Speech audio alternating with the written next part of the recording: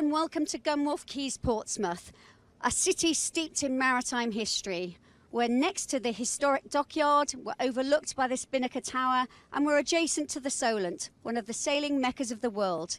And it's on these waters that we're here to both witness and celebrate the Clipper 2023-24 Round the World Yacht Race Grand Finale. Joining me now is Chris Harris, who is the Crew Recruitment Director at Clipper Ventures, and Ellen Eeper, who has taken part in 3 legs of the current edition of the race.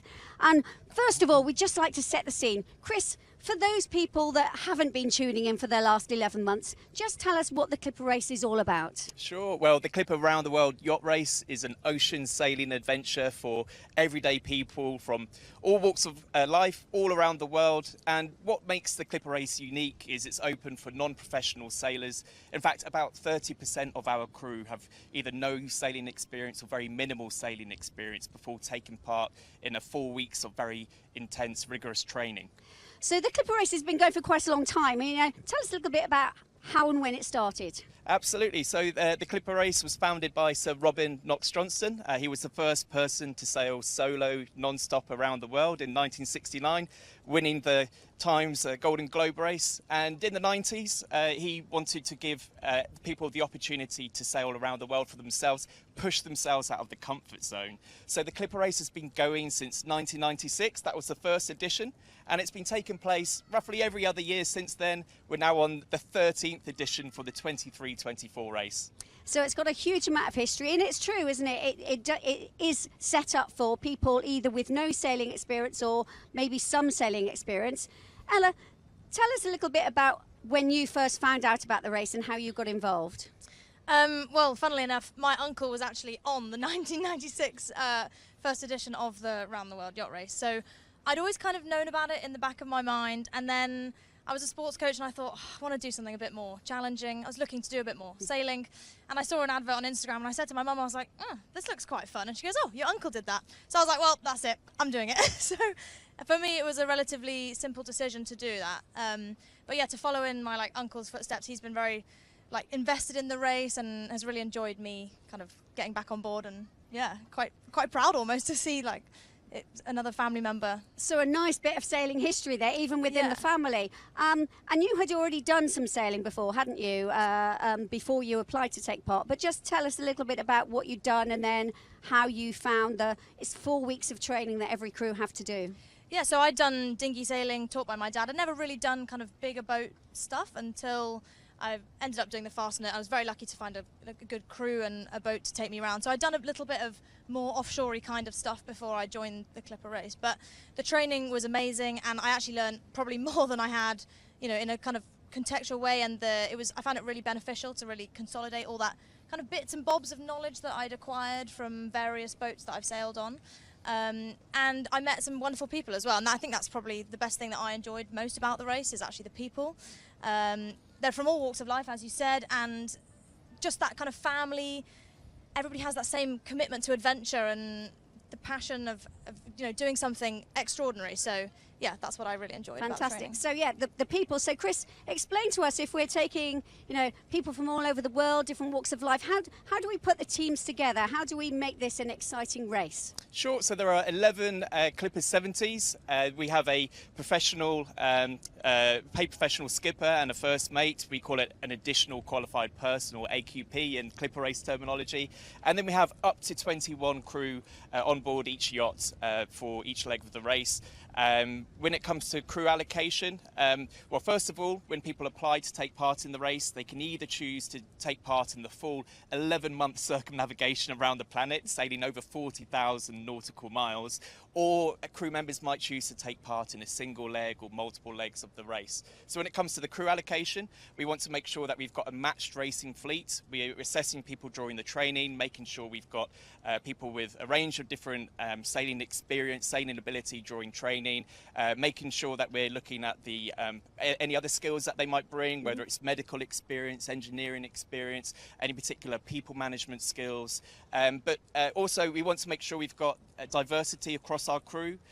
We will make sure that we've got a range of different ages, nationalities, and balanced in terms of gender as well. So we're really trying to match all of the teams to create an evenly matched fleet. Of course, the yachts are identical. As you've just explained, we've tried to create identically matched teams from all the people that applied. And of course, that's what makes the racing very tight. And there has been some very close racing, haven't there, on this? What's your experience of the tightness of racing, Ella? Yeah, I mean, it really does kind of come down to the wire. I think on some of the races, we've had 2 or 3 boats literally finishing within minutes of each other, which is unbelievable after, you know, however many thousand miles they're racing. So it really does actually come down to the crew, and can you get that little extra out of the boat when it actually matters. So yeah. And talking of tight racing, we have a very, very tight finish here on the Clipper race. As the fleet were getting ready to leave Oban, there were only a few points between the teams in the top 3 positions overall. And we caught up with the skippers from those top 3 teams to get their views on what it might be like to be overall winners of the race and lift that coveted trophy. The competition is really good, not a foregone conclusion. We all want to win, but we know we're up for severe competition between the 3 of us. It's very close. Yeah, I think it's going to come down to the wire. It's going to be tense. You know, I've got the upper hand, but it's by no means over. We're on form, we feel great, we have the energy, the commitment, we really want it. You know, we've beaten Perseverance and Howlong Bay in numerous other races. Absolutely no reason we can't do it again. So I know all 3 of us are going to give it everything we have. The truth of the matter is, it's the crew. So it's about team. There's no bobbing in Howlong Bay. It's a team, and we want the team to do well. They're super hardworking. They've tasted victory, and they're very, very eager to do whatever it takes. Yeah, I think everyone's ready for one last, big go at it. So I think it will be, pull out all the stops for this one. It's difficult to ignore the fact that this could be a second-time win on the Clipper race. Of course, it'd be a great thing to be a 2-time winner. I don't know, I'm not saying the pressure's off us a little bit, but, we're sort of there to spoil the party. The aim is to race the belt as fast as we possibly can and win the race. And of course, I dare to dream what it would be like to win this.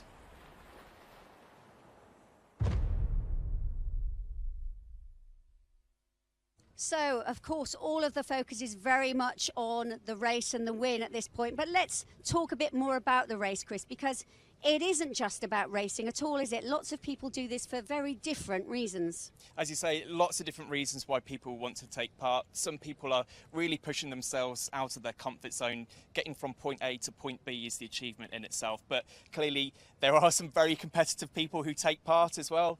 Even those who say they're not very competitive, from my experience, when they're out on the water, they see another yacht a couple of miles behind them. They're the ones asking, "No, what can you do to get this yacht to go a lot faster?" My personal experience, I was living and working in London, and I kept seeing these posters with the Clipper Race yachts on saying "no experience required." I never quite believed it, but there was a talk happening quite close to where I was working, and I wanted to give it a go. And I think the hardest step is really taking that time to apply in the first place. I'm so glad that I did. I only had a bit of dinghy sailing experience when I was 12, but then life gets in the way, and I just never even really thought that something like this was possible for me. So, lots of challenges. So taking that first step to apply and taking the courage for a step is part of the challenge. So, Ella, we were talking about the racing there.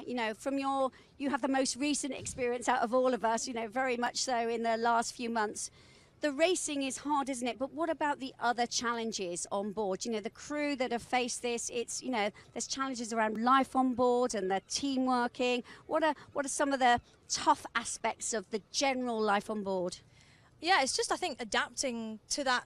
If you're going upwind, you're at 45 degrees, so suddenly simple tasks like making a cup of tea or even just putting your trousers on is really quite a challenge. And I think that is where the team aspect really comes into, you can spot somebody struggling, and it is difficult, and everybody adapts to that life at 45 degrees in a different speed and a different way. And I think it's not to be underestimated how hard things like that are.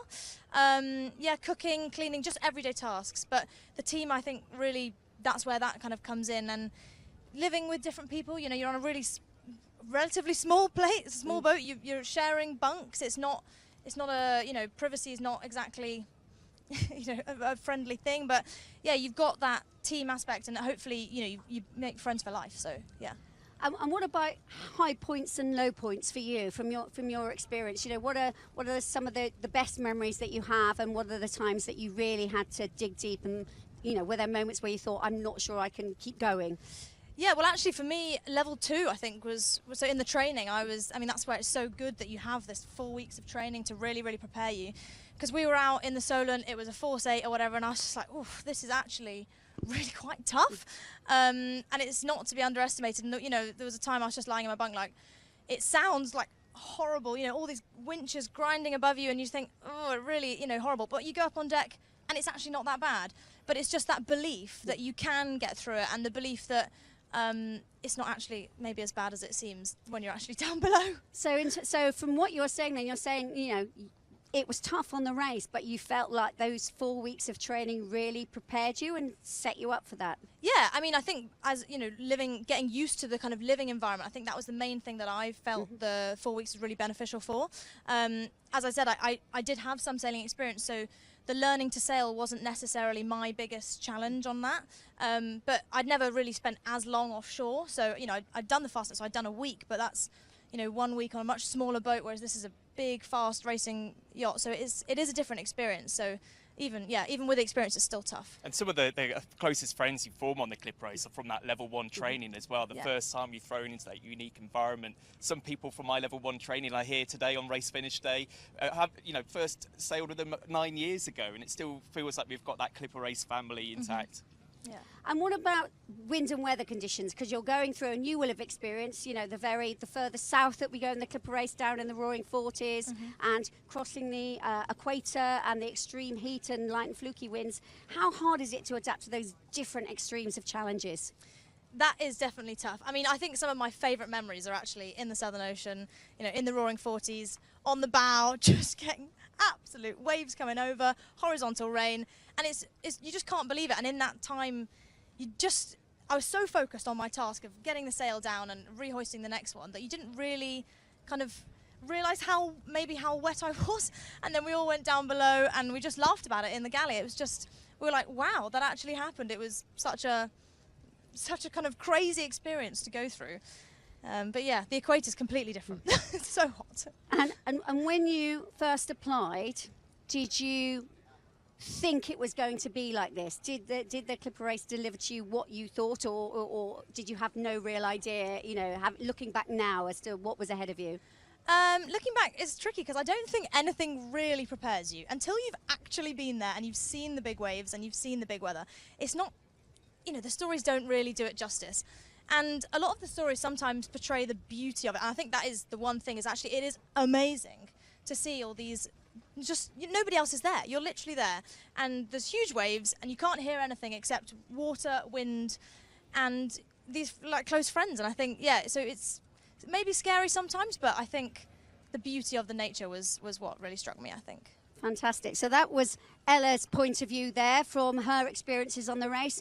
And we spoke to some of our race crew on the current edition. Now their adventure is nearing the end, to get their reflections on thoughts on what they've really taken from their participation in the race, and did it really deliver the things that they were looking for.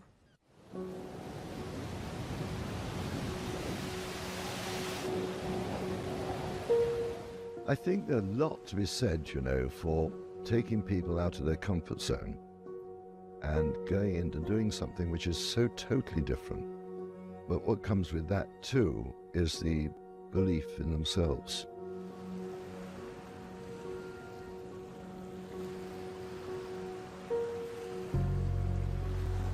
I think at the beginning you can't understand what you're signing up for. It's so much bigger than, I had no idea what to expect.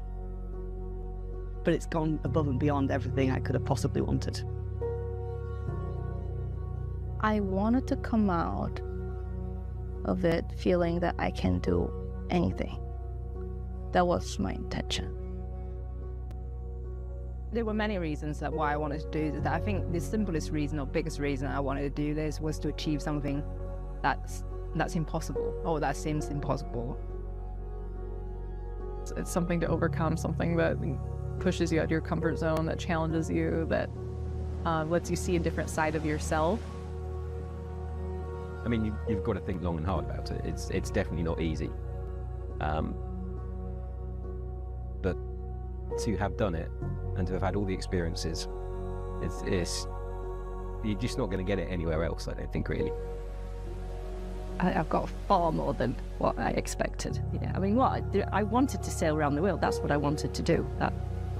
But that almost could become kind of secondary to the rest of the whole experience. At the time, you're thinking, I don't know if I can do this, but you go onto the foredeck or back to the helm with another person, and you say, let's just get through this, and you'll look back at it over a beer and say, yeah, that was a good day. You didn't think it at the time, but it was a good day. It's blown me away. This whole thing has been the best thing that I've ever hoped to do. And I knew that I was gonna feel like I experienced something, that, you know, I went through something transformative, and that I, you know, would have grown. And I feel like it did all of that. You gotta be there to really understand it. I can tell you for hours and hours and hours what I experienced. Just sit there staring into the horizon, seeing dolphin jump out of the water for the 100th time, still with the joy. It brings to my heart. I wouldn't rule it out to do it again. Because I think that before I set off, you think, well, how will I feel after this? Will I never want to sail again? Or will I want to sail more? And the answer is definitely, I definitely want to sail more. Something that nobody can ever take away is having been through that and done it. I would definitely 100% do it, knowing what I know now.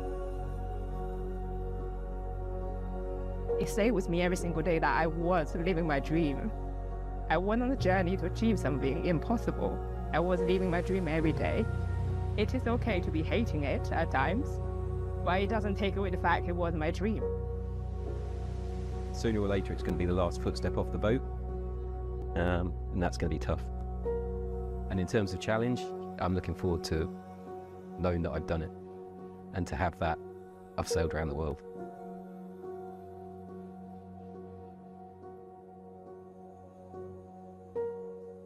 I'm proud of, myself. That's an incredible feeling. Yeah.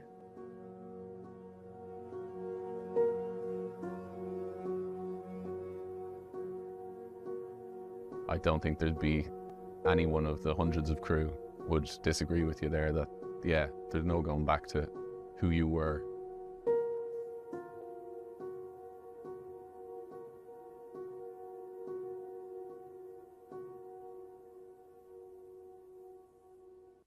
Wow, some really emotional reflections there, but I think that sense of achievement that the crew have got is very, very palpable. Chris, what were your feelings there watching that video? Did it bring back some emotions?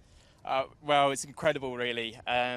Just seeing some of those faces, knowing like I interviewed some of those crew, a couple of years ago. Some of them had never sailed before, and now they're going to become circumnavigators. I just felt so emotional when they were crossing the North Atlantic Ocean, just knowing, okay, I think they're going to make it. But just seeing that video there, just hearing their own thoughts about how they're feeling. Ollie Houghton from Halong Bay on that video there, that interview still stands out to me. He'd gone through a particularly tough time. And so now to go on and do something like this, his friends and family will be so proud. I'm sure his daughter's here today. It just makes me so proud to be part of Clipper Ventures, to be here, help people have a journey like this, have an adventure like this as well. It really is incredible achievement. Ella, you must be quite excited. I know you're not on your boat with your team at the moment, but you've been with them very recently. Firstly, what do you think they're going to be feeling like in these final stages of this very last race? I think it's obviously amazing to complete it, and I think they're also a bit not relieved but tired, and they've actually done it. It's been 11 months, if not longer. I mean, some of them, as you said, signed up years and years ago, and so pre-COVID almost. So you know, it's been a massive emotional build-up, and for that to kind of come to a pinnacle now and to end will be emotional, definitely. I mean, I was here on race start day and I was almost getting emotional saying bye to them, and now like it'll be complete other end of the spectrum having completed that amazing circumnavigation. It is quite a journey, isn't it? 11 months ago, we were all here waving the fleet off, and now, you know, the crowds are gathering, and of course, it's not just the race crew that are coming in. We've got crew like you who are not currently with their teams but have been joining them around the world. And of course, we've got hundreds and thousands of friends and family, general race crew supporters that have all been part of this 11th month journey as the crew have been going around the world, that have been there in stopovers, being support, getting emotionally involved. And without the supporters, a lot of crew couldn't take part in this, isn't it? It's a huge thank you to them, to enabling their loved ones to actually take part in the race. Yeah, the Crew Supporters Network is absolutely pivotal to what the Clipper race is all about. Timing is one of the biggest challenges in taking part, you know, whether it's getting permission from family members, loved ones, from work as well. People have had to put their life on hold in some cases in order to take part in something like this. So it's great to see so many people out here again today. There are thousands of people at race start as well. I still remember that occasion. So it really has come full circle now. We've got crew members who are aged from 18 up to some very fit people in their early 70s. And I remember seeing a guy yesterday who recently turned 75. He took part across the South Atlantic Ocean. It really does demonstrate that this is a race that is possible for anyone to take part in if they can really set their mind to it. And as Paddy was saying at the end of the video, you know, there's a huge journey people have been on. Ella, I know you had done some sailing before.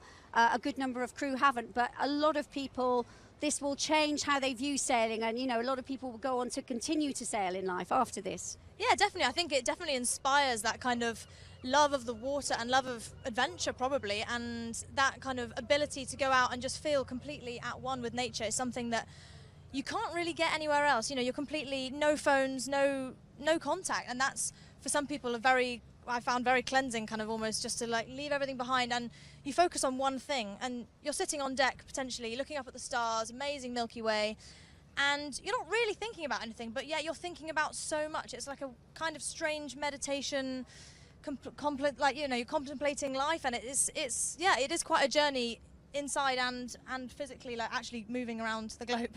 So lots learned, not just about sailing, but about personal journeys as well, about what people can cope with. And I think one of the messages that has come from so many of our crew is that sense of, I wasn't sure I could do it, but now I've done it, I know I'm capable of so much more. Yeah, and go on to bigger and better things. Yeah. You know what's the next? That's a lot of the question that people are asking, is what are you going to do next, kind of thing. And this does inspire something to challenge yourself in everything you do, really. It's not just whether it's in work, you want to be challenged physically or challenged mentally, and I think the race does all of that, really. What Sir Robert Knox Johnson, our founder, always says is, I want crew to step off that boat thinking that is the most adventurous thing I've done with my life, ...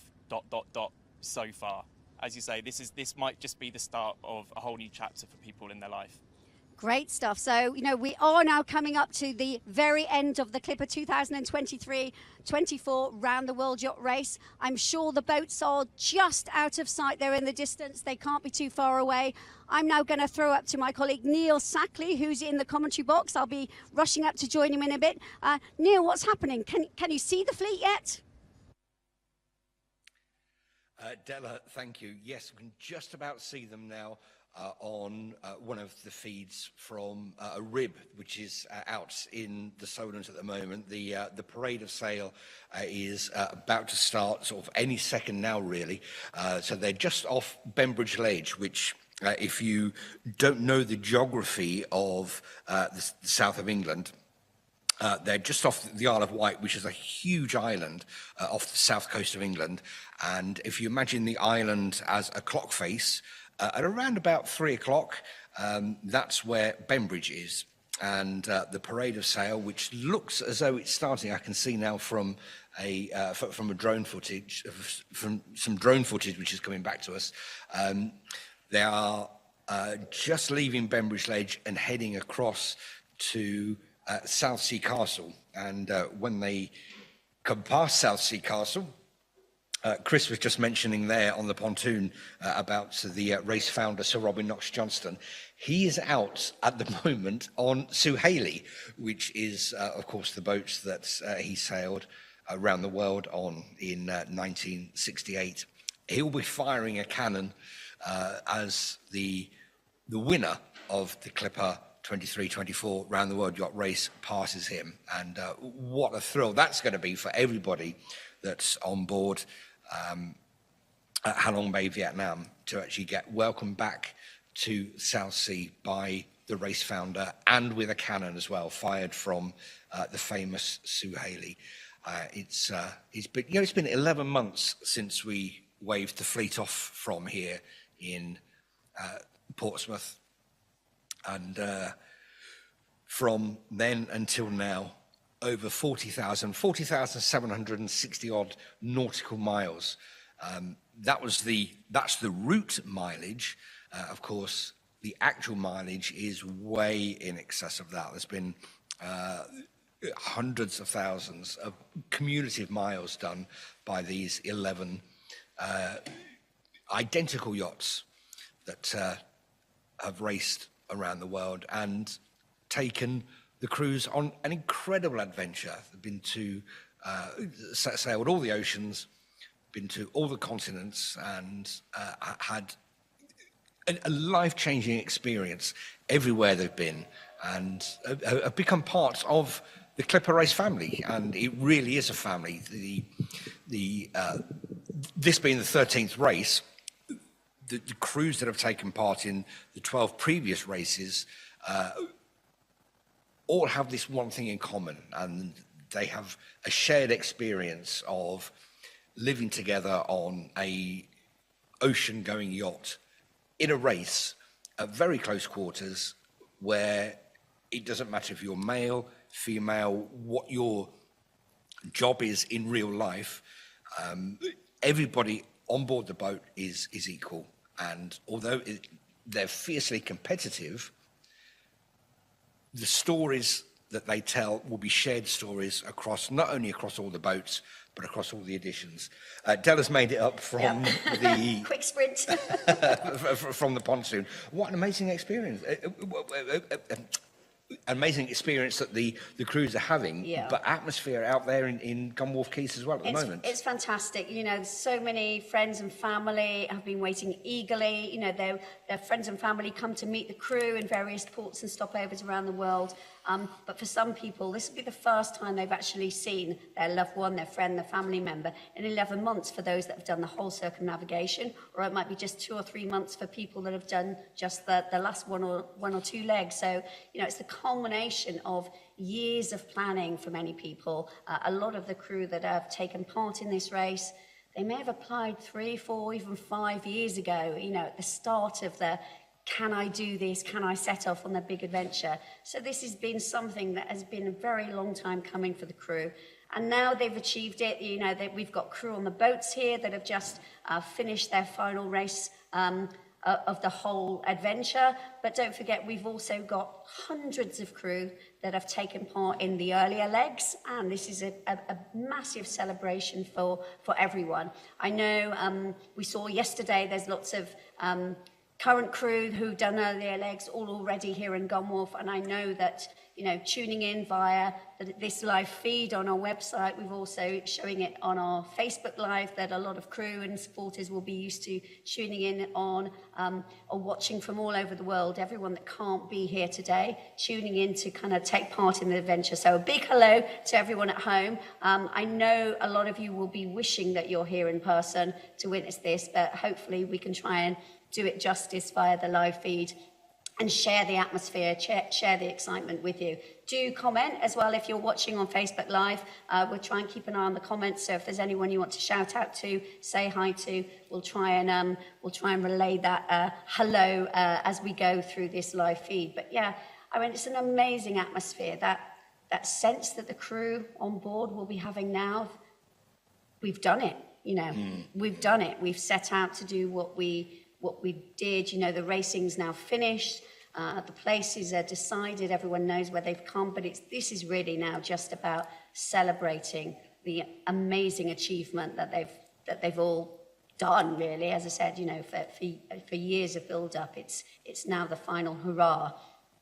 What an incredible image that is coming off the Solent at the moment, with those 11 yachts in formation with their sails up.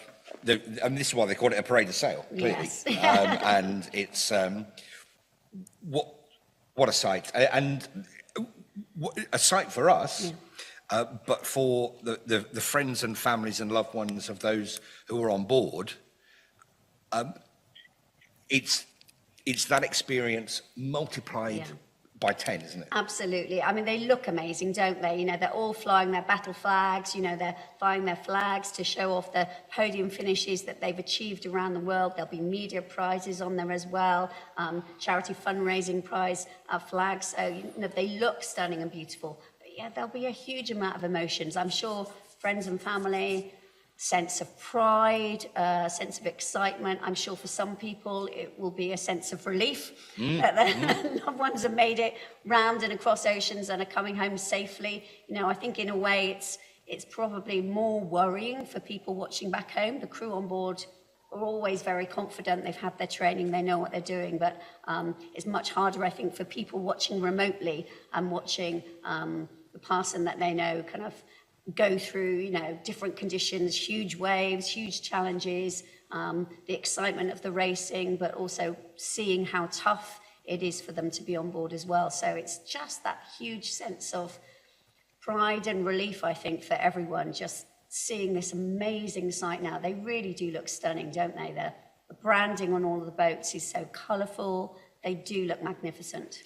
And I think I have to say that of all the races, the branding on this editions are, I think they're the best yet. Yes, they do look stunning. Yeah, they're all super colourful. They all really stand out. You know, they're all, you know, the teams will be super proud. You know, this is their boat, their team. They will be super proud of how their boat looks. And, you know, all of the supporters around the world will have been tuning in, looking for those colours, looking for that branding, looking for the style of their yacht. So it's a big part of that sort of team ethos and teamwork that you support. And you'll see there are loads of people walking around yesterday here in Gunwharf Quays as well with their crew supporters shirts on, all done out in their team colours with their team logos as well. So all of the supporters super proud to be wearing those colours and supporting their teams. An incredible welcome home expected for everybody that's taken part. It's going to be a relief to be home, but bittersweet as well, because this part of that adventure, it's the close of that chapter. It is. It's you know, there will be real mixed emotions. People will be looking forward to getting off their boat, but they'll also be desperately emotional about getting off their boat and kind of leaving their home for 1 month, 2 months, or 11 months. You know, you get very connected with your boat and your way of life. And you are living in this little sort of bubble world where your focus is purely on the race and your fellow teammates and doing what you need to do to sail and race effectively. So your life sort of shrinks very much into this smaller world. And it is very difficult. You know, I personally, when I did my race many years ago, took me about 6 months to really reintegrate back into normal life. So it's going to be tough, not just for the crew, but actually, in a way, also for the supporters. You know, supporters will be used to tuning into the website and Facebook feeds and things every day, getting race updates, reading the crew blogs. They will have had an appointment to view for days, weeks, months, almost a year for some. So that will suddenly stop. So it does leave a bit of a hole for a lot of people. But they'll seek comfort from each other. You know, there'll be lots of phone calls and meetups and chats where there'll be a lot of reminiscing going on. And that will be the same for the supporters. It's not just the crew that have bonded within their teams and across the different crewmates from other teams, but the supporters also make a huge number of friendships during the course of the race and meet other people and meet other crew supporters. So, you know, it's bigger than just the teams. It's a huge network of people that are now interconnected and really joined by this shared experience. And those friendships will last a lifetime now. It's Yes, they really will, because it's such a unique experience. You can only share those moments with people who also know about those moments. So you become intrinsically bonded through that. And it is friends for life, actually. I had a few WhatsApp messages from from some of my own crew from back in the 2009-10 race this morning who understand and know that, every Clipper race finish is such a big event. And we're all kind of reliving our moments back through the current crew as well. So it's a very uniquely bonding thing. And one of the reasons why people do want to apply to take part in this race is that sense of camaraderie, that sense of unique bonding, teamwork, camaraderie, and meeting and making new friends. That's a big part of the attraction to taking part in this challenge, that sense of teamwork and bonding, because it is unique. And also pushing yourself out of your own comfort zone. That's a massive achievement. It really is. People, as Ella was saying earlier on, when you apply to take part in the race, you've got a big challenge ahead of you. You can't really comprehend even the training, although it prepares you. Lots of people, they're waving on the Punta del Este boat there, waving at people who will be on the shore now, waving back at them, waving at their boats out on the flotilla. But it's very much pushing you out of your comfort zone, testing yourself, seeing what you're made of, and you don't really know whether you can do it until you try. But I think it's amazing the number of people that want that kind of challenge, that really want to be tested. We're seeing Yacht Club Punta del Este at the moment. What a welcome they had into their home port, winning that race. That was incredible. It's been years since there's been what we call a home port win on the race. And, for the Punta del Este team, winning into Punta del Este, the host was Yacht Club Punta del Este, and their skipper, Nano Antio Bernardes, that's his hometown. He's grown up through the yacht club. It was a very, very special moment. And I think the whole, everyone from miles around kind of came out to welcome them in. It was just an incredible welcome and a very special moment for everyone on board. And actually the whole crew, even those that wouldn't have been on board on that leg, would have been watching that, and really kind of would have been a very emotional time for the entire team. And the grand finale that we are part of now, this is about the only time that all the teams come into port at the same time. Yes. I mean, okay, Washington, they were quite close because they had the river to go through, but literally all coming in together, it's quite unusual. It really is unusual. And yes, you're right. The only time they're together really is on race starts, but at race finishes, they're not. They come in over a number of hours and sometimes a number of days. So it's just cementing that sense of, we are one big team. They're all people that have taken part in this amazing event over the last 11 months. Don't forget, this is 11 months, 3rd of September last year, when the teams last sailed and motored through these waters as they were setting off with their whole adventure ahead of them. So it's a very special, again, seeing them one behind each other, all their flags flying, everybody's on deck, they're happy, they're waving.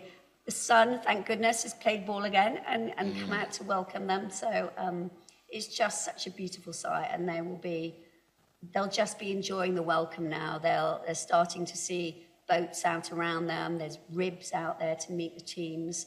They'll be starting to really get that sense of, we're home, we've done it.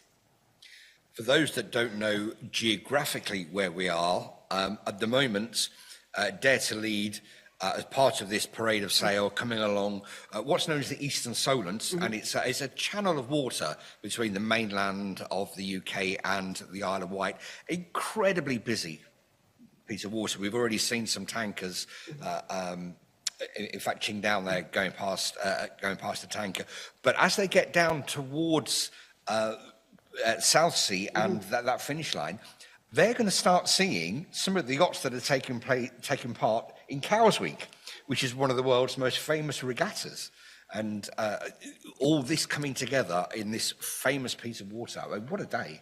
Yeah, it's a fantastic day. I mean, I think the Solent, you know, we've started the race in a number of places around the UK, but the Solent, of course, is the home for us, the home for the company. It's where the teams will have all done their 4 weeks of training in these waters. Can't quite believe it. It's very much home to them, and it's a very special place, as you say. There'll be, you know, later on today, hundreds of yachts out for the start of Cows Week. It is one of the sailing meccas of the world, and you know, to unite that kind of historical sailing heritage and tie it in with the race, and to be coming into this very special place, I think that means even more. And you know, to see the boats here and to have them motoring in this body of water so close to the welcome committee as well, the friends and family. Sometimes, you know, it takes a while to be able to see the boats, but to have them all out here in this body of water, it's very special. I just want to say we're starting to get a few kind of highs on Facebook Live. Claire Gardner says, massive hi to Zoo High. Mark Jaffray, Halong Bay looking resplendent. Yes, they were. Fiona Heaton saying, go UNICEF. Laura Hampton, well done. Susan Kelly saying, well done, Perseverance. So starting to get these congratulations from supporters that are all tuning in and can't be here right now, but sending their best to their loved ones and their teams. The supporters' boats there, very, very busy, as they always are on these sorts of events. And the atmosphere out there on Ocean Scene is going to be as good as it is here in Gunwharf Quays, and slightly different to what's on board the boats themselves, because it's that collective sense of achievement. Yeah. It is, you know, the people standing on their deck at Qingdao, we can see there, you know, they are super proud. They've just, you know, they've been through some tough times. They've made it together. They will be super proud and just probably really happy. Lots of supporters and well-wishers on the spectator boat there. Very emotional, probably screaming, trying to make their loved one and be able to hear and see them and wave them. They'll be looking for first glimpses. At the moment, for the guys on deck, they'll just be soaking it up. They're looking forward to, you know, getting into their berth, tying up for the last time, and then they'll have a chance to start sort of saying hi and hugs. You know, they've of course got their big moments on stage later on today as well, which they'll all be looking forward to, and that in a way will be their last ease. You know, when they get on stage, they're announced, they have their moment on stage. That's when I think it starts to hit you when you walk off the other side of the stage, because then that's your final official bit done with your team, and I think that's the point when reality will really hit home. We were just talking of Qingdao. Qingdao, of course, is China's equivalent to the Solent. I mean, it really is a sailing mecca in that part of the world. Yeah, it's incredible, and you know, I first sailed into Qingdao in 2010 on the 910 race, and it had already been set up to be that, but there weren't a huge amount of boats and activity going on there. Coming back this year, it's just incredible to see how it's grown. The marina there is so busy; it's packed full of boats. There's world-class regattas, you know, several of them taking place whilst we were there in Qingdao. And, you know, you can just see people going out learning to sail, families having taste-to sail sessions, young kids coming to sail. So it's really alive and buzzing there now. So I think I'd like to think the Clipper race going there and kind of raising the awareness of sailing has helped in that. But they're clearly really kind of boosting sailing in China. And Qingdao has been the key sort of driver in that for sure. And they've been an intrinsic partner of the Clipper race for many years now. And the team on that boat, I mean, what a race that boat's had. I mean, they had the fastest recorded speed of the race. Is it 28.2 knots in leg 4? They've done incredibly well. And, you know, let's sort of recognise they've had a very, quite a sort of tough or sort of movable time. You know, most of the teams, they've had their skipper and their first mate from start to finish. Qingdao started off with their skipper, Greg Hunt, who sadly had to step away from the race due to health issues. That was short notice, so we had our Deputy Race Director, Dale Smith, who stepped in to skipper them across on leg 2. Then we had Geronimo Santo Gonzalez, who was a race skipper on the previous edition. He then skipped them for the next couple of legs. And then finally, Philip Quinn and Henry Hallett, who took over as first mate as well, when they were in Australia, have been with them now for the last half of their journey. So, I mean, I think, give kudos to some of the previous skippers, and of course Steve Westwood, who was their first mate through to Australia as well. They really helped set the team up. But since Philip and Henry have jumped on board, they've really helped some consolidate on what the team had learnt to that date, how well they've grown together as a team, and they've gone from strength to strength, in the latter stages of the race as well. Although they did very well in the previous couple of legs before that changeover. But they've been pretty consistent. They've worked hard. They've done really well.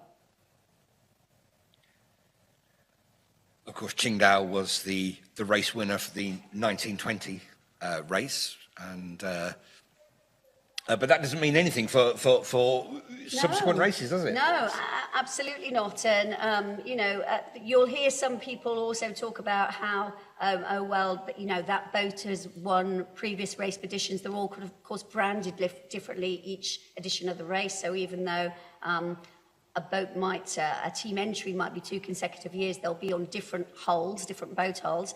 But I think you found the stat somewhere that was it there have been different boats won in the last 5 editions? Was it something like that? So this is the 5th race for these boats, and each race has been won by a different boat. So there you go. So none of the teams can say, well, you happen to be on the boat that's faster. They are identical, and I think that's proof that they are identical boats with identical sails, identical equipment. And the close racing that we've seen in this edition, I think, is also testament to how well we managed to try and match the teams from everyone that's applied. We really try to make sure that each team is evenly matched. And it's really just down to the decisions that are taken on board with the 2 professionals, the professional skipper and the mate, and the crew themselves will get involved in that decision-making there. So, and it's really just down to how well they work, how well they organise themselves. There's always a bit of luck as well in sailing, because the wind doesn't always do what it's forecast to do. Tactics, yes, of course.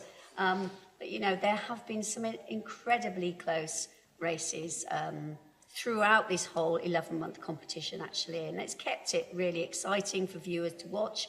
It's kept it really exciting for the crews on board as well. There we go, see the winning team there, Halong Bay, Vietnam, having a waving to the camera on the rib there. They will be very much looking forward to their moment on stage and celebrating their overall win. Now there we have one of the Clipper 68s, which was the previous generation of boats. They're still going strong. They really are still going strong. So we use them for the initial training weeks for our crews. They're also used for our events. They take part in things like the Fastnet race, the Round the Island race, and other Rourke events. We've also got 2 of our 68s which work towards the SCO Adventures now. So that's our expeditions up to Greenland and Iceland, and they happen every year now. So those boats venture up and do a different kind of expedition sailing, and they are rock solid. I sail around the world on a Clipper 68. I would go around again tomorrow in a heartbeat. They may be old, but they are absolutely rock solid, and great boats to sail. It's great that people have got a chance to go out and witness the fleet coming in on the old fleet. And there's a chance for those who are in Portsmouth or in the Portsmouth area to get on board one from tomorrow and actually see what it's like on an ocean-going yacht. That's right. So we will have 2 of our Clipper 68s open to the public tomorrow from 11 until 6. So there's no charge. You just come down, queue up if you're in the Portsmouth area, and it will give you a real insight into what life is like on an ocean racing yacht. It's pretty sparse below deck. You'll also see that there's nothing automatic on deck. There's no electric winches or furling head sails or anything like that. There's no auto helm, so you'll really help you understand that all of the physical work that goes into sailing and racing these boats, it really is done by the crew on board. There's nothing to help them. It's all muscle power. And then, of course, below deck, people will say, oh, you know, let me see what your cabin is like. Well, there's no cabins. It's very basic bunk living. There's no heating or cooling. There's no real showering or anything like that. So it's a very different way of life. And, you know, the challenges for the crew is not just sailing and racing these boats. It's very much about getting used to that different way of life, those living conditions, the lack of privacy. And it's a concern for a lot of people when they're first applying. Will I adapt? Will I be able to cope with that? Will I be able to cope with the watch system? But it's amazing actually how majority of people adapt to that pretty quickly. Well, I joined the crew of 1DLL on the 13-14 race, which was actually the first race for this fleet, and came across the North Sea. That was on a media berth. And the thing that struck me so early on that crossing was how a team of 13, 14 people just worked as one. There was no, I'll do that, you do this. It was something they needed doing, bang. Everybody knew what people could easily second guess what needed doing, and it's one of the only times I've ever seen such a big group of people working as one. And that's just down to the training, you know, and that's why, you know, we often have applications. We've talked about how, you know, you don't need to have any previous sailing experience to apply to take part in the race, but we often have applications from people who have done a lot of sailing and might have sailed for 30 years and sailed and raced regularly already. And they often will say to me, well, I already know how to sail. Do I need to come and do the training? And the answer is yes. And that's, you know, firstly, from a safety point of view, because there's a huge amount of safety drills and safety procedures on our boats, which are normally bigger than the average person will sail on. But secondly, it is for that teamwork. It is so that people understand when you're working in a big team, how we run our evolutions, how the jobs are arranged. And it's through coming through those training and those drills that people do learn to work as a big team. And you know, as you said, you don't even need to say something by the end. You just know that when you're on watch on this day, you're responsible for the halyard winches or the sheet winches, or going onto the foredeck and being in position 1, 2, 3, or 4, or being on the helm, or being at the nav. So people will just go to those positions automatically and know how to work with each other. And that's just through those 4 weeks of training and drilling all of those maneuvers time and time again. And that's what, you know, people think it's crazy that we can train people to race across an ocean in 4 weeks, but we do it, and we've been doing it for the last 28 years. And the training is intense. I mean, I wasn't allowed to go out even on a media berth without having gone through the training. And it's by the time you get off that training day, you know straight away if somebody shouts something, you know what to do, and it just becomes ingrained in you, which is what you want. Yes. Because in a situation where you need to react to something, you can't go back and try and remember it. It has to be muscle memory. It does. It does indeed. And, you know, which is why, you know, the training's tough. You'll remember this from your own experience. You know, there's a lot of repetition, and there is to just get that muscle memory in, to get that immediate reaction if something needs doing. You almost don't have to think about it because your body can remember what to do, and, you know, how to handle the lines, how to load the winches, what to do next when someone gives the next command. And there's also, of course, the hierarchy as well. So on land, you could have a chairman of a company and a student, but once you get on board the boat, the student, well, they're equal. Yeah. But on quite a lot of these teams, the first mate or the AQP actually is younger and arguably less experienced in life than many of the crew. Less experienced in life, but less experienced in sailing. Yeah, so you know, it's a great leveler. Sailing is a great leveler. You know, it's important that people bring their own experience, and that's often useful. You know, good communication skills, good organisational skills, leadership skills to an extent, but it is about understanding your role on board at that particular time. And if you're not in a leadership role, even though you might have lots of experience of doing it, you're then part of the team. And it is about just having that chain of command, skipper, first mate, possibly watch leaders, and then everybody just does what their role requires them to do at that time. And it's one of the reasons why actually it's an amazing sort of personal growth and learning experience for young people that do this, because they learn so much about great communication, leadership, teamwork. And they, you know, it's not just about the sailing. They will take those skills with them then into the rest of their lives, you know, and it's this huge amount of valuable lessons, problem solving, dealing with things under pressure in the moment when things got to be done quickly. So these are all massive skills that people take with them through life. But, you know, if you're the younger crew members who haven't perhaps had a chance to acquire some of those things yet, they learn that in a very short, condensed time. And it's a great springboard for them to take those great skills through into whatever they go on to do next in life. So the parade of sail now just crossing the eastern Solent, seeing Zhuhai at the moment.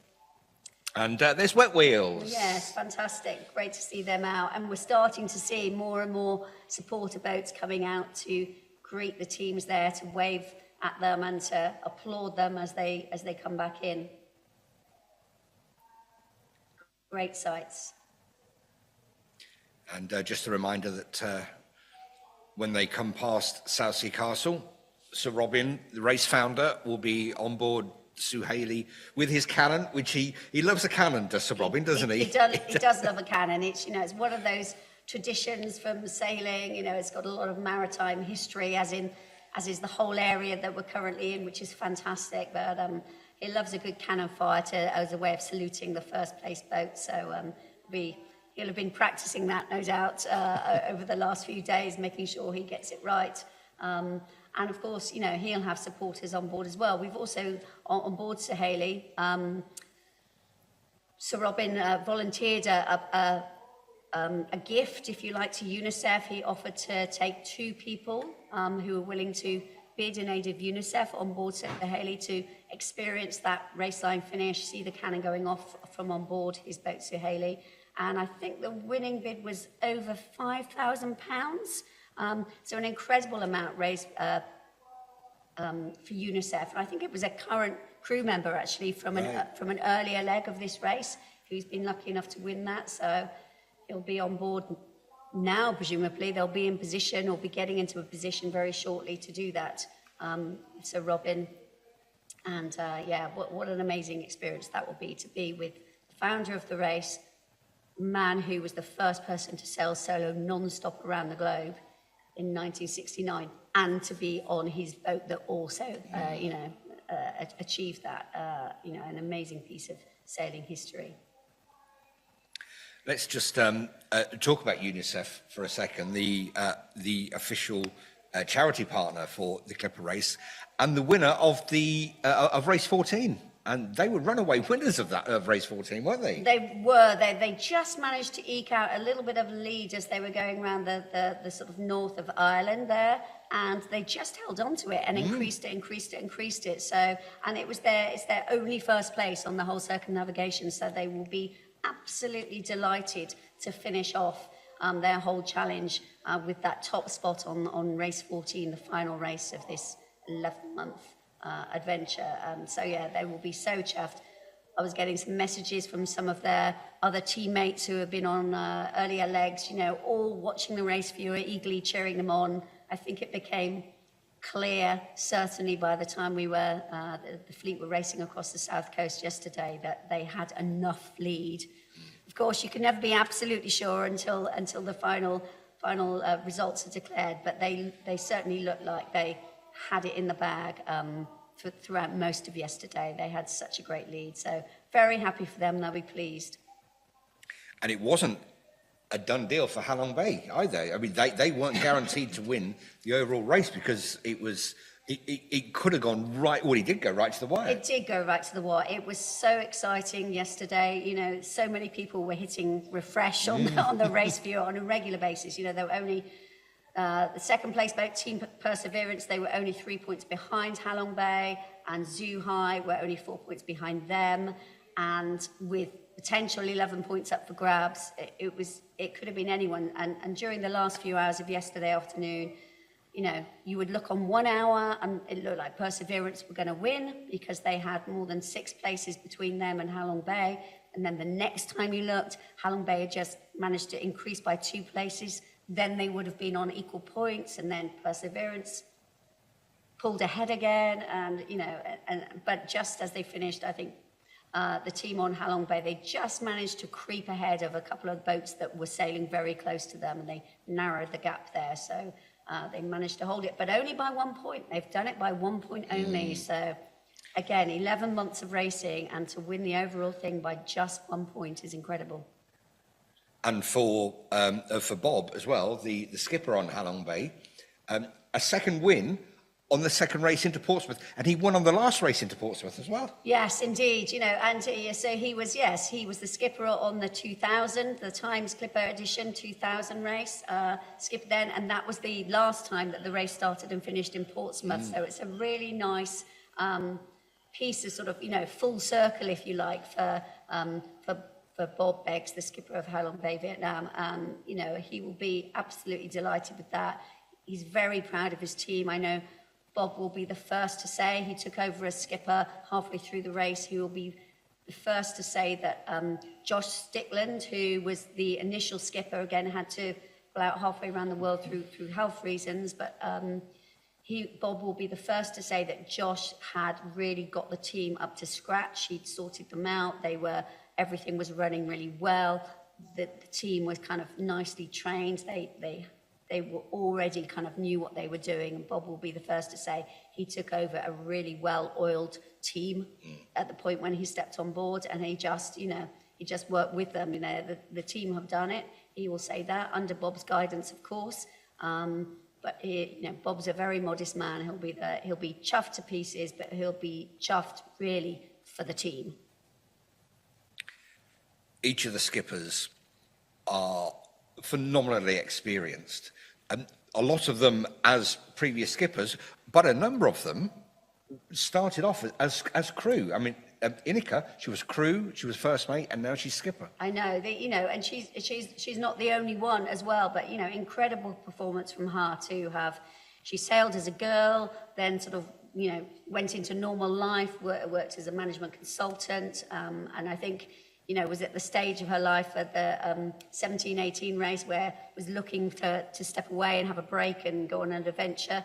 And I'm certain she would have had no idea when she signed up for that full circumnavigation in the 17-18 edition as a crew member that she would walk away at the end of that wanting to actually change her career and go back into sailing. So, you know, it's an incredible sort of change of course for her, literally and figuratively, in terms of her whole life, and she's done an amazing job going from round the world crew member into first mate, and now has really been a fantastic skipper of Team Perseverance there, and you know, been very, very consistent. They only had one race win in the whole circumnavigation, which they played their joker on, racing from Washington to Oban.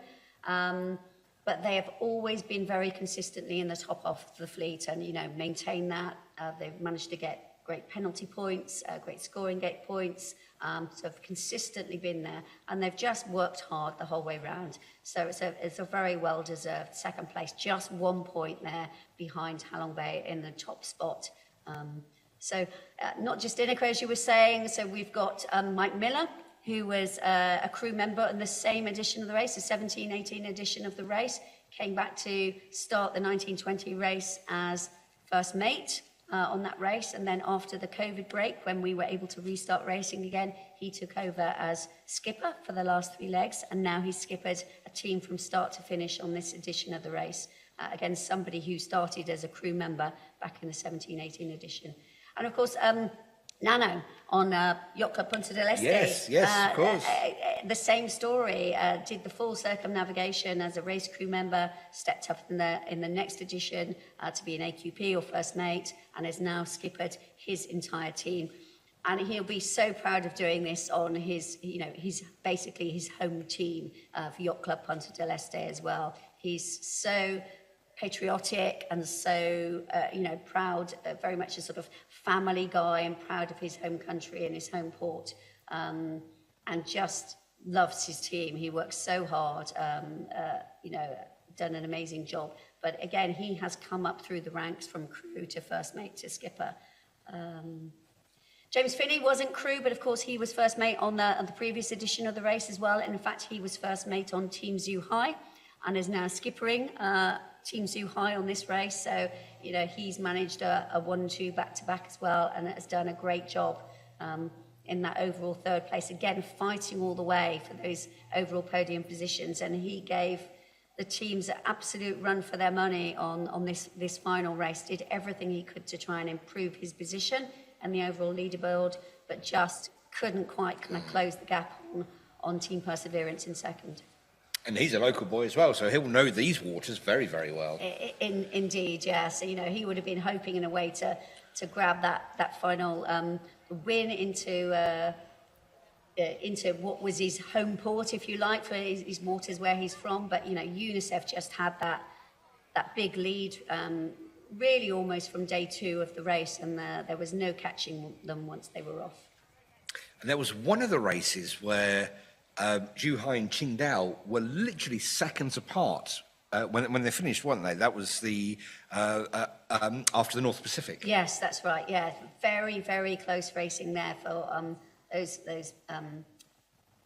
sort of early positions. So that I think there was something like 19 seconds apart or something like that on the finish line. And in fact, given that is one of the biggest ocean crossings of the race, just under 6,000 miles of ocean crossing, we also had 5 or 6 other teams finish within 42 minutes of each other. Incredible. Really, really tight racing, especially on a massive ocean crossing like that. You can see the spectator boat there alongside the fleet. That's the Gosport Ferry, isn't it? It's the Gosport, yes, that's it right. is. Yeah, Gosport Ferry. It was loads of spectators piled on board. Again, everyone desperately trying to get a glimpse of their loved one on board their respective teams coming in.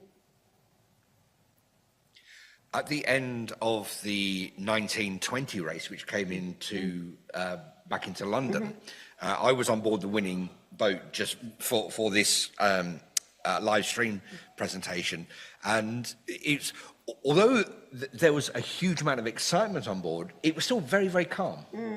Yes, they will be excited. People are looking forward to it, but it will be, as we were saying earlier on, a few moments of reflection. They'll just be taking everything in. I think most of the crew will.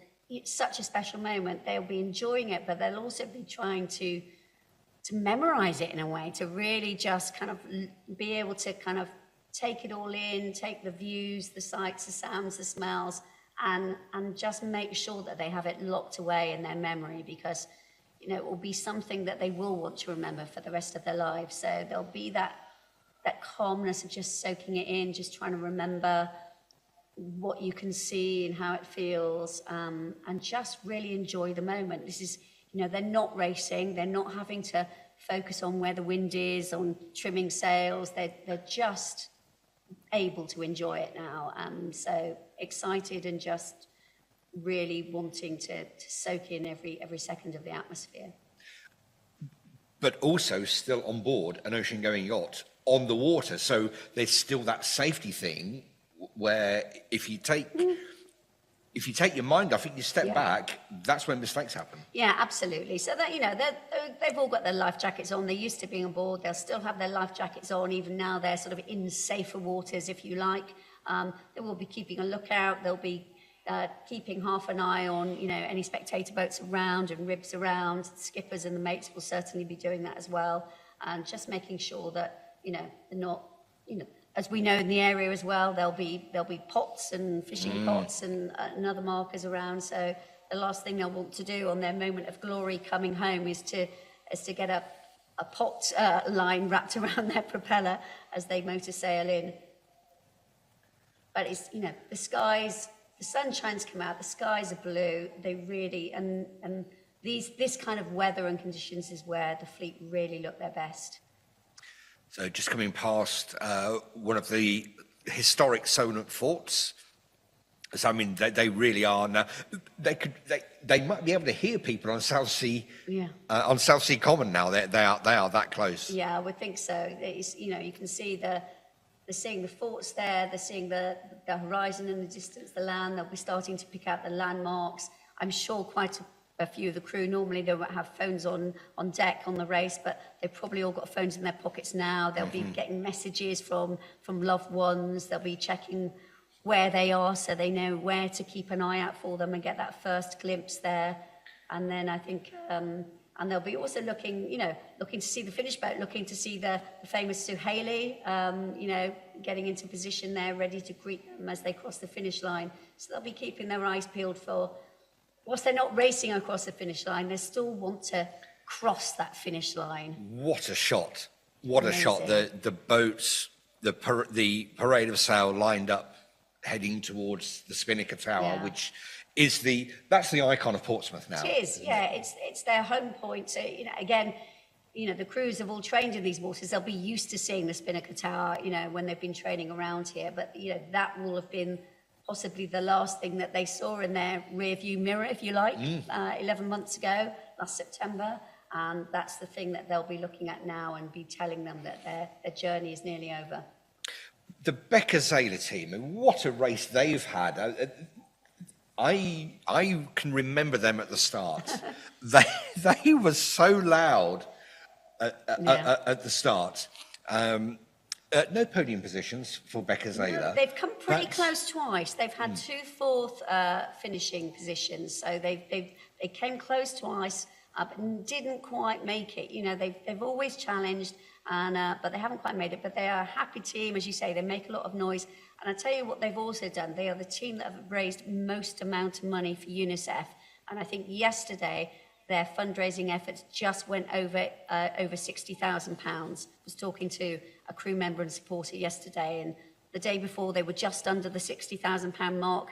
They sent a message out to all of their team supporters saying if everyone puts in a tenner, we'll get over the 60,000. Brilliant. And they've done that. So they have absolutely got the top spot in terms of fundraising for UNICEF. Well, David and first mate Maisie on board there.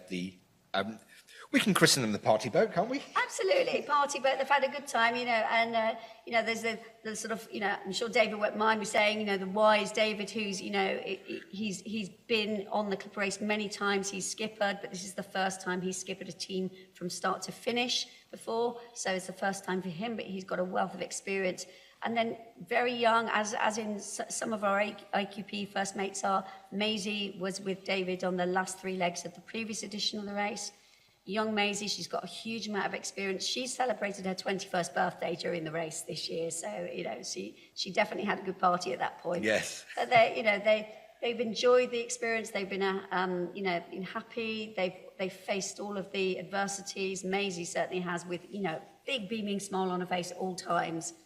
Being able to see reports that have come from the boat, you know, mid Roaring 40s or mid-Pacific, and Maisie's there with a big beam of smile. Oh, yes, the winds are getting up. Now, there's Suhaili. Yeah. There's, just lost her off shot. There she is. And Sir Robin on board, so he'll be firing the cannon from Suhaili.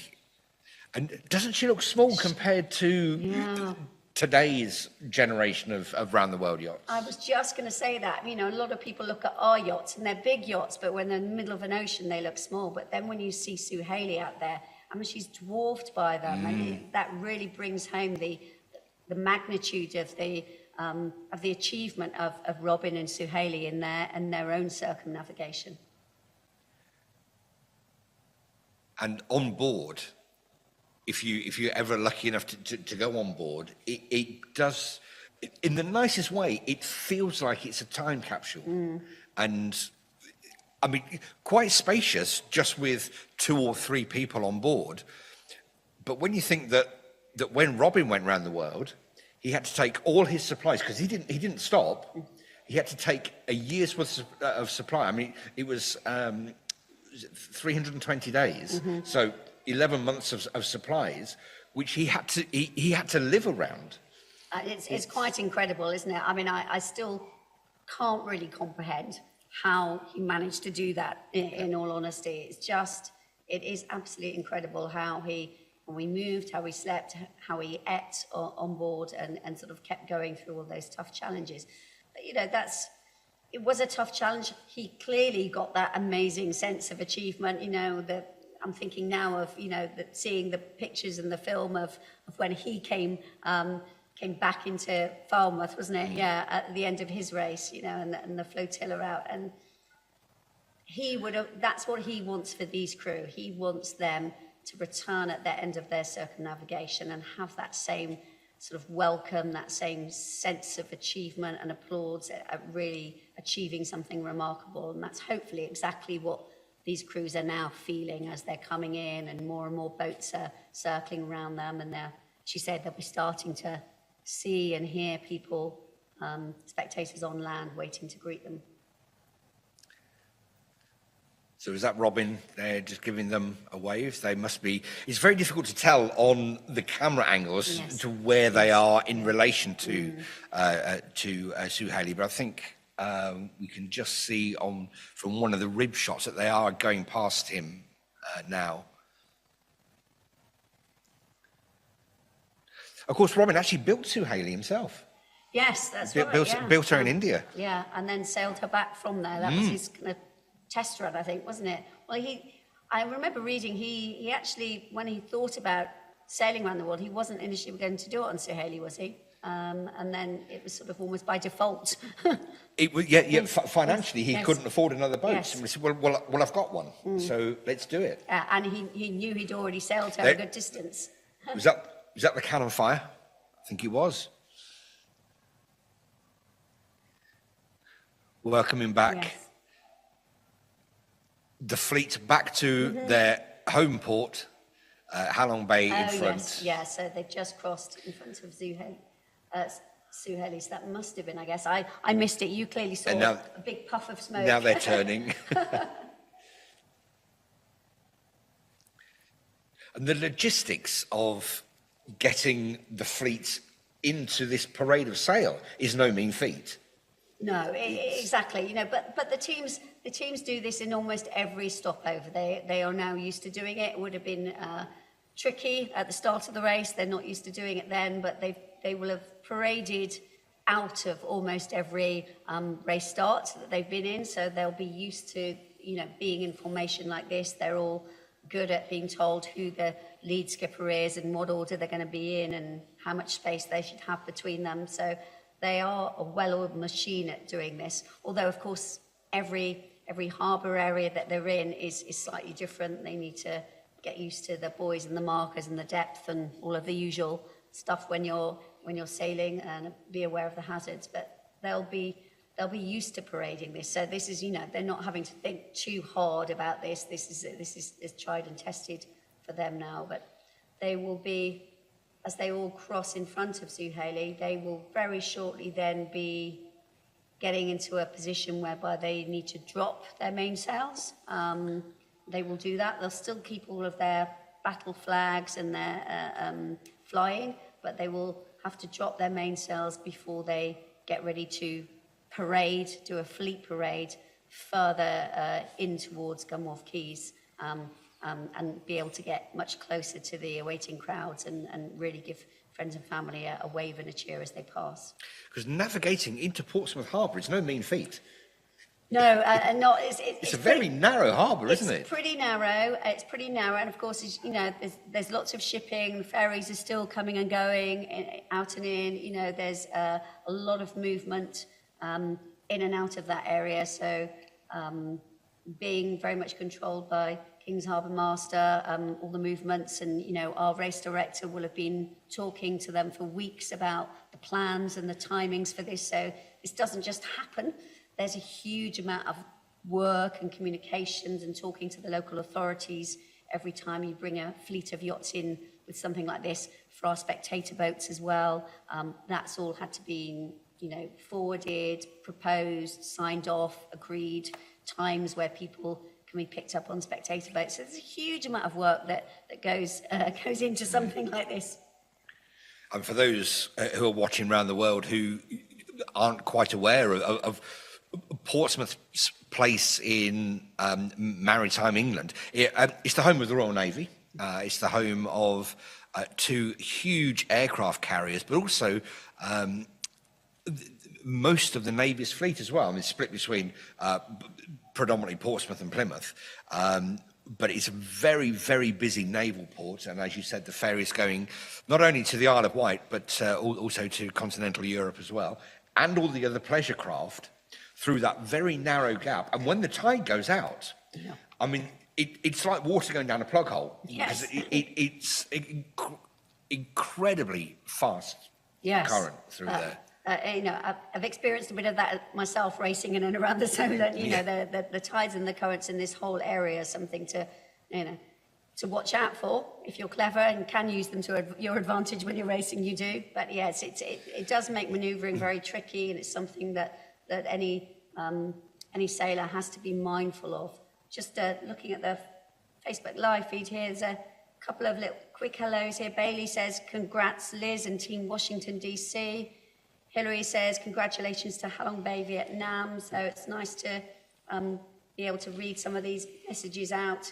If you're watching us on Facebook Live, if you do want to shout out to anyone on board or anyone that you see in the crowd or any messages to the team, do just let us know. We'll try and convey that to anyone else who might be watching.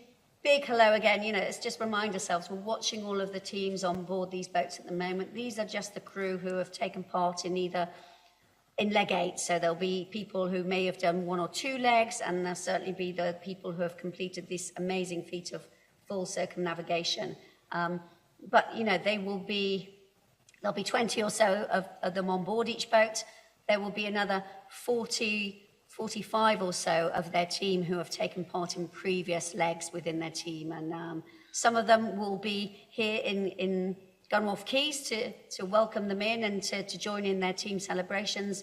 Others won't be able to be here today and will be watching on the live feed either via the website or via Facebook now. So, you know, it's about you as well. If you're one of these teams, congratulations to you as well. This is a big part of your moment and glory. So I hope that you're, you know, able to participate in the celebrations via the feed, watch your team, cheer your team, and feel very much a part of it. You know, you're very much a part of this whole experience, and your achievements are absolutely to be celebrated, even though you can't be with us here in person today.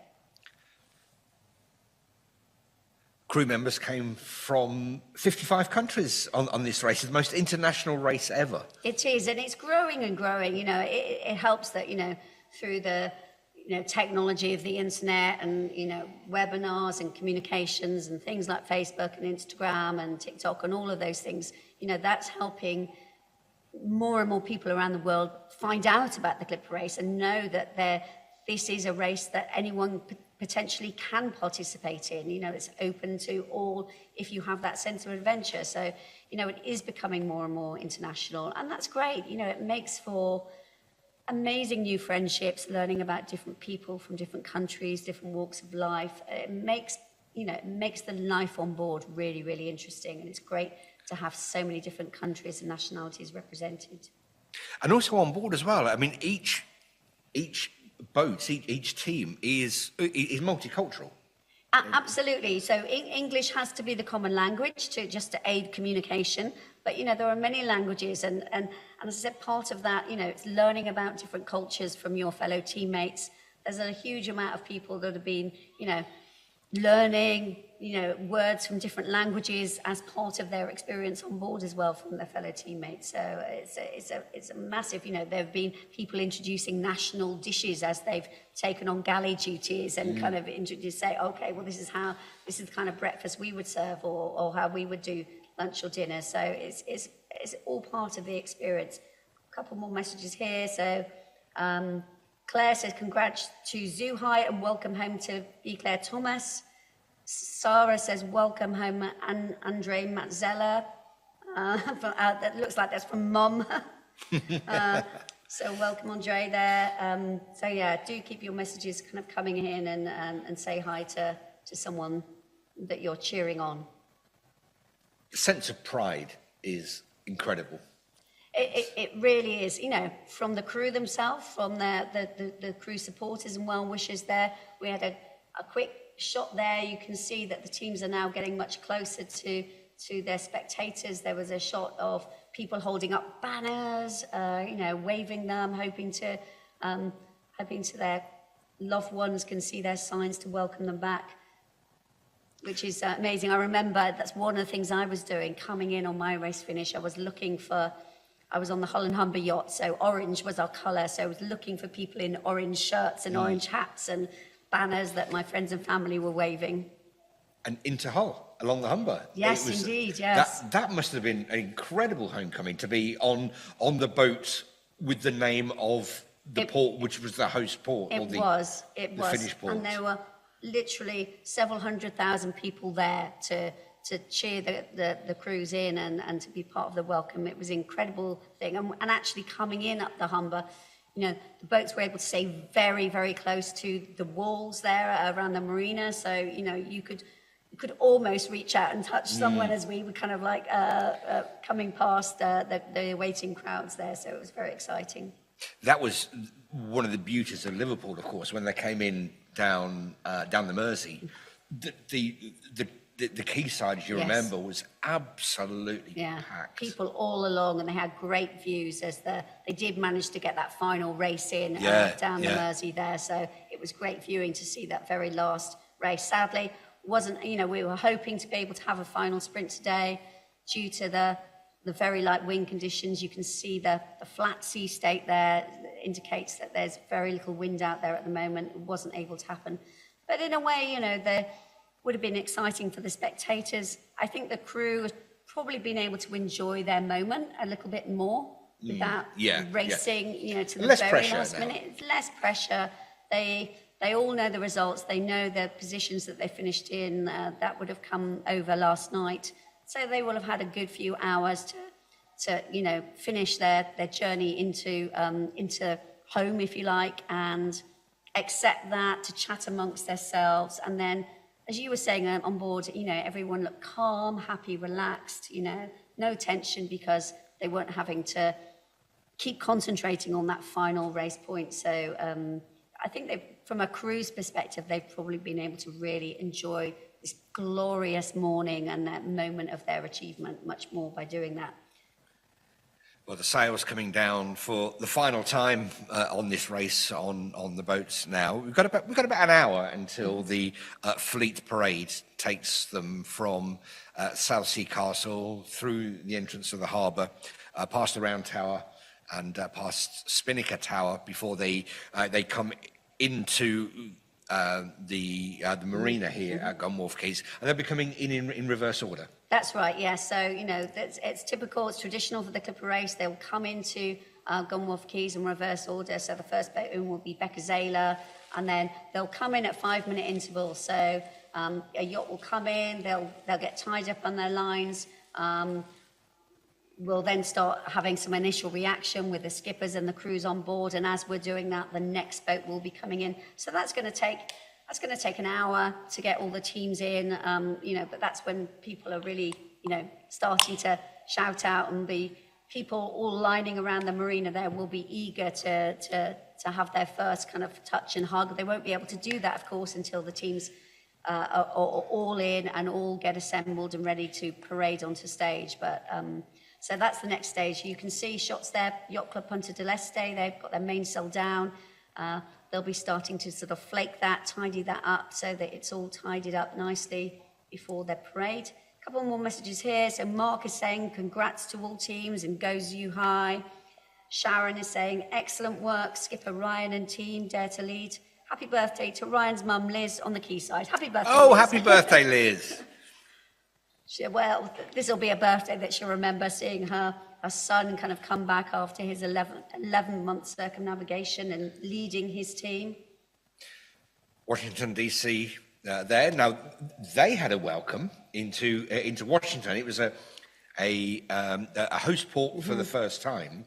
But to actually get into the port, special permission had to be granted for a bridge to be opened. That's right, yeah. So again, lots of logistics there to, the teams had to sort of motor up the river there, but they were too tall, so special permission for the bridge to be open. So these had to be done at specific times, so the arrival of the boats there. And again, of course, in reverse, when they left out, then left, permission for the bridge to be open so that the teams could go underneath. And it looked at an amazing stopover. Their boats were berthed right on the wharf there, right in the middle of Washington, D.C., right around the crowds. Fantastic to see, fantastic for their spectators and everyone in the city to be able to just walk along the quayside and see the boats close up. We've got a few other people here. So Natalie, hello, my dad says hi. and then says, your kids know who I am. Grace, hi Grace. Grace, of course, ex-Clipper crew member herself and also used to work as part of the race team. Grace says, congratulations to all skippers, AQPs, crew and team behind the scenes. Amazing achievement. Indeed, it has been amazing achievement. Well, through the wonders of the technology that we have, we'll shortly be able to go live to the winning boats. Carla will be on board shortly to have a quick chat with the skipper Bob and Cameron, the first mate, and of course the rest of the team as well. Indeed. And yes, I think she's, I don't know if she's done it yet, but it's a difficult transfer from her for the media rib to be able to climb on board. But if they haven't done it, she'll be trying to do that shortly, perhaps once they've got their mainsail tied away. And yes, that will be our first chance to hear from skipper, first mate, and some of the team and get that initial reaction to how they're feeling about winners of a round the world yacht race. I mean, to take part is a hell of an achievement, but to win the overall race, they will just be absolutely buzzing. Look at the incredible hull design of Zhuhai there.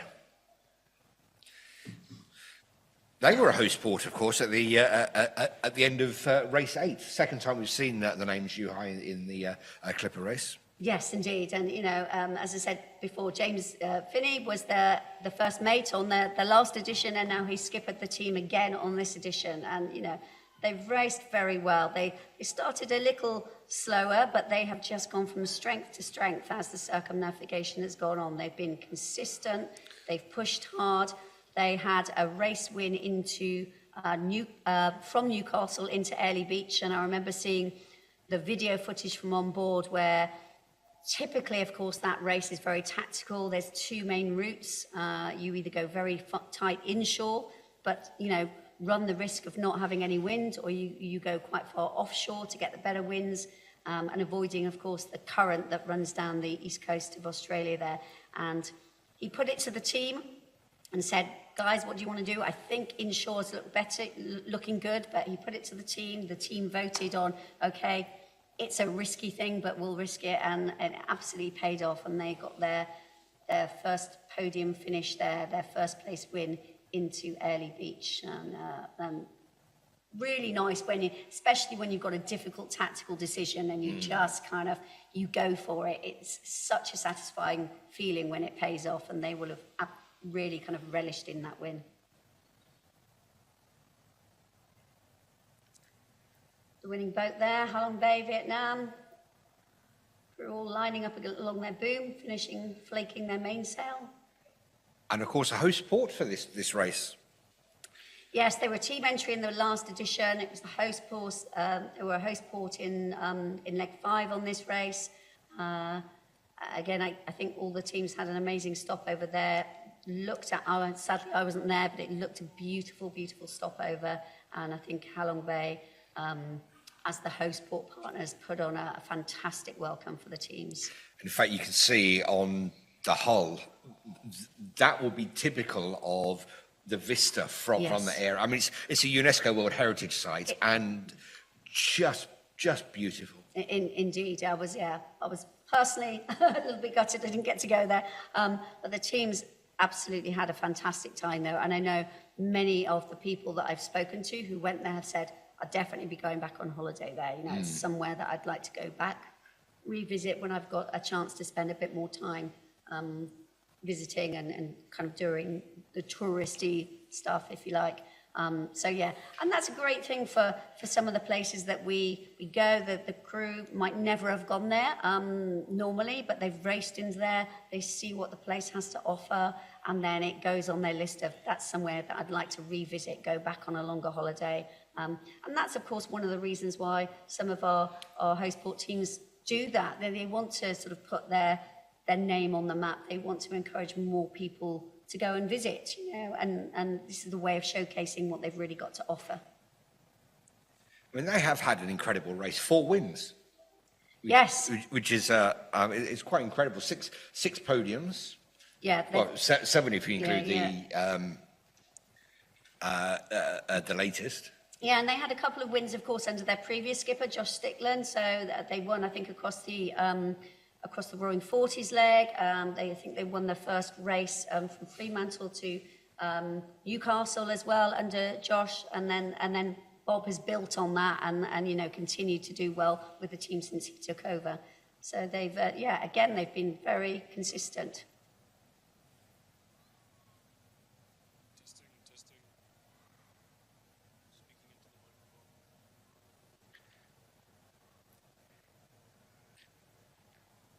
Somebody alongside. Oh yes, it's the rib alongside. That's possibly Carla. That could be Carla. Carla getting on board. Carla, our head of communications, as she's trying to. Hopefully, we won't see a close-up shot of her because it might not be the most elegant boarding on a yacht. I know she was a bit nervous about it, but she'll be climbing on board now with the cameraman, and you know, and getting herself in position so that she can bring the first kind of reactions from some of the teams to their success, to their race, and to completing what they set out to do, completing this epic 11-month, 40,000 mile, well, more than 40,000 mile circumnavigation. So we've got about an hour until the fleet parade takes them from Southsea past the Round Tower, which is a great vantage point for anything coming in and out of Portsmouth Harbour. Whenever there's a Royal Navy ship coming in and out, you can't get onto the Round Tower. It's such an iconic part of the seafront here in Portsmouth. And then they come into the harbour, past the Spinnaker Tower, then into the harbour in reverse order. Where there'll hopefully be some presentations for the latest race. We'll get the pennants, and Sir Robin will meet them and congratulate the winners. But then the parade, the team's parade, because it's not a huge distance, but it's quite a walk from the pontoon to the stage. But they're being led by a drumming band who. The atmosphere they create was fantastic in the start. It was, you know, they did it in reverse at the start. They had their introductions on stage, and then they paraded, led by the Batala drums, down to the pontoon to set off, and that's going to happen in reverse here later today. So yes, once every team is safely alongside, tied up, our lines tied up, and those initial reactions done, they will gather in team order. Again, one team behind each other, they'll have their flags flying, and they will parade from the marina back to the stage for their prize-giving ceremony, led by those drums. And that will really be, there will be a bit of pandemonium, because that is where, you know, friends and family will be trying to sneak a quick first hug and a first kiss and a first hello. But, you know, we'll need to keep that parade moving there as they go to the stage, and then one by one they'll come on stage, and that will be to celebrate their overall positions and their overall achievements in the race. And as you say, so yes, the race 14, the race that finished yesterday, those presentations will be done dockside as the teams come into the marina. Those presentations will be made, and then on the stage later, well, that will be you, Neil and Shelley, doing those presentations with the teams later on. And then after the prize giving, there's going to be a moment for the circumnavigators. 100 circumnavigators in this race, or over 100. Yeah. And Sir Robin's going to give them a presentation. That's right. You know, it is a special thing. You know, everybody has achieved something remarkable during this adventure. But it does take, you know, as they will all know themselves, it takes a certain amount of grit and determination. 11 months is a long time. 14 races is a lot of races. And to kind of keep going, you know, you've got to have a real steely sense of, I need to complete. Because actually in 3 or 4 races, you've probably sailed every wind and weather condition you'll get in the whole circumnavigation. So these people have stuck it out. They are the ones who have been determined to finish what they set out to do and complete a sailing circumnavigation of the globe, and having raced around the world as well.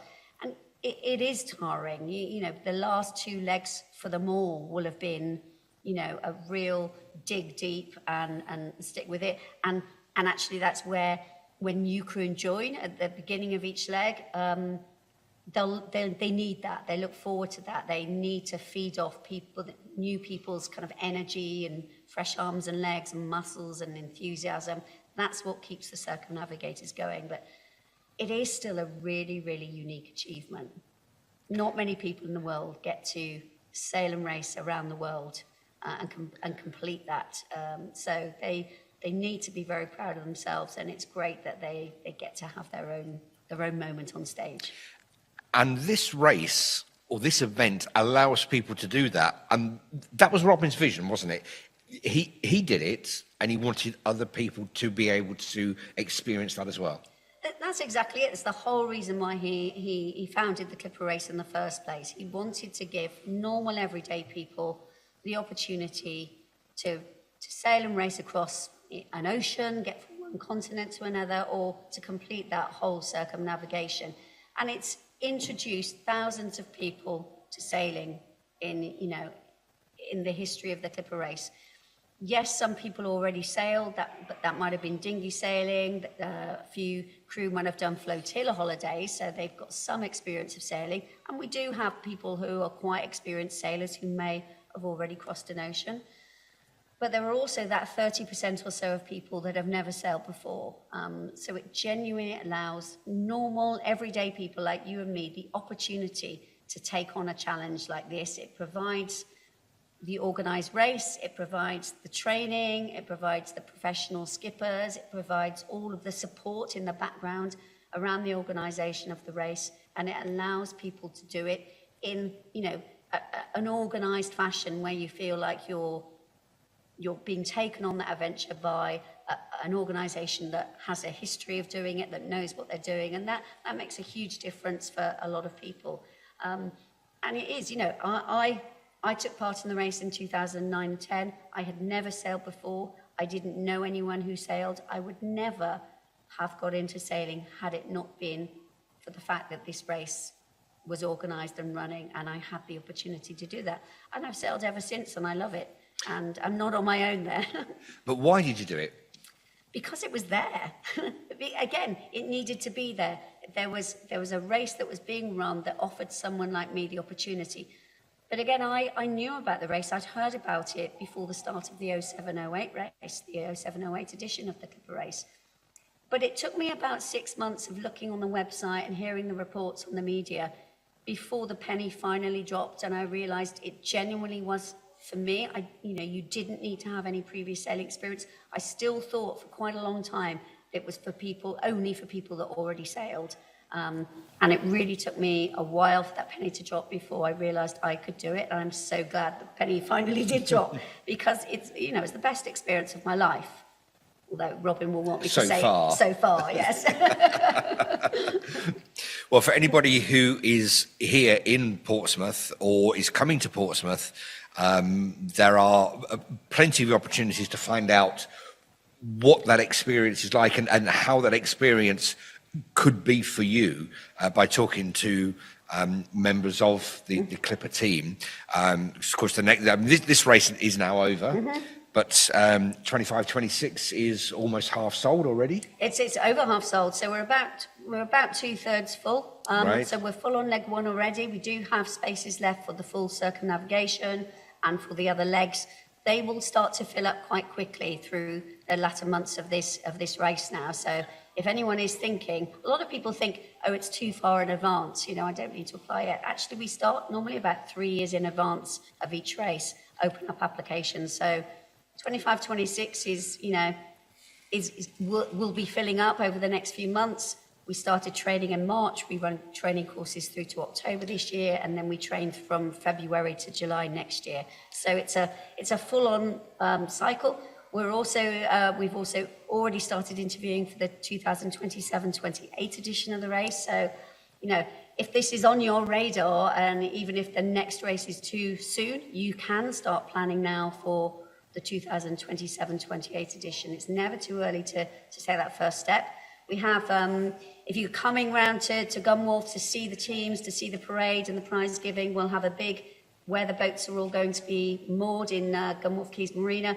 We've got a big red inflatable Clipper Race dome, and that's our main information tent, and we've got lots of Clipper Race alumni, people that have taken part themselves before, ready to help give you advice, answer your questions, give you lots of information, tell stories about their own experiences. And tomorrow we will have two of those Clipper 68s, the previous edition of the race fleet. We'll have two of them open to the public. So again, if part of figuring out whether it's really something that you want to do, come down, queue up, have a tour on board, a static tour on board one of those boats, get a chance to see on deck, see below deck, see what the living conditions are like, and either walk away knowing that it's not for you, or maybe hopefully being inspired and kind of go, right, this is it. This is now the nudge that I need to go onto the website, fill in my application form and start the process. And for people who are perhaps listening or watching around the world, just search on Google, Clipper Race, it will come up. First result is the Clipper website, and there are, the archive of video and audio on there is phenomenal. And also ways to join up. Absolutely. So on the cliparoundtheworld.com, we've got lots of information on there, but the apply page, you can either start your application, or there's also, you can get the free information pack. You fill in your name and email address, and you'll be directed to download the information pack brochure, which has a lot more information along with the prices and the costs. So a lot more detail about what happens in the different training weeks. So do that. Our YouTube channel has, as you were saying, you could lose several years of your life probably watching the videos there. But again, if you're not here in Portsmouth, we have a video boat tour of a Clipper 70 yacht. So, you know, if you just type in Clipper 70 yacht boat tour into our YouTube channel search bar, that will take you to that video, and then you can see on deck and below deck on a boat tour. So if you can't do it in person, you know, you can do that. But just watch a lot of the videos that have come off this race from the crew on board as well, because there will be footage of both on deck and below deck, and you'll see what it's really like when the boats are heeled over and bouncing around, when it's cold and when it's hot. It will give you a real feeling for the challenges that the crew have faced during this amazing adventure. I've got a timing update for you. The fleet parade is now been brought forward quarter to one. That'll start, so in about 25 minutes. And Carla has made it on board at Halong Bay, so hopefully we'll be able to see and hear from Carla very, very, very shortly. We're looking at Washington, D.C. at the moment. And can we just take a hat off to the drone pilot who's sending back some incredible shots of the fleet? It's fantastic footage, you know. It's really great to see those amazing shots, you know, from high up or weaving through the boats there. It really does bring it to life. And I would also say, you know, we've had onboard reporters on boats as the fleet have gone round as well, and this is the first time in this particular edition of the Clipper Race where they have had drones, and so the footage that they've been able to capture from the middle of the ocean, looking at the boats in the distance, being able to capture the conditions and surroundings that the crew have been facing there, have really sort of stepped up, you know, the idea that we're being able to send back to crew supporters and people watching the race. They've had a much better sense of experience, sense of the remoteness when their boats are in the middle of the ocean, can really see the size and scale of what the crew are looking at. So it's really added another dimension to the coverage that we've been able to send back from the boats and and show people the story of as the race has unfolded. But he has amazing shots today of the parade that they've just done, and the teams as they're now getting their boom banners on, getting all sort of their final bits of branding together so they look super smart for their fleet parade, which, as you said, will start at 12:45. 12:45 now, yeah. We've just been looking at PSP Logistics, which is a returning partner for the Clipper race, and Mike Miller, actually the skipper, lives in Portsmouth now. Yes. So he will no doubt be able to see his house. He might be able to see it from where he is. Quite possibly. He will be no doubt looking forward to getting home, being in normal surroundings, having a long bath in home surroundings. Probably only after a cold beer, though, to celebrate successes. That readjustment to being back at home and being back on land, it does take some readjustment. Like the kitchen isn't going to move, and Yes. the bath water isn't going to be swishing about, and it's the adjustment back to real life. It takes a while. It does take a while. I think it took me about 6 months after the circumnavigation. If you've spent less time on board, it'll take a little bit longer. And of course, a lot of it depends on how and why you stepped out of normal life to do the race and what you're coming back to. So some of our crews might have taken a year out to the circumnavigation, or a sabbatical of 2 or 3 months for their particular participation in the race, and it was just a time out, and they've gone straight back into their jobs. They've gone back into their normal life. Other people have sold everything, become nomads, and they will be a big piece of their preying on their mind now will be what next. Some people will have perhaps already made plans. I know quite a few of the people have at least got a holiday booked or something to look forward to, so they don't have this big question mark hanging over them. It's quite important actually to have, whether it's just a weekend get together with friends in a month's time, but something in the diary so that there's something to look forward to, because it is a big adjustment. There aren't many things that you do where having your breakfast, lunch and dinner and everything that you do is completely different to your normal everyday life. Yeah. You go on holiday, but you still get up and you sit at a table and you have your breakfast, just in different surroundings, whereas it's completely different from boat life to land life, if you like. So a big adjustment. And there will be a lot of people, who potentially will be changing their careers, changing their direction. They may have met friends on boards. There could be people that have met on board that are now talking about setting up a company together or a business together. All kinds of things come from the connections that you make during this adventure. And you do come away with a different perspective on the world, for sure. So even if people are going back to what they did before, it will be with a different mindset and from a different perspective. And many, many people will have achieved things they never thought possible. I think most people that do this, realistically will have, achieved something much bigger than they ever thought, but certainly will have just, moments on the race where they look back and say, if you told me I would have done that, a year ago, I wouldn't have believed you. Yeah. But I did.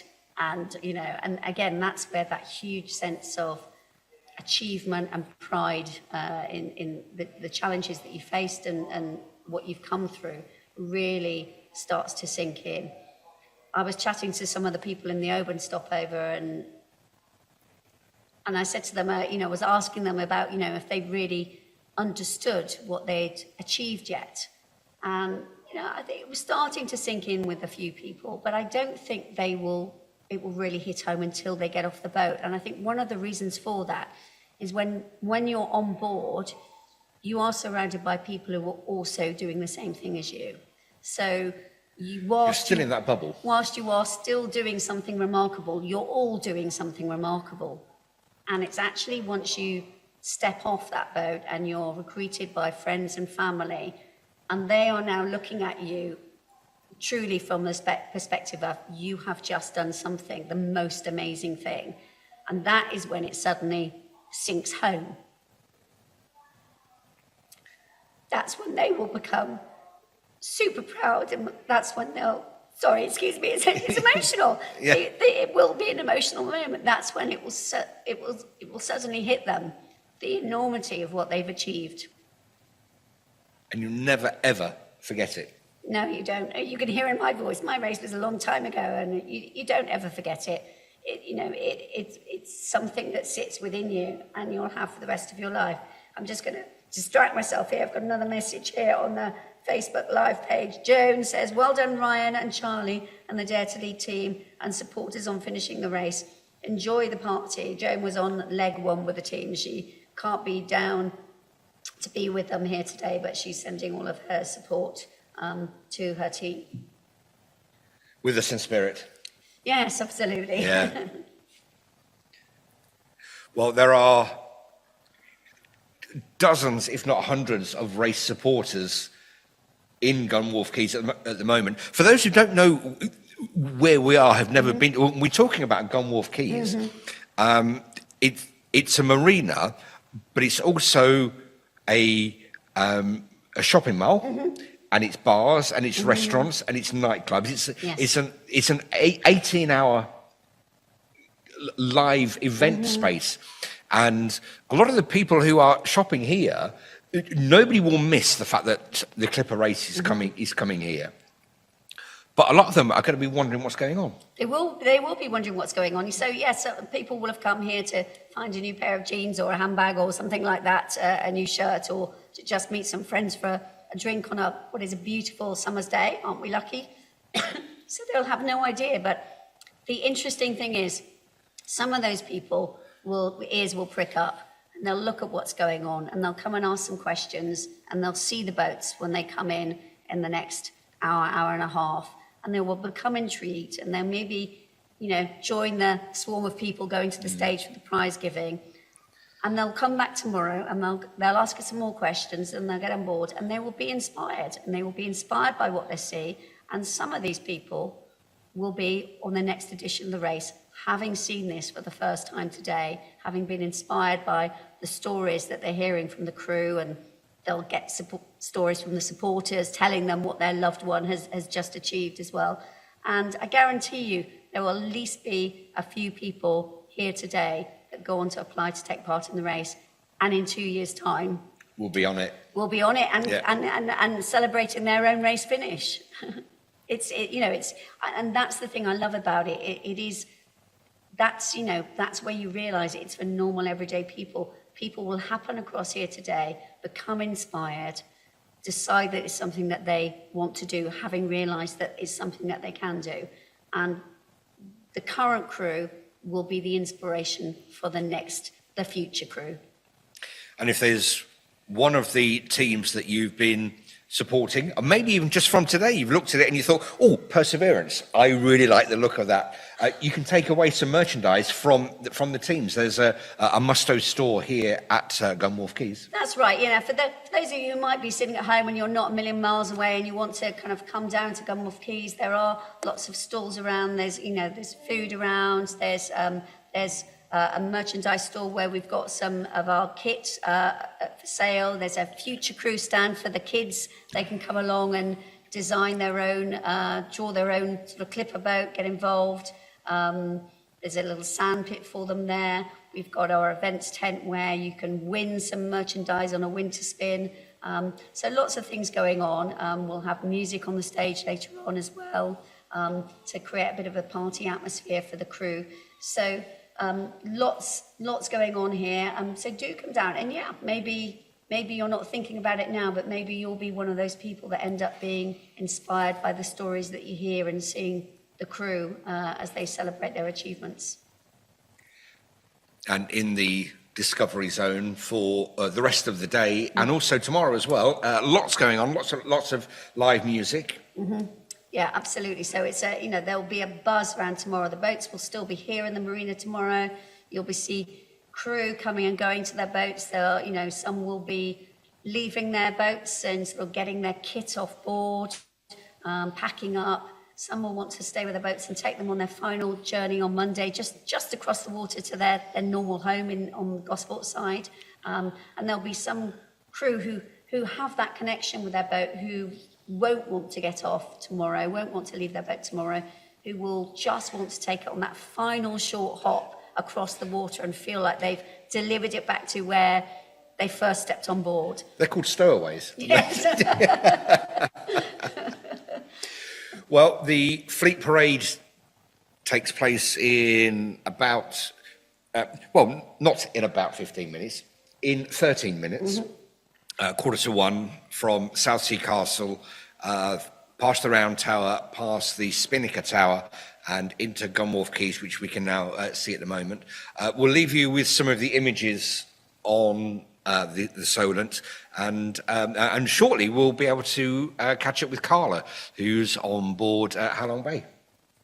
Yes, it'll be great. I mean, I think she's hopefully safely on board now. It'll be really nice to hear, and I'm sure friends and family and other crew tuning into this feed were desperate to get some feedback and to hear the first thoughts from the skipper, Bob, and first mate Cameron and the crew on Halong Bay as they, are just gearing up to parade and get those initial reactions from them. So we'll take a break just for a few minutes, and we'll leave you with the images from the Solent.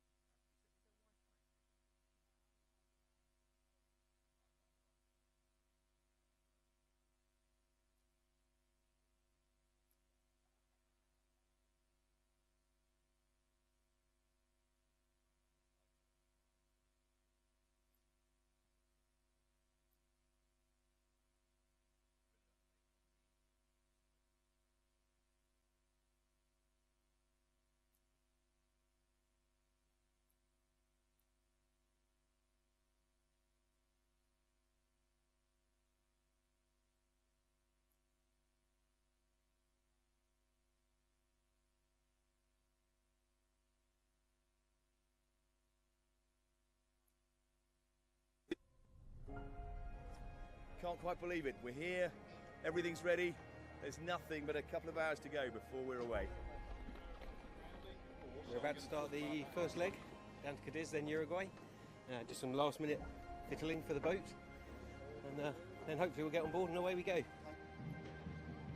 A little nervous, a little excited. I think once we get over that start line and out into the Bay of Biscay and further on, it'll be good from there. It's race day! Really excited, yeah, ready to get going now. Can't wait just to actually begin and get on the road.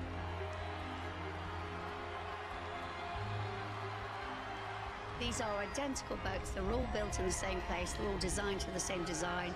They all get the same sails. They all get the same lines. They've all got the same equipment. It is literally about the decisions that they make, how well they work as a team. And that's the start of the Clipper 23-24 round the world yacht race.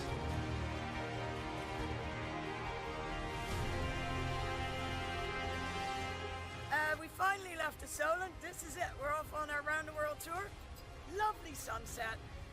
We're just standing on a couple of more miles, then we can bear away and hoist the kite for the night. We had a great sunset. We got our spinnaker up.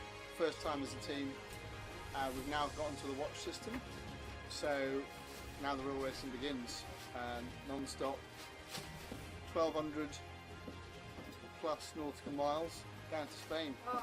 And it doesn't really stop here. We've still got the washing up to do. So back to the mundane situation.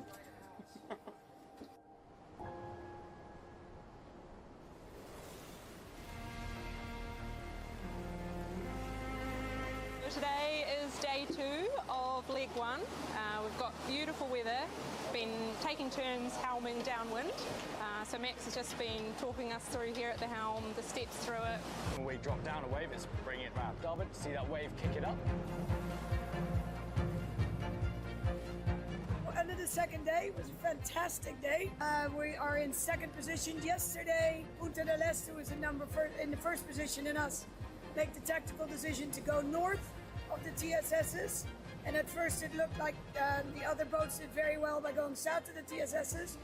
But when we got to sunshine this afternoon, it turned out we were quite a bit ahead of everybody else, at least 11, 12 miles. So it's the two of us now heading south towards Spain.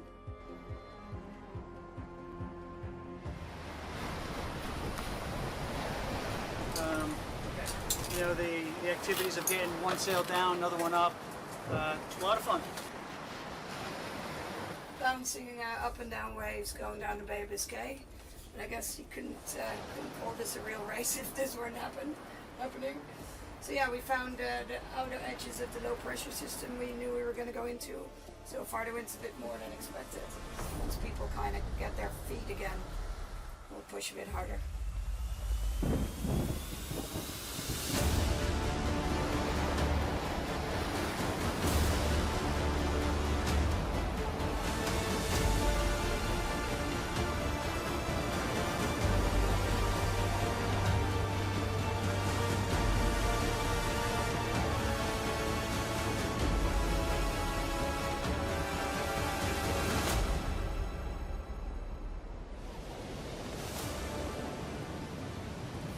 Good news, however, is still in first.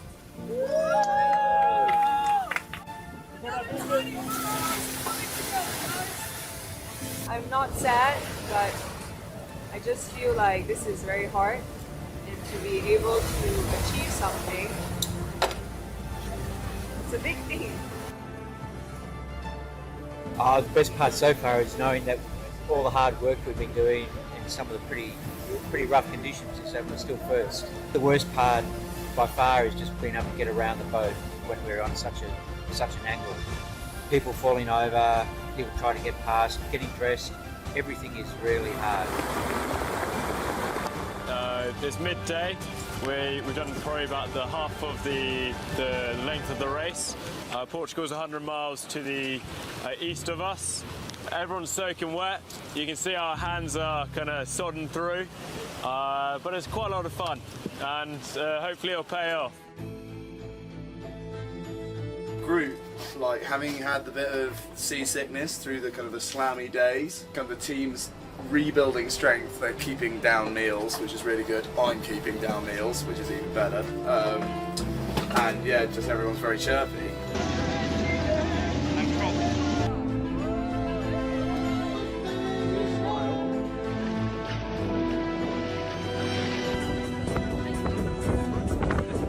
Right, come get some sun cream.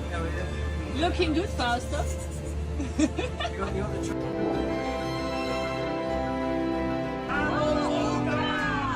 We are now battling quite closely with Qingdao and PSP. However, a lot could change. There's a lot of different tactics happening.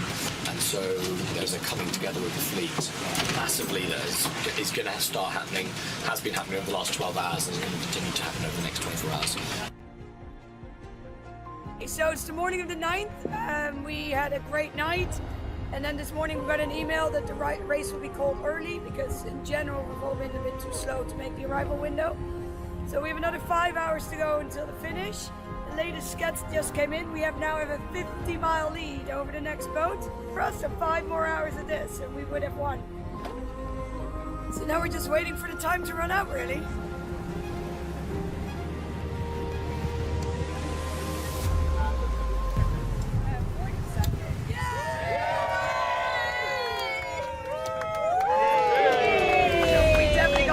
Points. Punta came in second, plus scoring gates, so they now have 13 points. Well done on them, they did really well.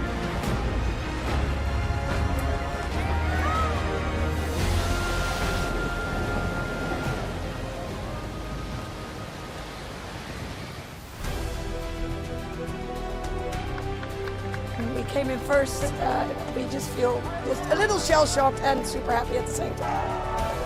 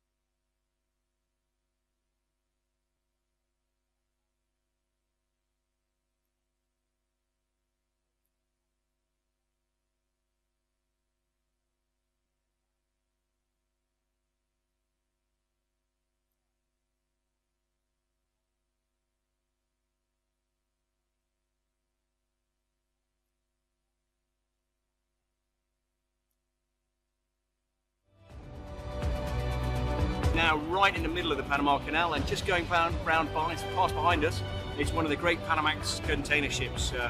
PSP Logistics has been supporting the race for a long time. They've been shipping our containers all around the world, all the spares, the maintenance parts that we need. They're so important for keeping the race running.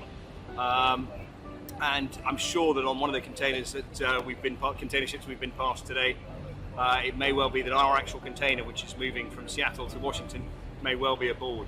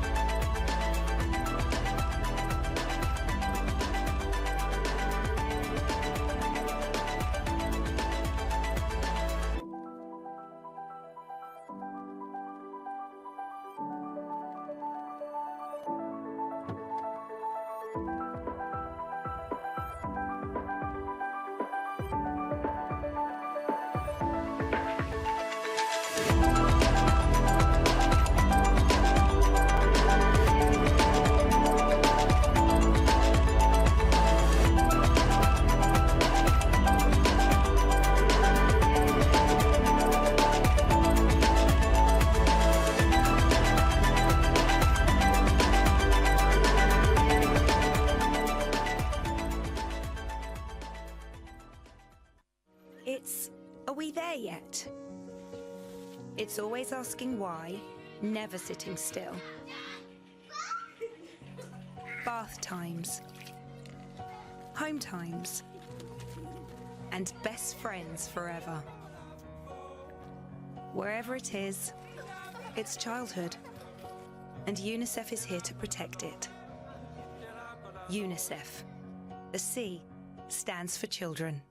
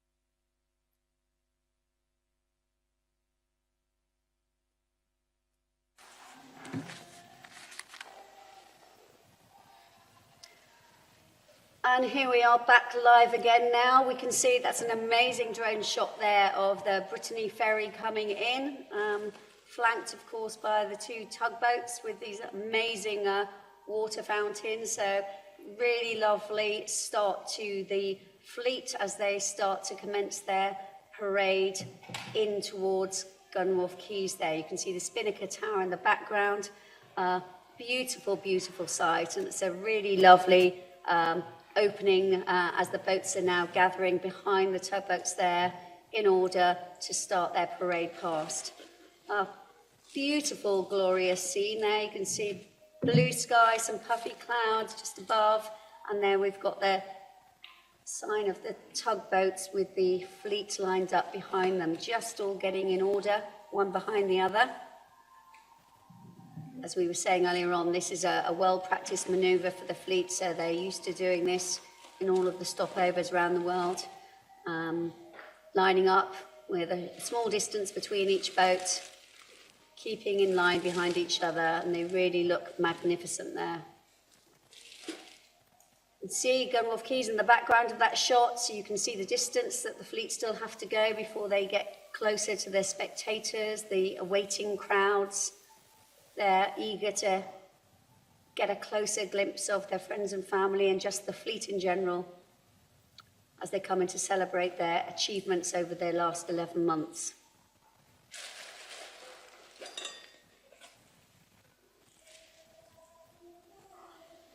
Lovely drone shot there, weaving in and out of the boats. You can see all their flags, their pennants flying in the breeze. And over to the right of the fleet there, you can see that's the area for the spectator craft. So lots of people out on ribs and motorboats on their own yachts there to get an on-the-water view of the fleet as they come past.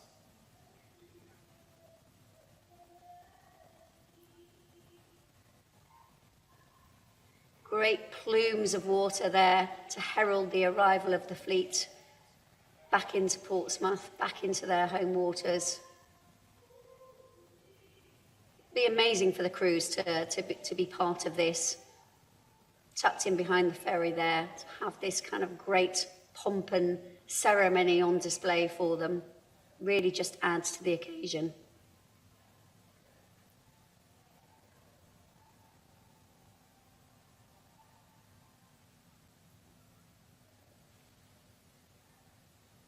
This is where the excitement will really start to build for the crew now.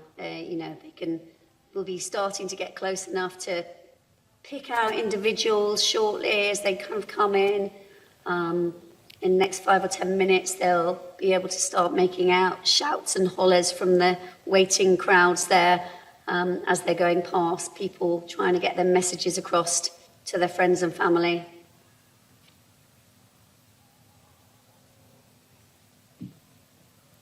Don't forget, if you're watching on Facebook Live, do send in your messages. I know the crew will be, busy looking outside the boat, but some of them will have their phones on them and waiting to get those first messages there, getting that first kind of like message from friends and family as they're nearing shore. They'll have signal now. They'll be trying to get all the updates and see what's happening outside of their boat as well as on their boat. I'm hoping shortly, we've got Carla in place now, I'm hoping we will shortly be able to go to Halong Bay, Vietnam. Carla from our comms team, I can see she's there, getting in place, ready to chat to Bob Beggs, the skipper of the winning team. Camera looks like it's set up and ready to go.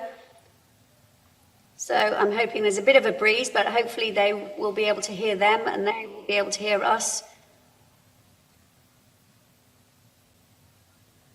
Let's see if we can go to Halong Bay, Vietnam, and hear from the winning skipper.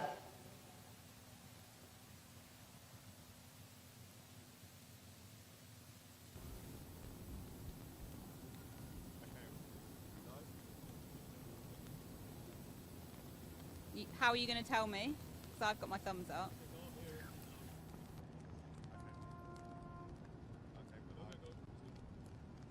Okay.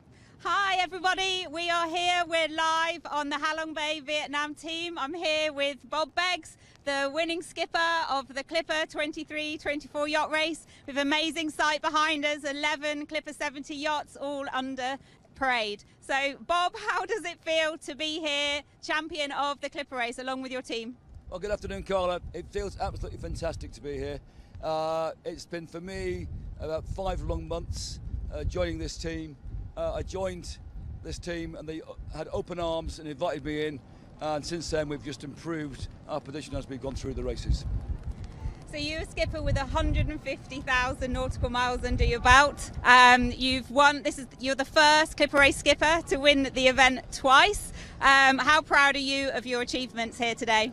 Well, absolutely proud, because this whole Clipper race is not about me, it's not about the skipper, it's about the crew and the teamwork that the skipper and crew put together, and this team has worked very, very hard to put themselves where they are today. So for anybody that was watching on the race viewer, the Clipper race viewer yesterday, it was a tense day for us, but I imagine a little bit more tense if you're on board. Tell us about the last 24 hours of race 14. Well, the last 24 hours we made a move to the north initially, which put us in a really good place. The weather routing and the weather said that we were going to put ourselves possibly in first place, but we know and we don't trust the weather when we get close to the coast. And the next morning we had to make a big decision, which was to jibe and go behind the fleet or get stuck in a wind hole. We made that choice. It's a hard choice to make, and we found ourselves back in 8th place. And then it was a hard afternoon, one by one picking the boats off ahead of us to get into the place where we can win. And you won, but in very good company. You had Inika chasing you down all day along with James. Tell us about what it's like to compete against Clipper race skippers such as James Finney and Inika, who you know really well. Well, I know Inika very, very well. I took her for a Yachtmaster course many, many years ago.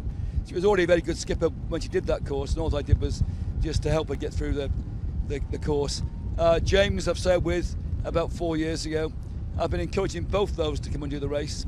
And I'm very pleased that they both have, but they're very good.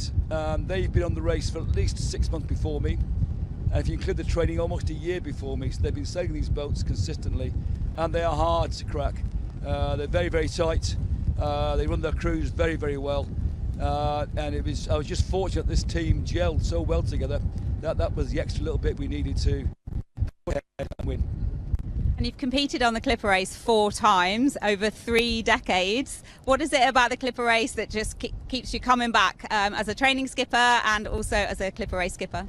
Clipper is all about people. It's about watching people be inspired, then aspire others, and moving from strength to strength. The ocean crossings, the wildlife you see, the places you visit, and the camaraderie and friends you build up on the event is absolutely amazing, and that's what calls me back every time.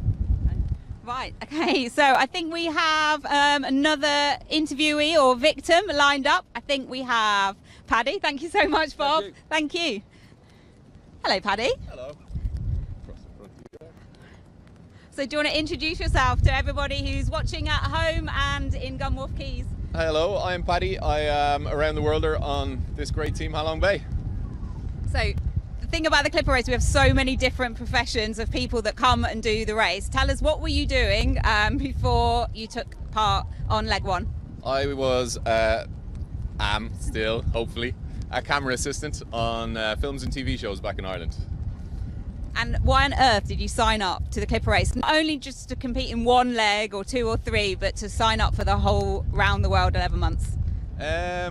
I wanted to do something completely different for a little while, take a step back from everything and just get some perspective on life.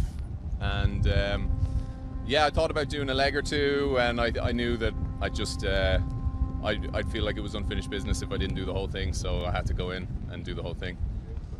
So back in Cape Town, so the end of leg 2 and the start of leg 3, Halong Bay had I think 8 points and was in last place. Yeah. And we're now sailing back home into Portsmouth, Gunwharf Keys in first place. How on earth did you do that, and what tenacity did it take for the team?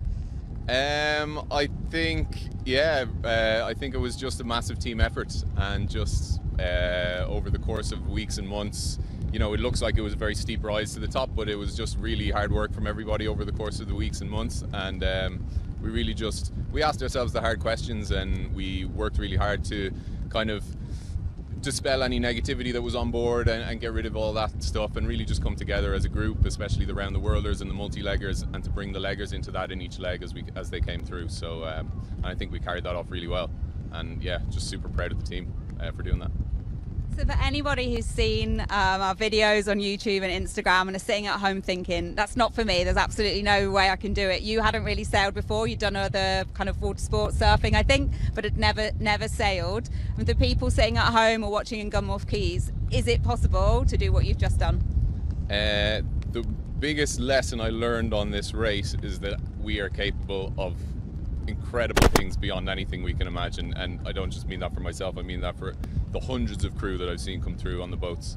We're capable of so much more than we let ourselves believe, and absolutely anybody can do this. Yeah, you put the work in, you put your mind to it, and you become part of a great team like this, and yeah, anybody can do this.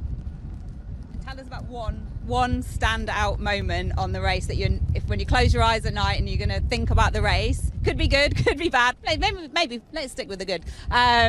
What is the one standout moment that you're going to remember forever?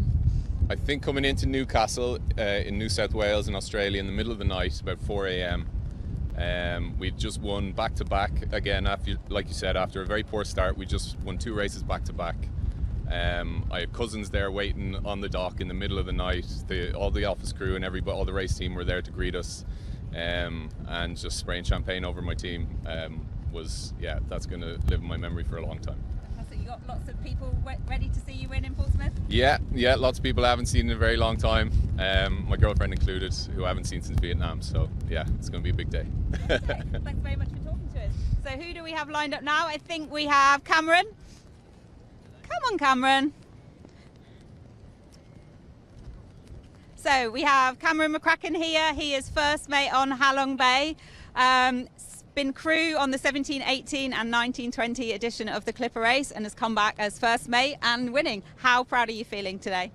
Yeah, it's a really lovely day, to come back to where we started 11 months ago and to do it, on a different boat, but with a team that's just worked so hard, night and day for months on end, and to be able to deliver for them is absolutely fantastic. I would love to have everybody up and on camera today, but can you just give us a shout out, tell us about some of the different nationalities and professions that you've got on board this leg 8 and you around the world as too? Yeah, so looking back, we've got a Dutchman, there's an American, an Indian, a German, a Scottish man, another German, a Swiss, another German, a few Germans. But yeah, people from all over the world, and it's amazing when you get a common goal how similar everyone is. So obviously a lot of the conditions that we show on our videos is all the big conditions, but you often have lots of downtime, a lot of wind holes. What does the crew get up to when you're stuck in no wind? No wind, it's a lot of praying for wind. When it's really light wind, that's the most frustrating bit, because if you can go just that tiny bit, that little fraction more than anyone else, it makes the difference, as happened on this race. That's when you work the hardest. When anyone can sail in, when you've got wind, heavy wind, anyone can sail in that. But it shows a lot of determination and focus when you've got to sail in the light stuff. When you first competed on the 2017-18 edition, did you ever imagine that you were going to come back, get all your qualifications, come back as first mate, and then be on the winning boat? Funnily enough, that's very similar to something I said to one of the comms team at the time when I left the boat in Qingdao, was that I was going to do just this, but as a skipper. But I think I'm pretty happy doing it as first mate. Okay. And have you got lots of friends and family come to see you in today? Yeah, lots of friends and family. It'd be really nice to see everyone. Anyone you want to give a shout out to who might be watching? I don't know. Where's this going? It's going everywhere, I think. All right. Just everyone. My dad, my mum, all of my mates. My grandparents, and I think my sisters are here as well. Fantastic. Thank you very much, Cameron. I think we have Vicky here now, so thank you very much. Hello. Welcome. You are live for the last time on the Clipper race. I know we've interviewed you lots of places around the world. So Vicky's from Scotland. You're a chef. Very popular person to have on board, I imagine. Look, if you just look here now, how many people are lined along the walls. Can you believe you're finally home? No, it's not really sunk in yet. It's been sometimes a long 11 months, but it also really feels like it's just flown by, and that it wasn't that long ago since we were heading on in the other direction. So yeah, it's not really real yet. I'm sure when I hit the pontoon though, it'll be very different.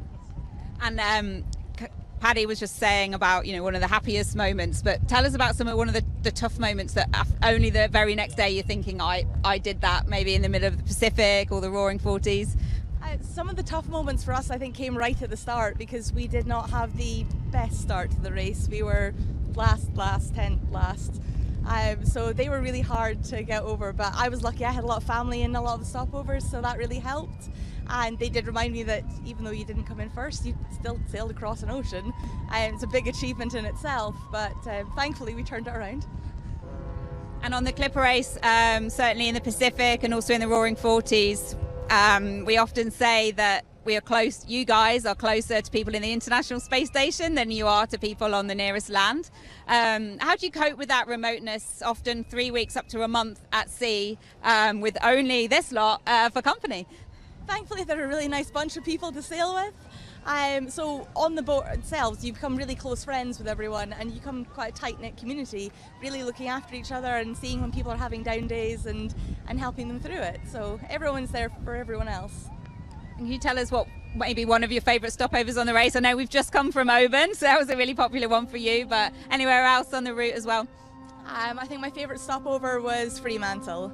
I have a lot of family in Australia, and they were all there waiting for us as we came in. It was also our first win, so that was a really big moment for us as a team because we were like, yeah, we can do this, and it just kept on going from there. And did you have, obviously you set out to circumnavigate and you've done that, potentially you didn't set out to win, but were there any other personal goals that you thought you wanted to develop to prove to yourself before you set off, and have you achieved those? The circumnavigation was the big one. I wasn't sure at the start if I was going to make it all the way around, so that for me has been the biggest achievement. But yeah, I think that's really it. I can't think of much right now. And how much are you looking forward to getting on that stage, getting on stage last to lift that Clipper Race trophy? That's another thing that just doesn't feel real. Like I said 11 months ago, if you'd said we were going to be on any of the podiums after our first race, I don't think we would have believed you. So it's going to be pretty special, and I have a lot of family here to see it as well, so that's really nice. Who have you got? They're probably watching on the big screen, or will be able to hear you at least. So who would you like to give a shout out to? My mum and dad are here, my best friend Lee, my aunt and uncle came from Fremantle, so they're here as well.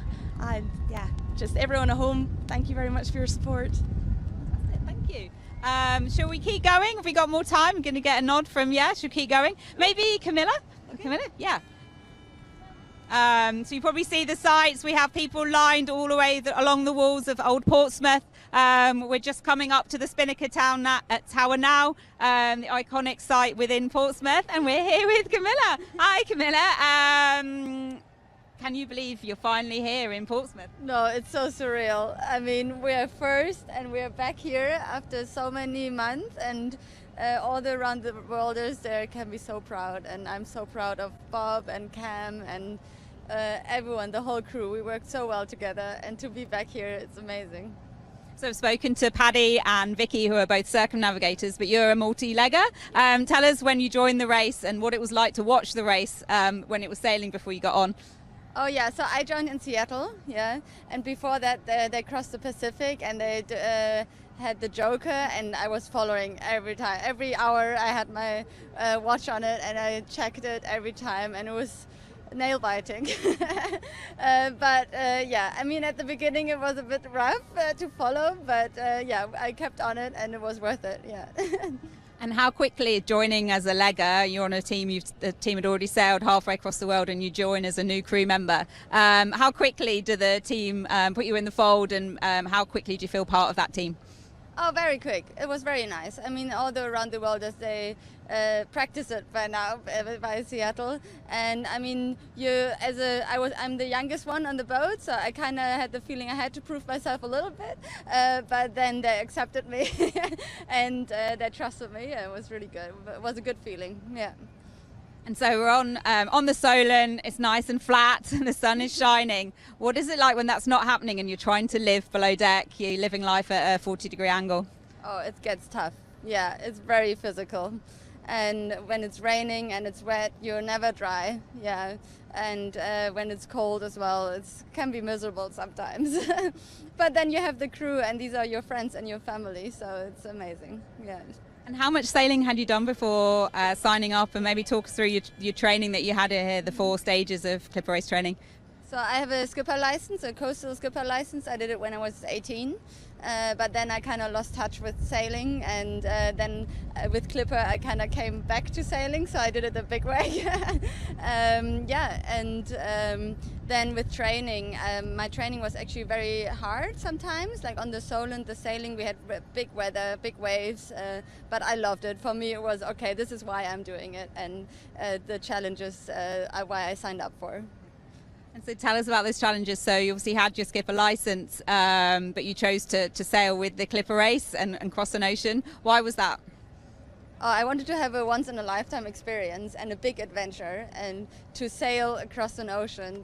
And across the Panama Canal, like many different things. And I think it's a very unique thing with Clipper, that you can be on a boat with similar people who don't have experience, and you grow as a team together.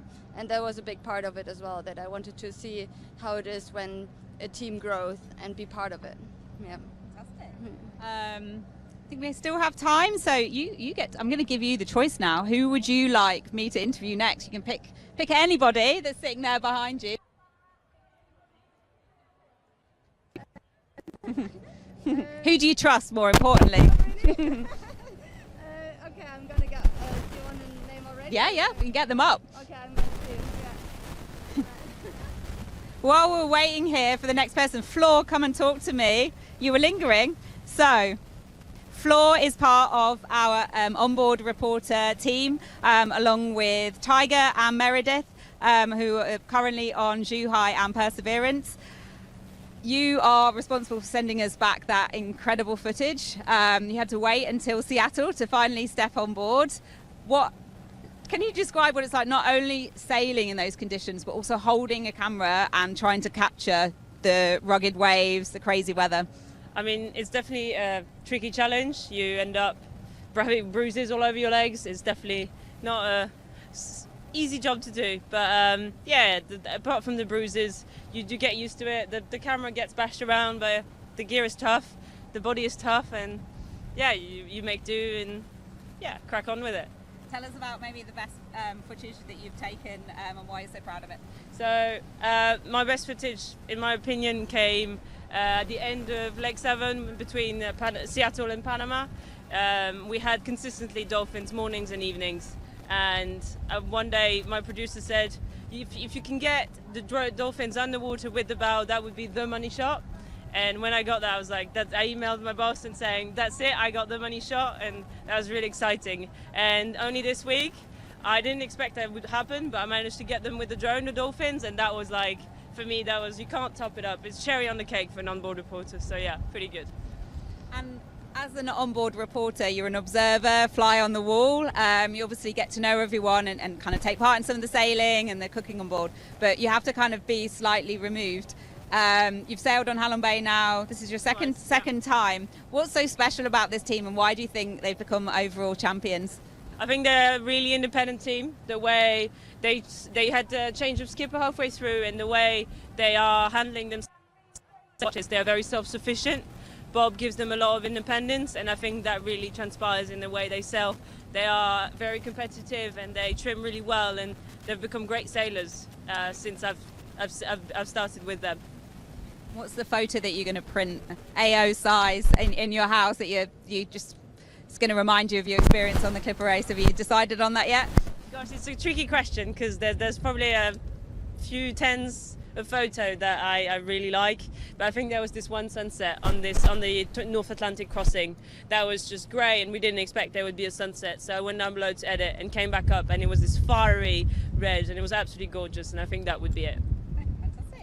Thank you very much. Who have we got? Bjorn, I think. Yeah, Bjorn. Right. Thank you very much, Floor. Feel weird to be the other side of the camera? Yeah. So I'm here with Bjorn. Can you introduce yourself to everybody that's watching on Clipper Race live stream? Yeah, absolutely. Bjorn Nordin, leg 8 joiner from Texas, but a Canadian and American citizen. So leg 8, so you've had to wait the longest, 10 months before getting on board in Washington, D.C. Yes. How addicted to the race view have you been? And did you try and switch off from it, or has it just taken over your life for the last 10 months before you got on board? I've definitely been following along, but it's been very busy. It was very busy at work, and then it's just been ramping up really in the few weeks, month leading up to my trip to DC. Getting really excited, especially with the position of the team and understanding that there's no pressure on the new joiners to keep the momentum and make sure that what came to fruition did. And why did you choose leg 8? Obviously there's lots of different conditions across between leg 1 to leg 8. Why was it 8 that you decided that's the one for you? Yeah, it was my godfather. I'd originally signed up for leg 6, and he said, Bjorn, maybe stick with the Atlantic. It's also very important to me that my parents did an Atlantic crossing when I was a child, and it's only my mom now, so it felt really quite meaningful to do the Atlantic crossing. So is your mum going to be signing up for the Clipper Race to do the Atlantic in the future? Quite possibly. I'm going to try and convince her to buy a boat. Maybe we'll do it together, or in the next edition of the Clipper Race. So you come from a sailing family, it sounds like it. Why did you sign up for the Clipper Race? You obviously sailed before. What opportunities did it give you that you perhaps couldn't have done elsewhere? Yeah, absolutely. So I used to live in Manhattan, and you guys came through Battery Park City there in the marina in 2017, something like that. So I grabbed Della's business card and held on to it for 3 years, and the pandemic needed something to look forward to. So I reached out to her and signed up. And tell us about some of the characters that we have on board. You're a leg 8. You've had to get to know everyone really quickly. Maybe tell us about some of the circumnavigators. I think there's 8 still on board. Yes, so we have 8 circumnavigators, 21 people, 22 for this race from Oban, including Floor. The characters of the 8, they all have their unique quirks. I think Adrian might be one of the most interesting, renaming. He has an incredible passion for our sails, and they've the state of them is like shows how much he cares. You have Jackie, Ollie, Patty, Vicky, Olaf. I think that's everybody. I'd hate to miss one, but they've been so accommodating and welcoming to their home, really, for the past year to all of us new joiners. What's next for you? You said about maybe sailing across the Atlantic with your mum, but you've got an ocean crossing now under your belt. Are you planning to take some time off and rest and completely get away from boats, or do you have your sights on a next challenge? I'm going to hang out in northern Canada, do some dinghy, not dinghy racing, just dinghy floating around at the cottage and relax for the next month, really, and then figure it out from there. And is there a big party plan for Halong Bay? Obviously, we know about the prize giving. We know what's going to be happening up until 5 o'clock. What is Halong Bay going to be doing after that? I think it's a closely guarded secret. No, we got a team dinner, and then I think maybe showers and early bedtimes. We'll see. Early bedtime? Surely not. Surely not. Do we have time for one more, maybe? Or yeah? Okay. Eric, you're walking into shot. Come on.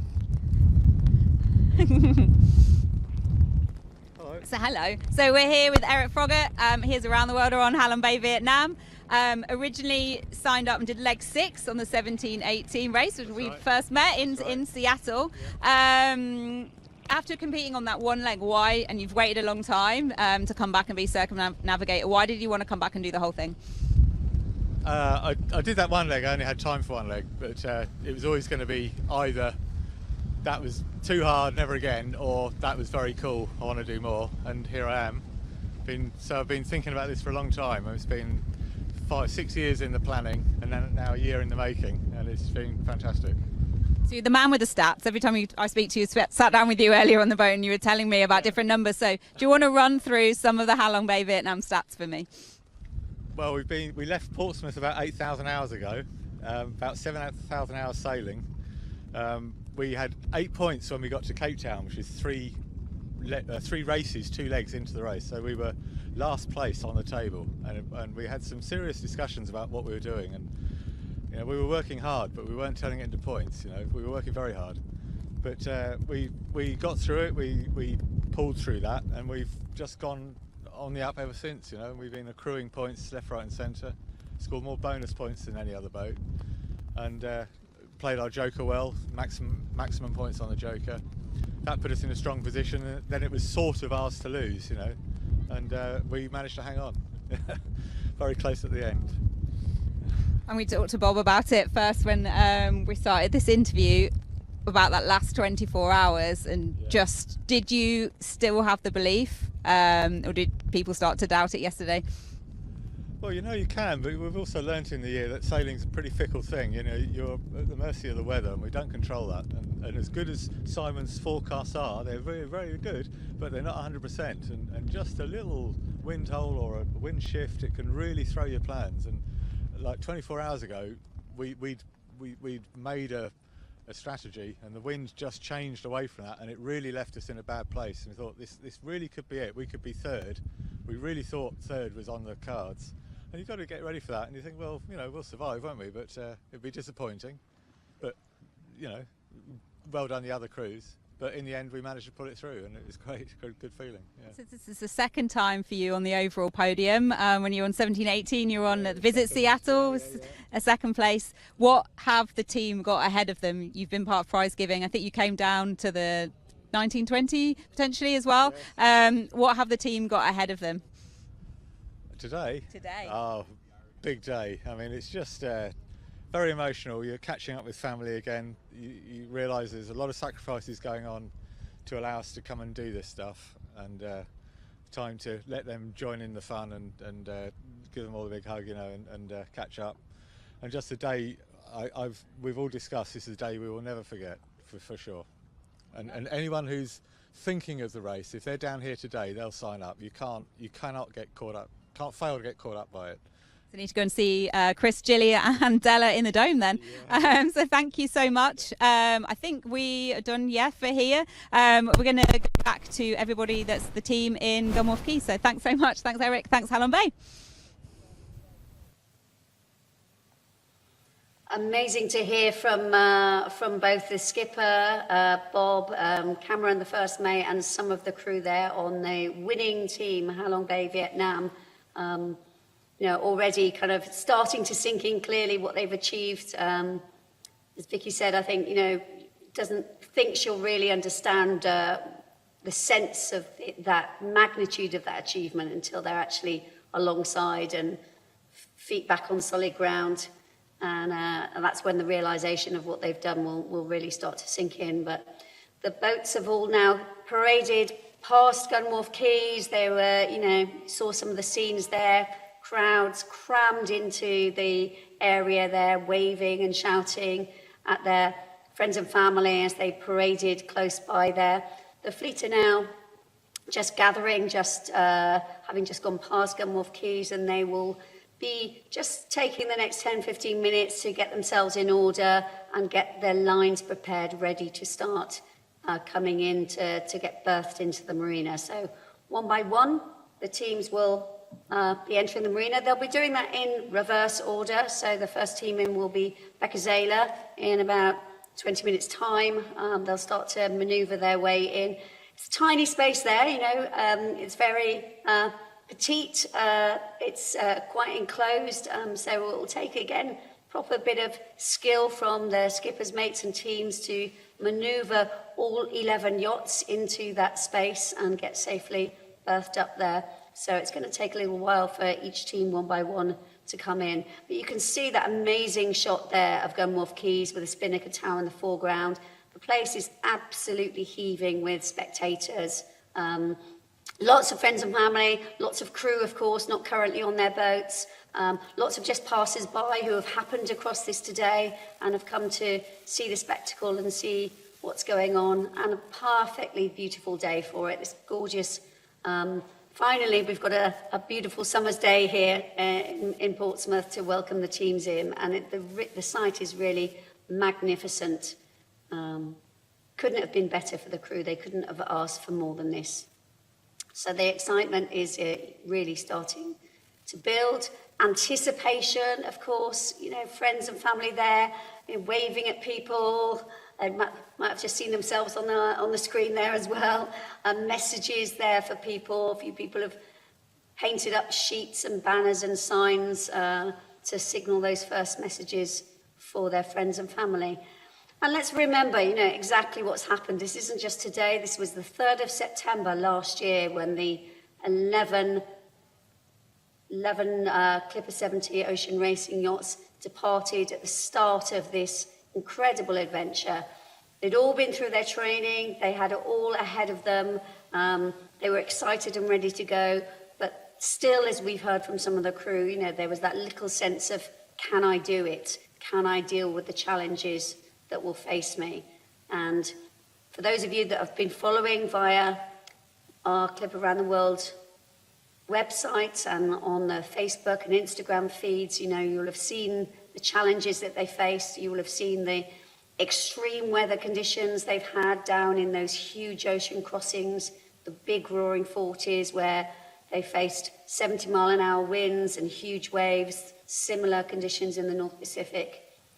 And then the opposite ends of the spectrum, the doldrums, the light and fluky winds. We heard Cameron, the first mate on Halong Bay, a few minutes ago, just talking about how actually that's where the real skill comes, that when you've got very light winds, being able to keep the boat moving and really just get that 1/10 of a knot more boat speed than the rest of your competitors around you, that's where the real skill comes. And that's all of those things these crews will have learnt through their participation on their one leg or two legs or their whole circumnavigation.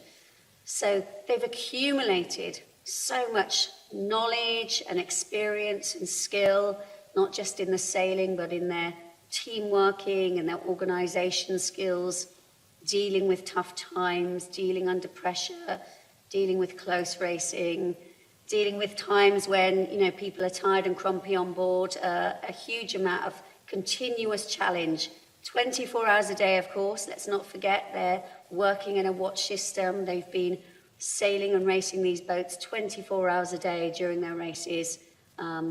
No rest, you know, nobody's allowed to not race the boat. They're alternating their watch systems, but constantly every 4 or 6 hours coming back on deck, getting back into race mode, refocusing on the task at hand, and just keeping going. It's been a real test of endurance for these teams, and that's all accumulated on the grand finale today. This is the celebration of all that they've achieved in all of those months of hard work. They've had fun, of course. You will have heard them all talking about, you know, the sense of friendships that they've made, the camaraderie. They will have had great fun. If you've been watching via our feeds when they've been crossing the equator, you'll see a huge amount of fancy dress costumes for the equator crossings.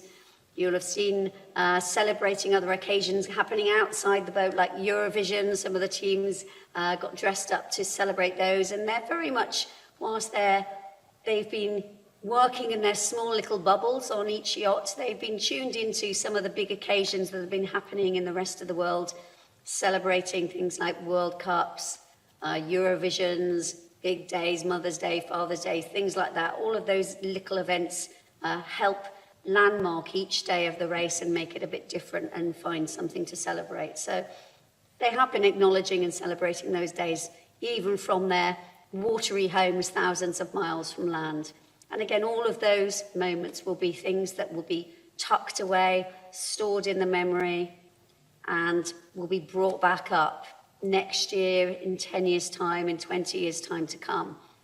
The crew that have just taken part in this race will be looking back on those special moments, the tough times, but those fun times as well, and really kind of cherishing every moment spent on this unique challenge.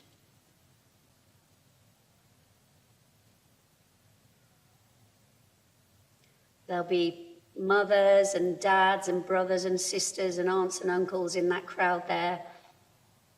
They will have been tracking progress of these boats for a month or 2 months or 11 months, and now finally they get to witness their friend or family member as they complete their adventure, and they'll be just so proud and so inspired by what they've all achieved.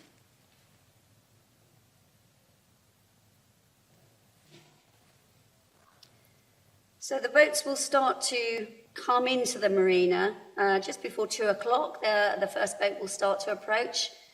We'll leave you with a few scenes of the awaiting crowds here and entertain you with a couple of amazing videos to show you some of the action from the race that has unfolded over the last months, and we'll come back to you just before the boats are due to enter the marina and finally come along and dock up for the very last time on this 11-month circumnavigation.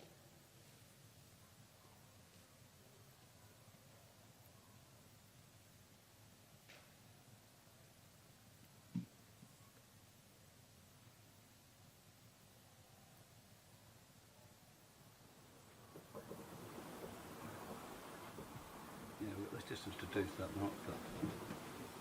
This morning wasn't looking too good. No. It's a challenge. And even 5 hours ago it wasn't looking good, was it? But once we took PSP, or you took PSP, then that made Dirt lead the target, and Qingdao just fell into our hands, didn't she? So good. It's never over till it's over, is it? And that was tight.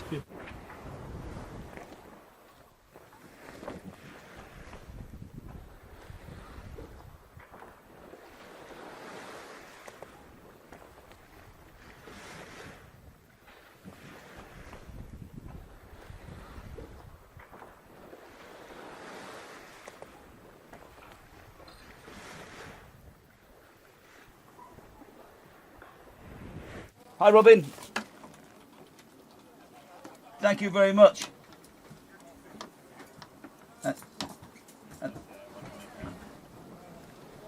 That's brilliant. I'm just going to relay all this news to the team.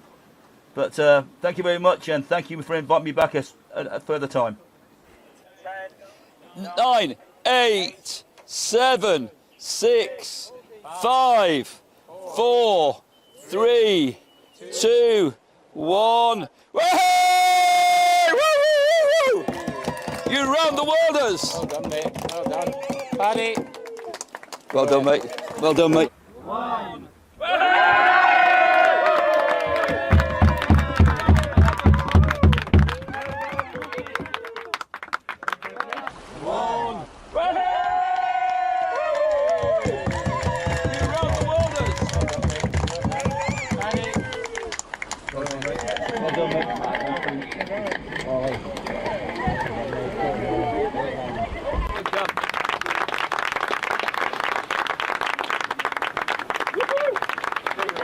Ladies and gentlemen, Team Halong Bay, Vietnam, you've just spun around the world race! Halong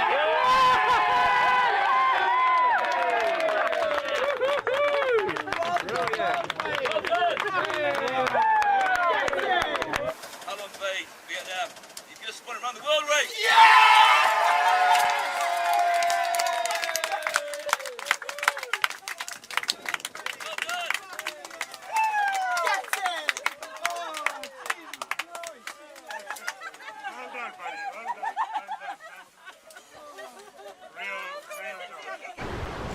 Ladies and gentlemen, Team Halong Bay, Vietnam, you've just spun around the world race!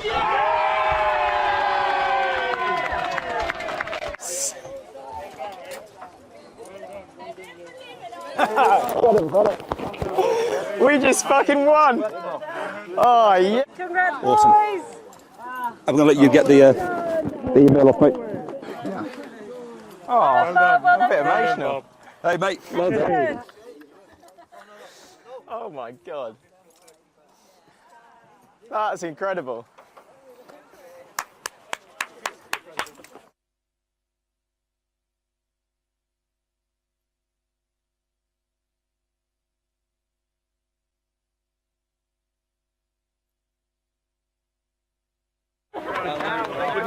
Tomorrow, though. Tomorrow you've got to walk in the... So,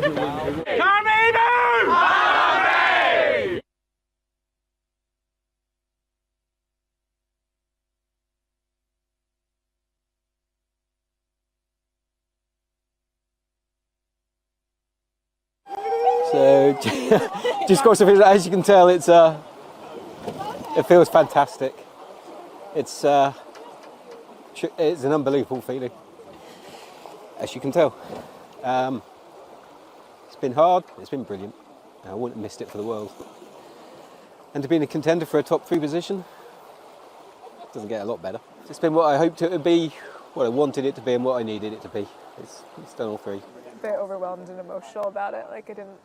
Yeah, it's just weird that it's over. Like, we're done racing. Like, there's not another race after this one. 2 days time, we get off the boat and we don't get back on the boat. I won't miss getting up in the middle of the night, but it's been my life for 11 months, and it's like closing of a whole chapter. So, just weird.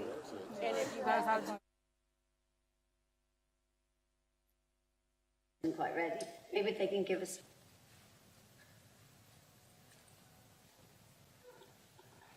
Great drone shots there, watching the crowds as they come in, and you could see that last PT. That was amazing to get the reactions from the team as they crossed that finish line and realised that they'd won the overall race. Fantastic to see, and you could just see how happy and elated the whole team were. Now we're back to the live shots. Beautiful day, crowds gathering again along the walls. They just want the boats to come in now. They're just waiting eagerly to wave people as they come in, get a close-up look at the boats, and really see the faces of the people on board. That's where they're getting that up-close and personal look. Lots of flag flying, of course, lots of excitement.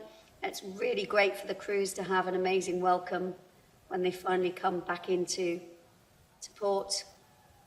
They'll be just getting themselves in order now. And there you can see 2 of the Clipper 68s, the previous Clipper race fleet, still looking very splendid in their new colours there, berthed up side by side. They've been out earlier on. You would have seen them earlier on with some spectators on board. They went out to welcome the fleet as they were under their parade of sail earlier on. So they've already been out to see the boats, cheer them in.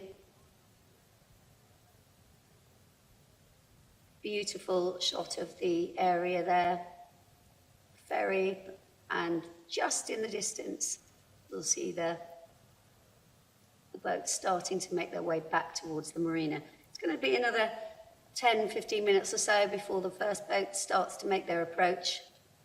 So we've got a little bit of time to enjoy the scenery and enjoy the sunshine. We said earlier, this is huge organisational skills, so of course all of the movements are having to be timed around the ferries coming and going from this very busy area of water. So all of the timings have to be exact. Make sure that the area is kept clear for the ferries to manoeuvre their way in and out as well.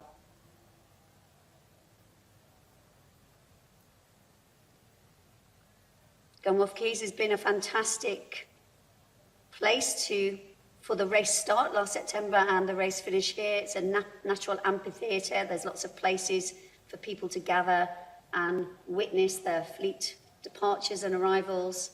Spinnaker Tower there overlooking the whole surroundings looks absolutely magnificent. And again, I'm sure people will be looking back, watching the recording of the live feed when they can, when they've got time to reflect and think about it and consider everything that's gone on in the last 11 months. Whilst we're waiting for the boats to get ready now, we saw the reaction on Halong Bay, Vietnam, as they finished their last race. I think we can now go to a similar reaction that we had on the second place Team Perseverance as they completed their circumnavigation and crossed the finish line yesterday.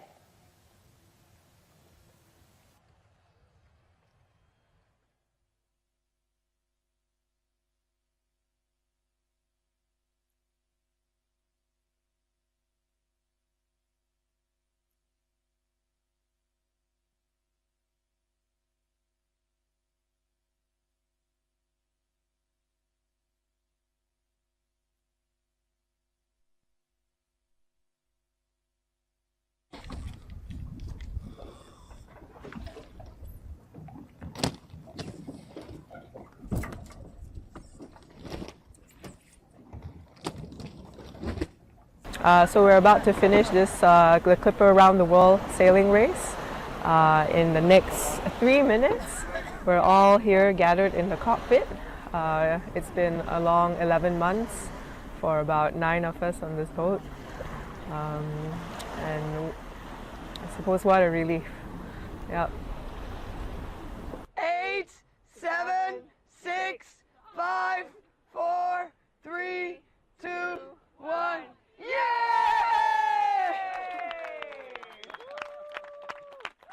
Well done, guys. Third place, finally. 3, 2, 1. Yay!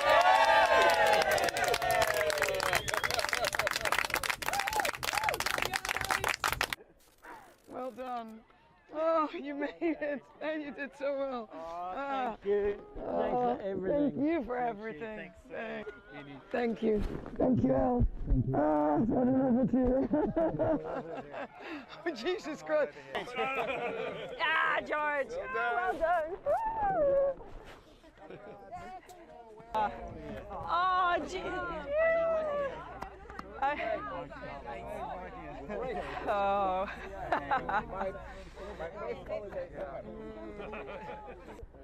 You're gonna do really, really well. Oh. Oh. Fuck you.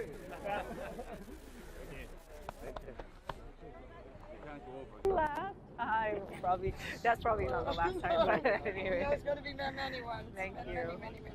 And you too, Joss. Again. Yeah.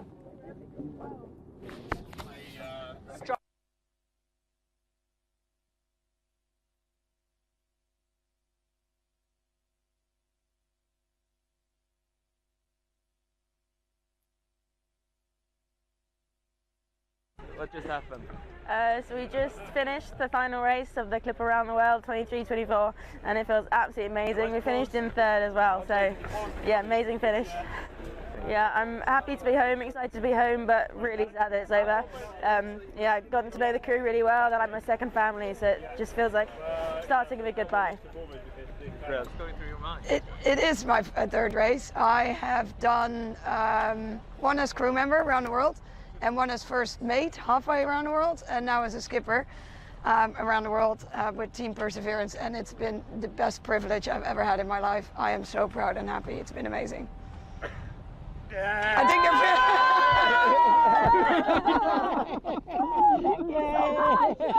you're video bombing.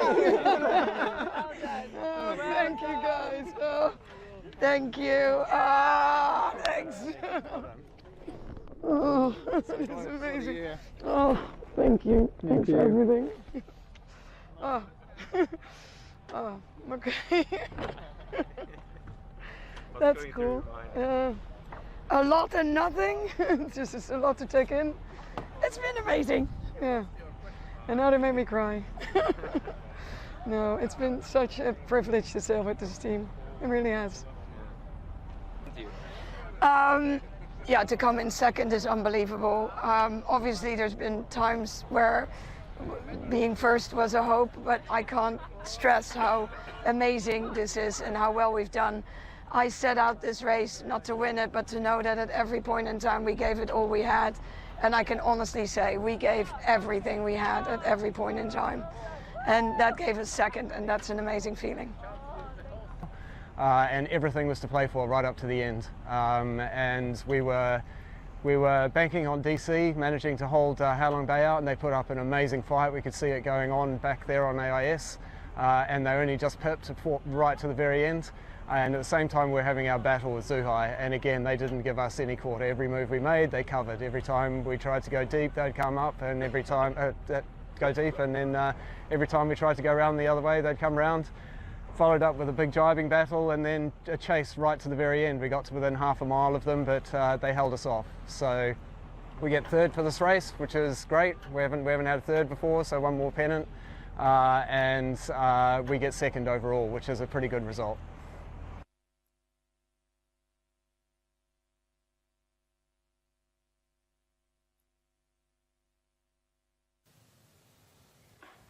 You can see what a huge battle the teams had yesterday, just fighting it out for those final podium places, and all of that's going to be celebrated very shortly when the boats come in and moor up for the final time.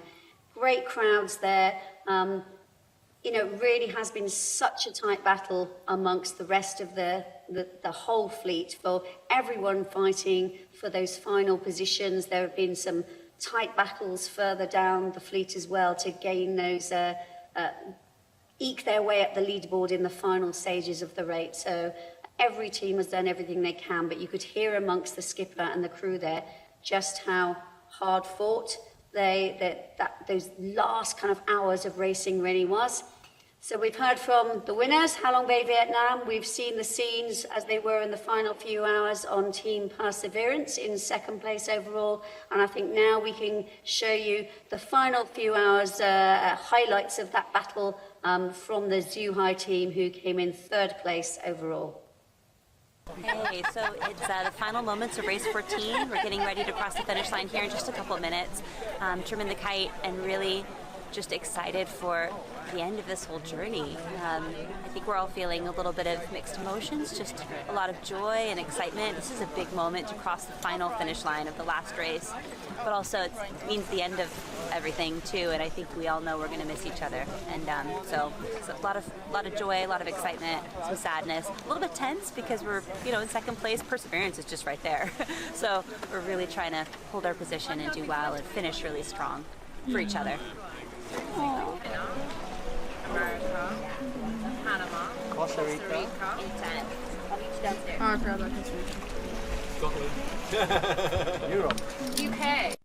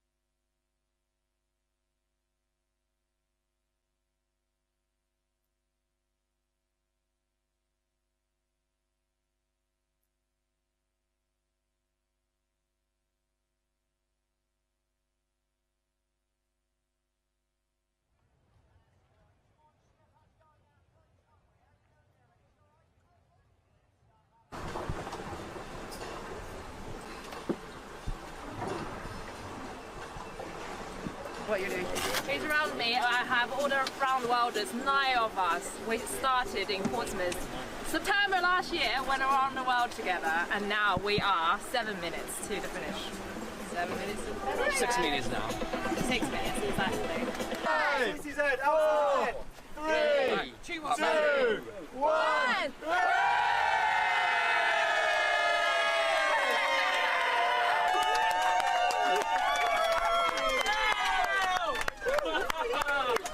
Right, kind of. Come on, Austin!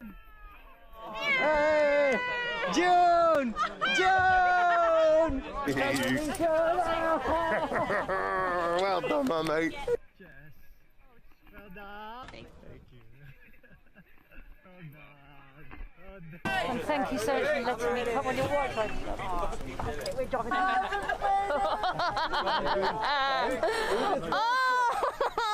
You guys, a lot of miles. Lots of tea. And lots of 2-3, this is 2-5, go ahead. Hey, 2-5, just wanted to say congratulations on this race. It was a pleasure racing against you guys. It's beautiful, Inika. Well done you. What a race, eh? That was incredibly stressful. I think I lost 10 years of my life in the last week, but Jesus, what an ending. I think we gave the viewers at home everything they ever wanted. Was that enough jeopardy? It was insane. What just happened? We just crossed the finish line on race 14. I mean, after 11 months being on the sea, 14 races, we as a crew crossed every single latitude of the globe on the sailing boat. I mean, a lifetime dream has come true now. And yeah, I'm so proud of everybody on this boat, and we've come so far, grown so much together. And I have a million butterflies in my stomach at the moment. And I don't know what else to say apart from I'm going to enjoy this huge achievement. Yeah, I will. Thank you, Meredith. Oh, girl, seriously. Oh, man. It's huge. How good is this? Yeah, so that's it. The race is over. The insanely tense finish. I don't actually know who won. Perseverance right behind us, bearing down on us at quite some speed, came in with the breeze in a good angle. I don't know if we just managed to hold on to it. But yeah, we've come third overall, which is amazing. It's more than I was ever expecting when I started this race. All the welders have come home too. Yeah, like it's a bizarre feeling. It's a bizarre, like, yeah, I don't know. Like, you never thought it would end at one point. Yeah, now it is. It's just crazy, like absolutely crazy. And I've been so lucky to have the team I've got. What, did you guys have a goal? But it's been quite amazing to do so well. Yeah. Did you guys expect to do so well? Nah. We thought we might maybe finish sort of mid-fleet. And maybe get like 1 or 2 podiums. So we're pretty chuffed with how everything's gone. And yeah, well, it's quite emotional. It is quite emotional. Yeah, when was the last time we were going to sail together? Yeah. Maybe ever. Aww. And I think we're a pretty good team, so you know, we work well together.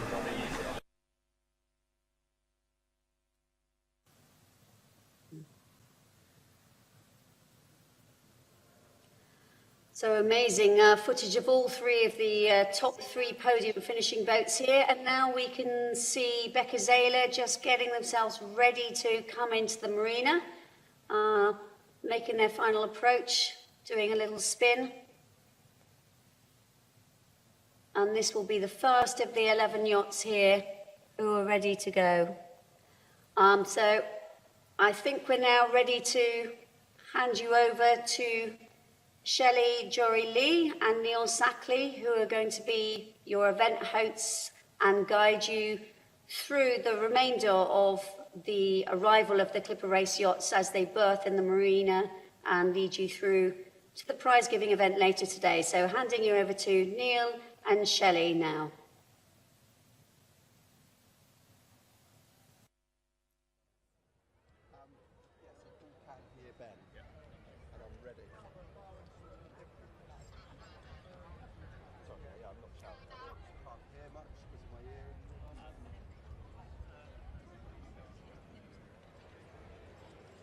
Becca Zayler, control. So please, David, when you can, let's get yourself onto your dock.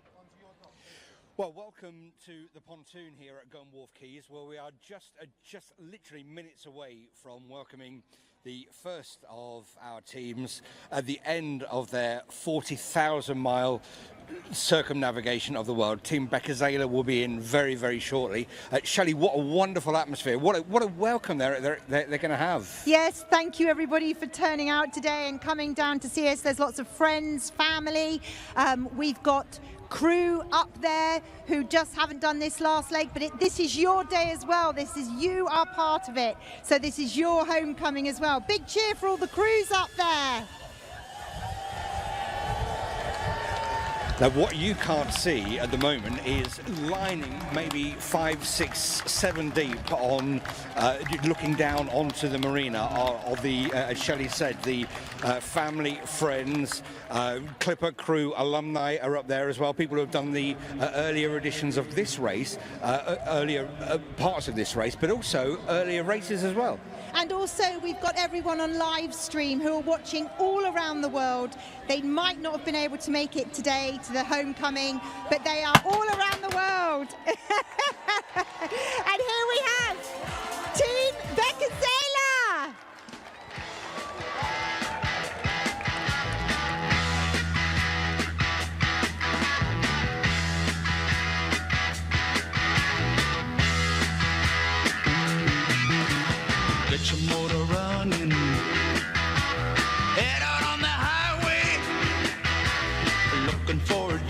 nation, and whatever comes our way.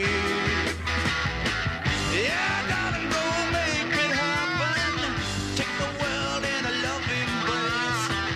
Fire all of your guns at once and explode into space. I like smoking So this is Team Becazela. Neil is running down there to actually interview some of the crew. Their song, Born to be Wild by Stephen Wolf.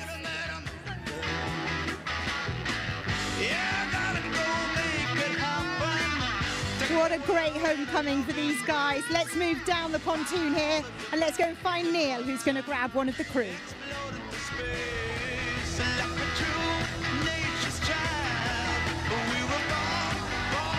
So just putting the last lines on, our first team home is Team Becazela. If you're up on the Gunwharf Keys, if you're supporting Team Becazela, give them a massive welcome home. That sound is just what these crews needed, isn't it? Skipper David Hartram and AQP Maisie Bristow. Well done, you've brought your team home, guys. So David just giving some more words of encouragement to his team before they are allowed off the boat and onto the pontoon, because at the moment they're still part of this race. So. Well, I just love it that all of this atmosphere, cameras, look at it, the emotions, but the skipper and the AQP are still calling the orders, still got that team perfectly under control, which is just brilliant. Any moment now they can let their hair down. Yes, Welcomes home. Welcomes home. Let's go and talk to somebody on the crew.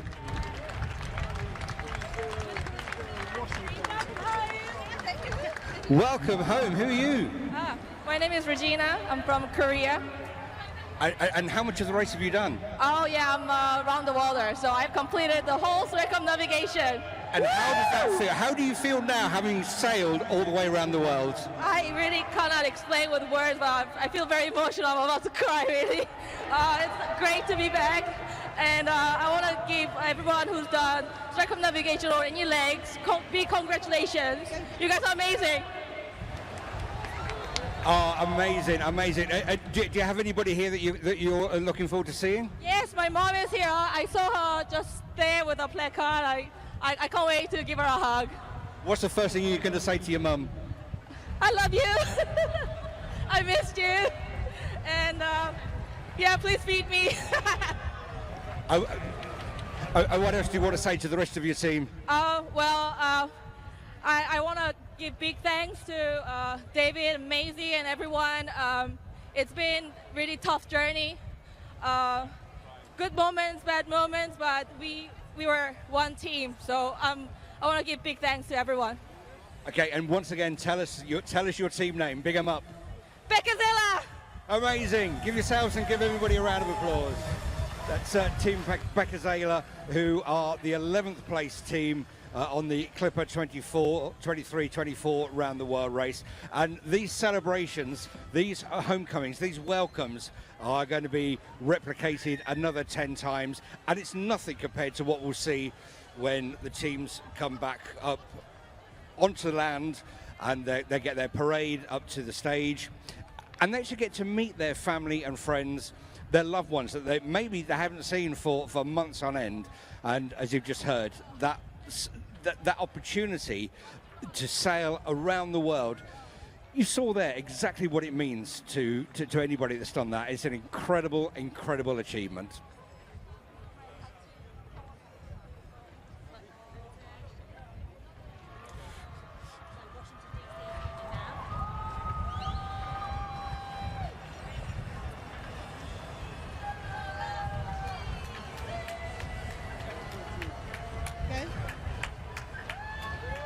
Okay, and here we go. Let's welcome everybody.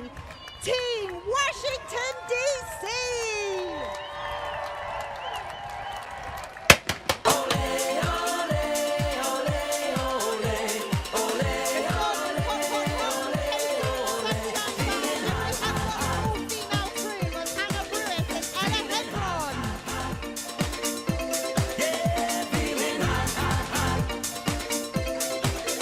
Feeling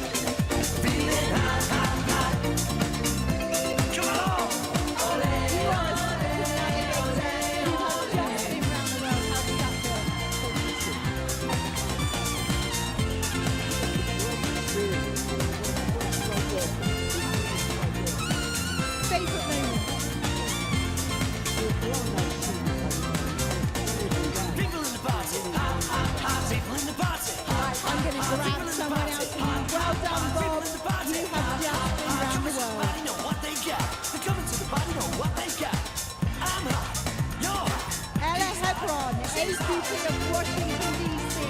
How does it feel?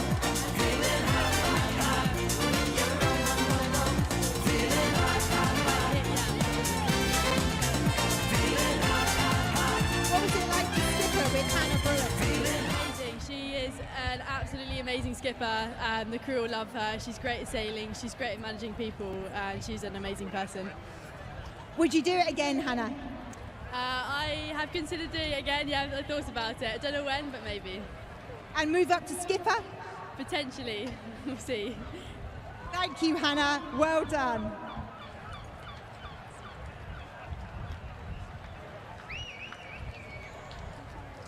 Oh, the emotions down here are absolutely incredible.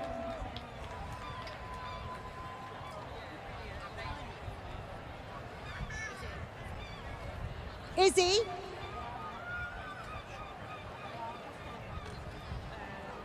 So Mike Miller and Lottie Wade is the first mate.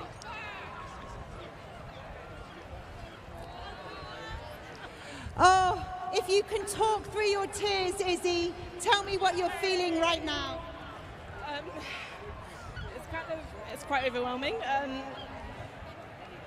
It's quite overwhelming, yeah, and just like excitement, sadness, relief.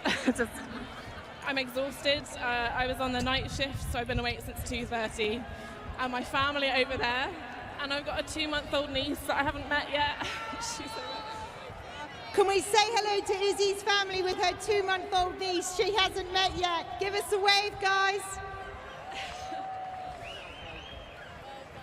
Oh, she's so emotional. It's absolutely lovely. It's fantastic. Washington, D.C., what a wonderful achievement.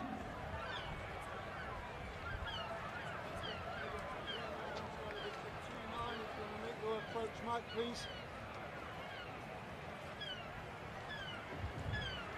Making her approach 29.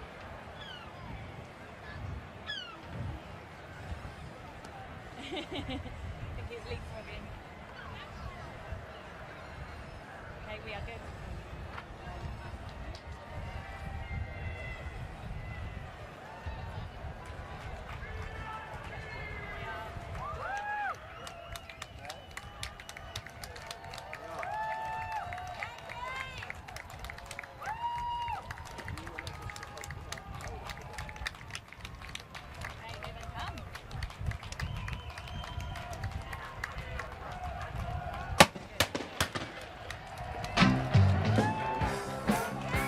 A welcome home to our third team. Please give it up for Team PSP Logistics.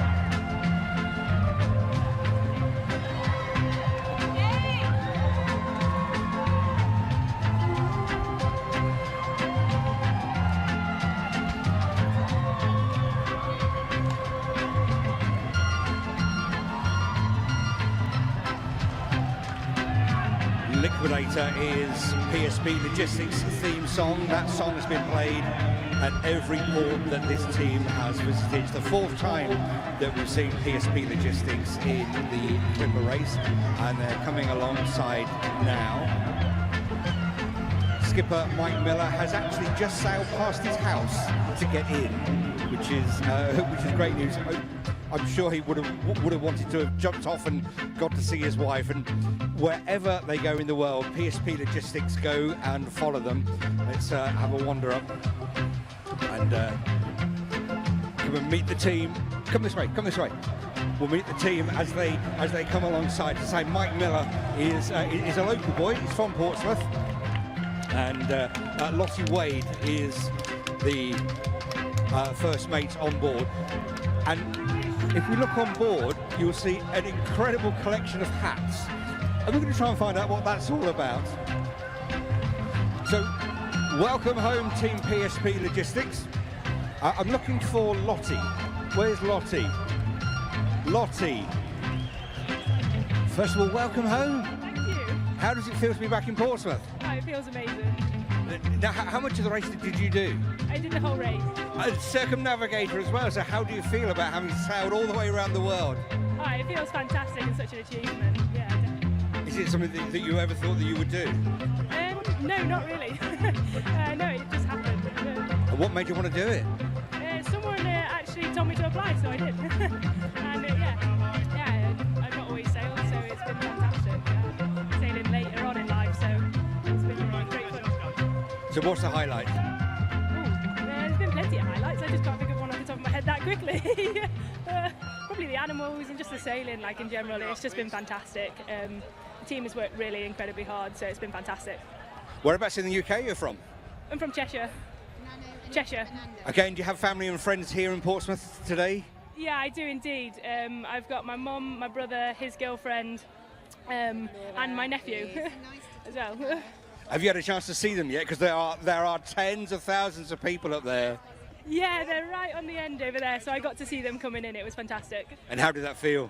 I felt incredible because I've not met my nephew yet, and my sister actually held him up so I could see him. Oh, amazing! You are going to be the best auntie. You're going to be the coolest auntie. You really are. Thanks. Let's hope so. Okay, let's talk about the elephant in the room then. What's with the hats? We always like to make an entrance, and leaving Scotland we wore Scottish hats. Coming in here we have worn Viking hats, as you can see. We just like to make a bit of a fun and game out of this whole event. Like, it is fantastic about what the team have achieved, and it's nice just to enjoy it when we actually come in. Well, congratulations on being one of the very few people to have sailed around the world, and welcome home. Thank you very much. Now I need to see Mike.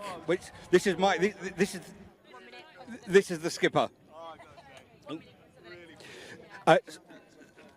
So a presentation going on to the skipper and to the first mate. Frame pictures of their boat, just to give them something else to remember this race from. Ladies and gentlemen, PSP Logistics.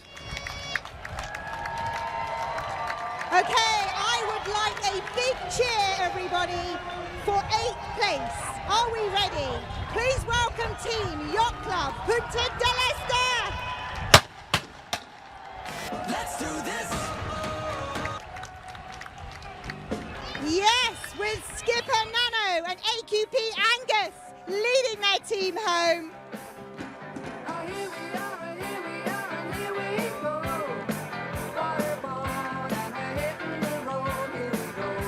And the Yacht Club Punta del Este theme song is rocking all over the world by none other than Status Quo. Beautiful boat. Very sleek livery. I love this one. Yacht Club Punta del Este.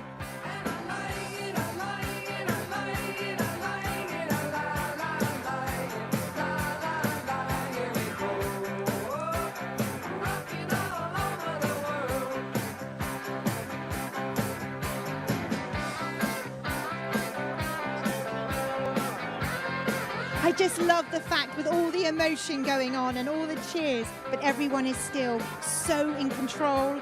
They're listening to the skipper and the AQPs. And there they go. They let their hair down and can cheer and clap. Big cheer, guys.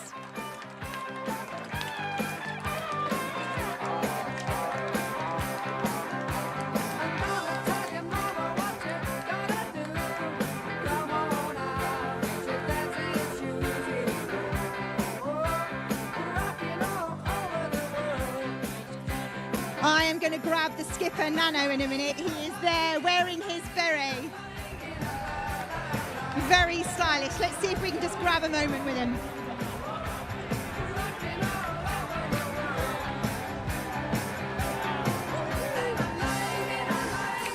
How does it feel to be back, sir? It's amazing to be here finally. Yeah, we made it. Great.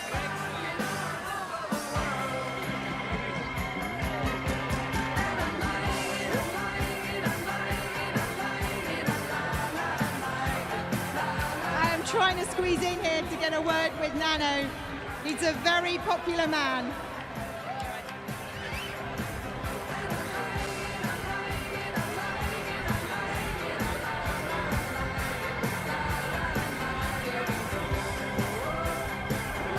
He's still doing an interview. Let's grab someone else. Guys, how is it feeling? It's so, I mean, it's amazing, incredible. It's 11 months, a lot of time. Have you done the whole circumnavigation? I mean, it's more than 300 days, more than 230 days sailing. It's amazing. We are back. You are back, my sir. And tell me, a favorite moment, a moment that you'll never forget in your life. That is some magic moments in sailing that I can see. I mean, it's amazing. Some nights. Getting first to Punta del Este, of course. Coming first to Punta del Este, that was awesome. Yeah, it was awesome. So you won your home leg into your hometown. Yeah, well, I just, I mean, it's mixed feeling. I want to back, but it's also a pity to say goodbye to some of my good friends I don't hear. Yeah. Fantastic, well done. See if I can grab Nano now.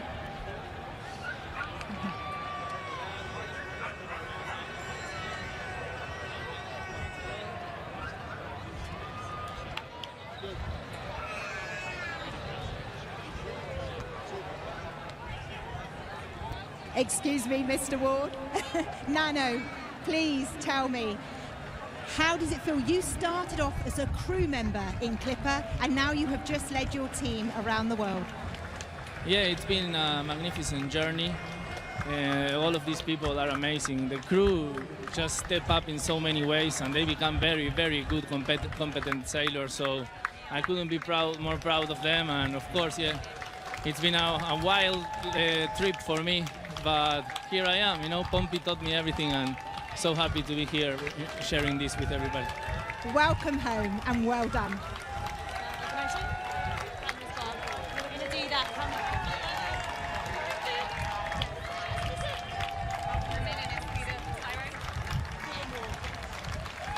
Ladies and gentlemen, please give it up and welcome back to Portsmouth, our Isles and Ocean.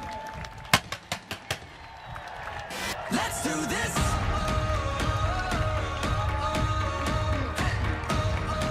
Another incredible welcome home for these heroes who have sailed all the way around the world, our Isles and Oceans.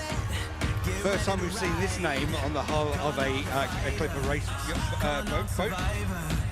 Are you up all night? We can take it higher. Let's do this. 61 crew in total on our Isles and Oceans. Let's do this.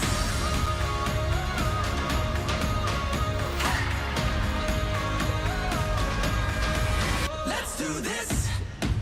Can you feel the fire running through your veins? Now you're burning brighter. Don't look away. Shout out to the legends, rising from the wreckage. Count down the seconds. It's out your engines. Let's do this. Once again, let's give a massive Portsmouth welcome home to our Isles and Oceans.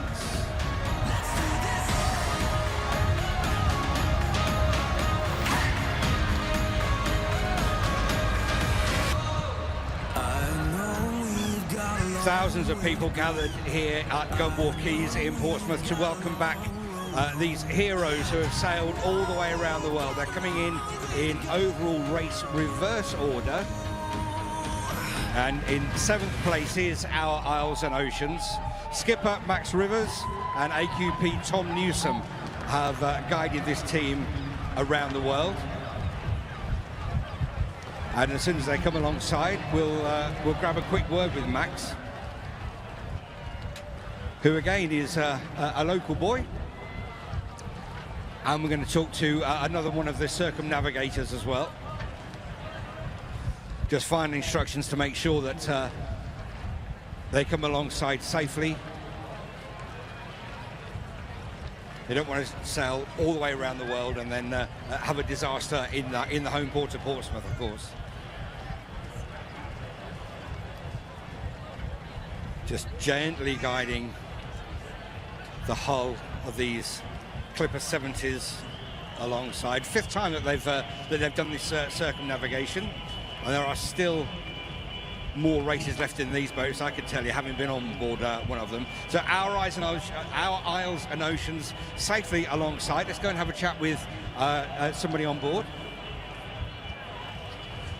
Now, Katie. There will be a presentation from one of the joint race founders, William Ward. They're going to be given a framed print of their boat. And Katie, who's your friend?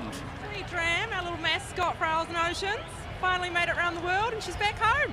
And how does she, and rather what's more to the point, how do you feel about being home? Super mixed emotions. I mean, it's been an incredible week and yeah, I can't wait to see some loved ones here in Portsmouth. And where have they come from? Well, it's my best friend from New Zealand, but they're currently from Egypt, so pretty special. It's still a long way. And how does it feel for you having done this this epic voyage? It's just been amazing. It's everything I dreamed of and more. Just made some friends for life and couldn't be happier. We always say it's a life-changing experience being on board one of these boats and doing the race. Can you confirm that? For sure, absolutely. I mean, you go through super extremes of emotions, of weather, of wind, and yeah, your friends here on this boat become family. So yeah, it's just been incredible. What are you going to take away from this experience? I think it's probably made me more confident to push boundaries in the future, and I'm excited for what next adventures for me will be. And what's that going to be? Do you know? Can you tell us yet? Maybe Antarctica. We'll see what's on the cards. So you're clearly a Kiwi. You're known as an adventurous group of people. You would do. It's not. I only recently got into sailing. It was a bit of a spur-of-the-moment decision, and no, it's just been absolutely incredible. And for sure, I think I'll sail for the rest of my years. Brilliant. Well, welcome to Portsmouth, and welcome back. Congratulations. Thank you. Okay, let's have a quick chat with Max, can we? Where's Max? Is this? Oh, actually, we'll talk to Max later. So our next team coming home now, and it's Team Qingdao. Shelley.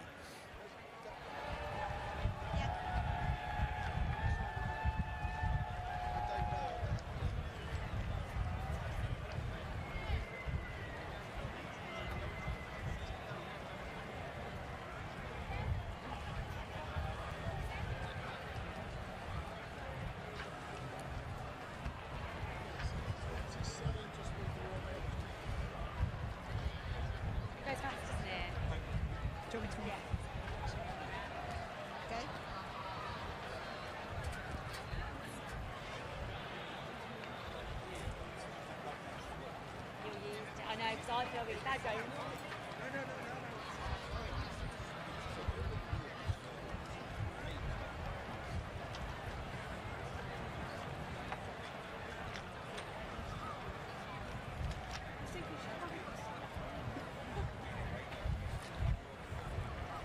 Okay, ladies and gentlemen, we are up to 6th place now. 6th place for these amazing yachts that have traveled all the way around the world. 40,000 miles, over 40,000 miles.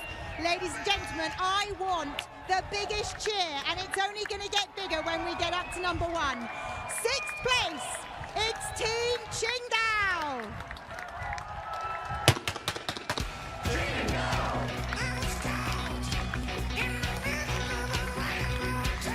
Qingdao is our longest standing partner. They have been around the world 9 times. Ladies and gentlemen, I want another cheer for Qingdao. 9 times around the world, please.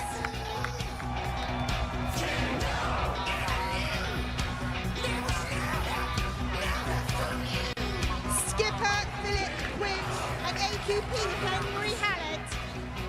Qingdao team song Thunderstruck by AC/DC.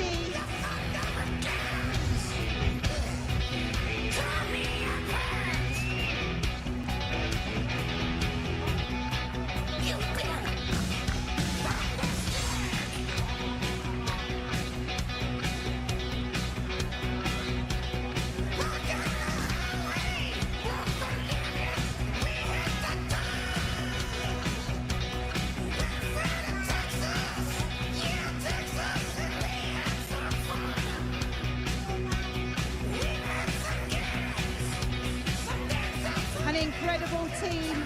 As I said, this team have been 9 times around the world now. They're the longest standing partner for Clipper Yacht Racing.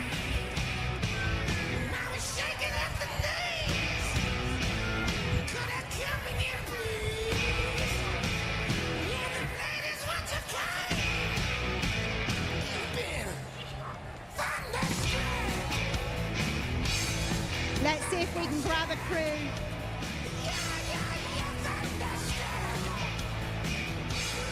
We have William Ward here, ready to present their memento pictures to the team.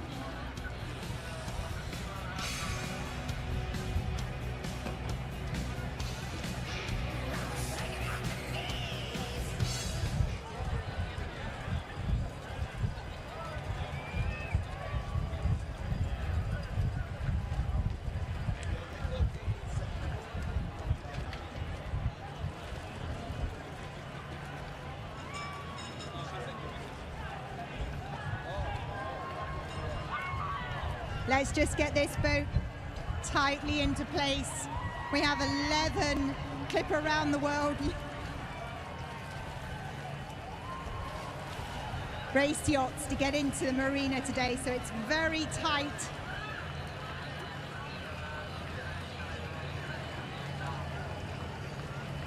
The logistics down here of getting these boats in and tightly moored up is fantastic. The team are working so hard from Clipper around the world yacht race.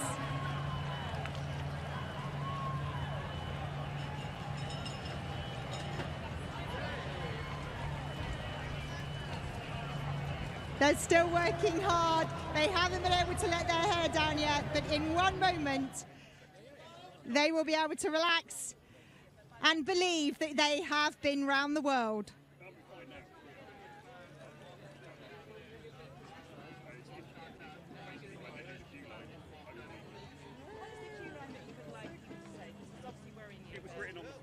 I know it's fine. It's hard to sort of watch, but it's continuing. It's the please welcome, whatever it is. You know. Well done, Team Qingdao! Woo! Fantastic cheers down here. How does it feel, guys? It feels great. It feels wonderful. Just finished around the world, and yeah, it's an amazing experience. So we're very glad to be back and proud of everything we've accomplished. As long as I'm somewhere near you, I'd like to see you.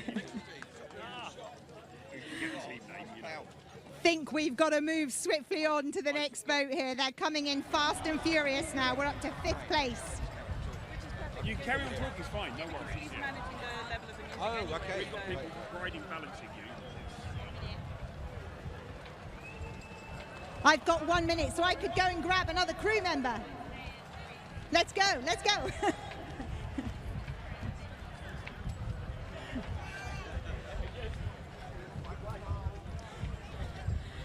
Come and tell me, how was that?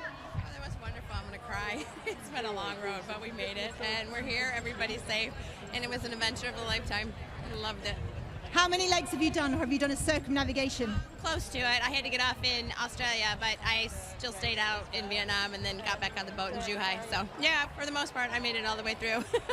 What's the first thing you want to do when you get to home or in dry land? Oh, I want to go hug my daughter. I miss her. It's been a long time since I see her because she's from the States. Last time I saw her was in D.C., so, yeah. Is she watching on the live stream today? Yes, she is. Yep, I woke her up. We're 5 hours behind. Thank you and well done. Brilliant. Let's go and find another boat up to 5th place.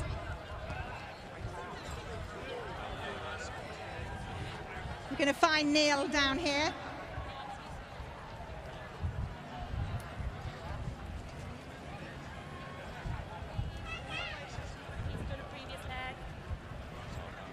Dare to lead. You've done one of the legs. You're here to welcome your team home. Yes, I did legs 4, 5, and 6, and I'm just feeling very emotional today. I kind of feel like I said around the world. I didn't, but I do feel a bit like, yeah, it's just all come to this momentary end, and it's yeah, it's crazy, really. I know we must praise the circumnavigators, but I feel it's everyone's day. It doesn't matter how many legs you do or how much time you could afford or, you know, leave from work. I think it's a fantastic achievement. And 3 legs, whoa, that's a long way. Yeah, we had a rule on our boat, which is no one's ever allowed to say just 1 leg, because it's not about how many legs you do, it's just being a part of it. Thank you, and this is your day. Come and enjoy it. Let's go.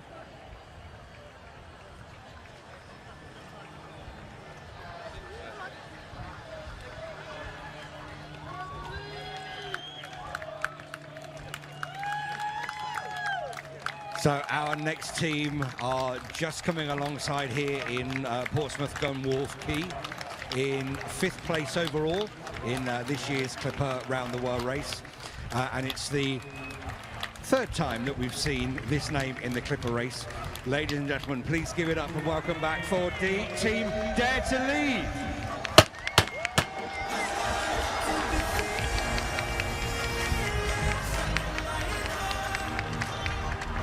There's an incredible welcoming committee, the biggest one yet on the quayside here from former crew members and also the sponsor. We'll have a quick chat with Dirk hopefully in a minute, who's the sponsor for Team Dare to Lead.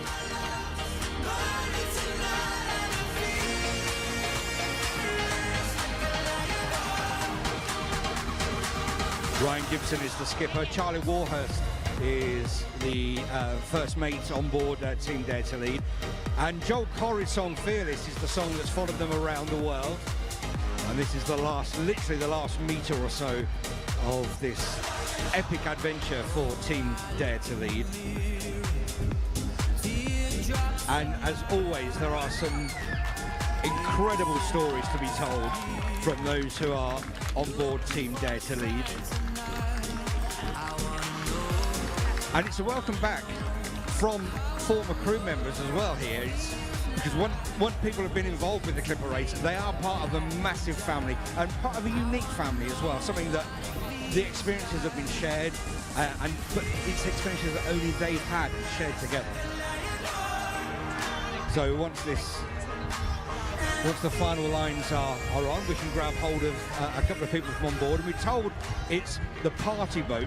So why is it the party boat? What makes this the party boat? Because we get on, we have a great time together, and when we go out, we all go out together. You know, the Clipper's so social, but you find in stopovers, people drift off in different places. We always go together as one. What's your connection with the team? I'm Phil, I did legs 4, 5 and 6, so I'm crew member. So you're feeling really glad to see some of these people back? I'm pretty emotional. I can't believe that some of these guys have sailed all the way around the world.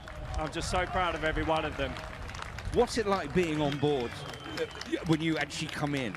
Honestly, it's just like a dream. I mean, when you're out on the ocean, a lot of the time you're thinking, I can't wait to get back in, and then as soon as you get in, you think, oh, I can't wait to go out again. And what's it like for you now, seeing them come back in? Yeah, I'm emotional, and I'm just so proud of them all for the performance they've done. It's amazing. They've sailed all the way around the world, some of these guys. Who can say that? Well, a couple who have sailed around the world are Megan and Amanda. Whereabouts are they? They're up there. Let's go and find Megan and Amanda. So Megan and Amanda are coming down. They are they're round the worlders, and I'm not.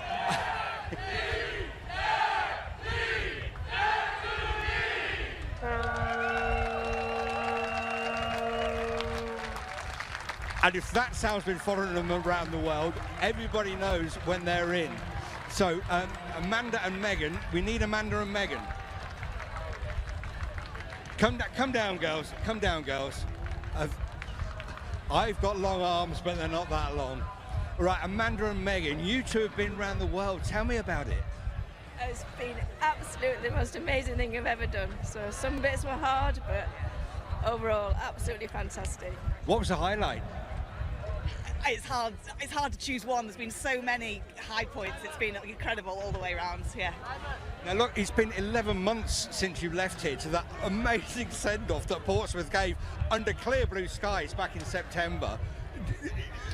Did you ever imagine what the next 11 months was going to hold for you? I don't think we did. I don't think we knew what to expect. And to be honest, I was thinking today as we were coming in, it was so fantastic to coming in.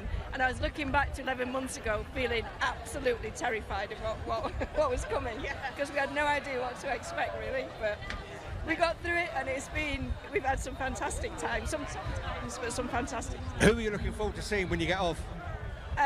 Family, friends, everybody we've not seen for the past 11 months. So it's going to be really good to catch up. Well, congratulations. Welcome back to Portsmouth. Team Dare to Lead. And we have another boat coming in. Shelley.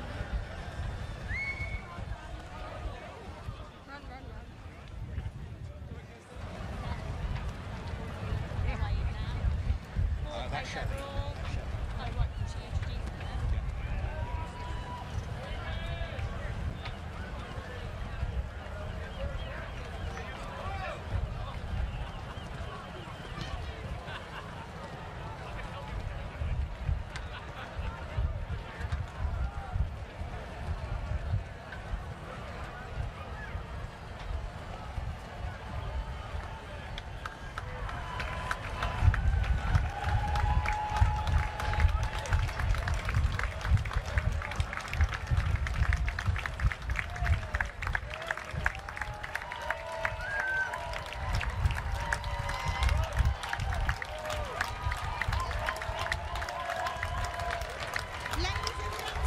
You've already started cheering. I want even more cheers. I want jumps in the air. I want whoops. Please welcome Team UNICEF.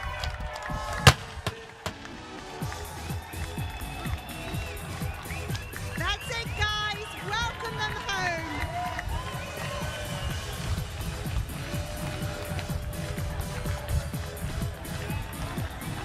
The Team UNICEF song is Get Ready for This, the CDM project.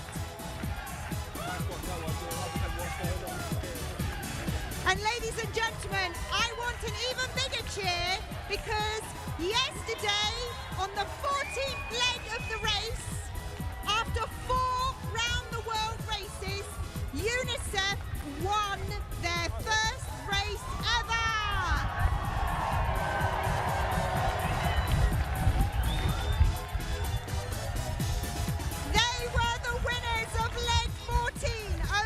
Portsmouth. You've been round the world 4 times, UNICEF, but you did it yesterday. Woohoo!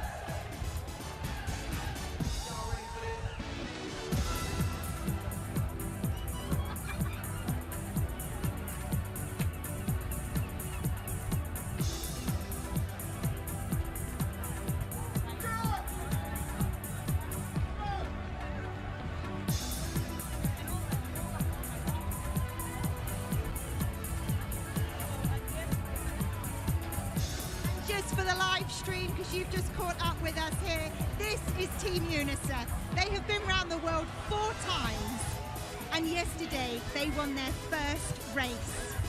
They did the leg 14 from Oban to Portsmouth, and they won. It was an incredible achievement for this team. They've never won a race before, so this team are rocking today.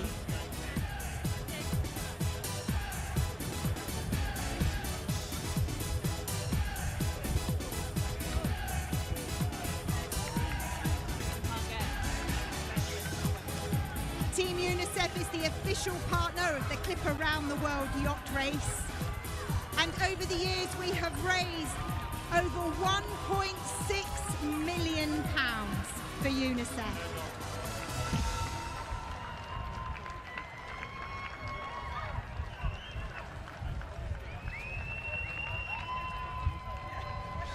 Let's go and grab somebody.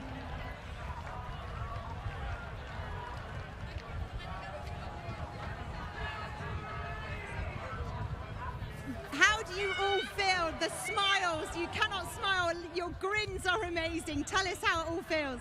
It's amazing, the best finish we could have asked for, beautiful sailing, and we came home with the win. Couldn't be any happier. What was the tension like yesterday when you found yourself in the lead? Oh, you know, we actually had it pretty luckily. We picked up some great wind and just ran the whole time. It's beautiful, beautiful day. Wonderful, wonderful spinnaker sailing for days. Fine, lovely. Really, Yeah, really no good, worries. guys. Really well. And fourth overall. I mean, that's an achievement in itself. Great to come home in this way. We're very happy that we managed to get the 4th place in the end, yeah. Well done, guys. Absolutely brilliant. Yeah, and then So as we said, these guys came first yesterday, 4th overall around the world, but first yesterday in the leg 14 open to Portsmouth. And they are going to be given their pennants now for that win yesterday. Well, they got double win.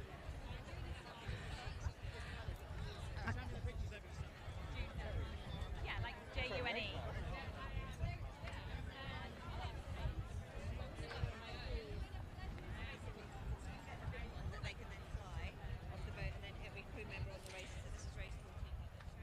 Let's just show that. This is the pennant they're going to get. Look at that.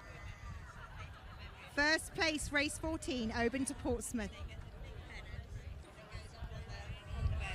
A big pennant that goes up on the boat for them. Generally, at the end of the race, the round the worlders will share all the pennants between them, so each of them will have one of them as a souvenir as well. Yeah. Let's just grab somebody else. We've got skipper Dan Bodie and AQP Laura Hampton on here. I am going to try and find one of those.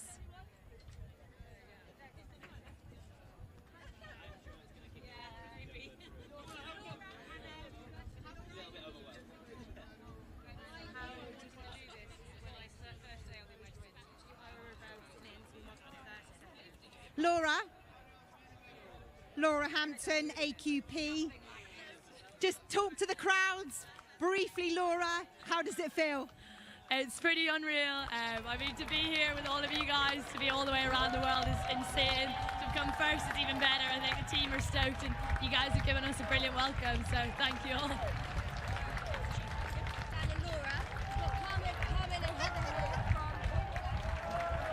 We've now reached our podium positions. Just coming into Gunwharf Quay Harbour now. In 3rd place, Portsmouth, please give it up. Welcome back, Team Zhuhai. I can hear him, but I can't see him. Just keep your eyes on me. I said you're holding back. Just shine dance with me. This woman is my destiny. Here comes Neil.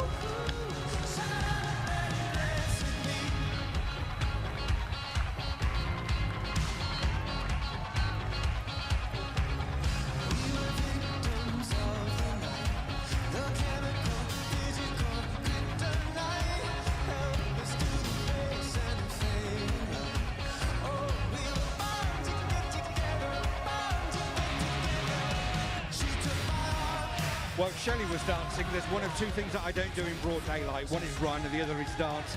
Shut Up and Dance is Team Zhuhai's song. That's the song that's followed them around the world. And in 3rd place in this amazing clipper race is Team Zhuhai. Our first podium team, led by skipper James Finney, who's from Southampton, which, if you're not from this part of the world, is about 15 miles to the west of where we are now. So these waters, James will know incredibly well.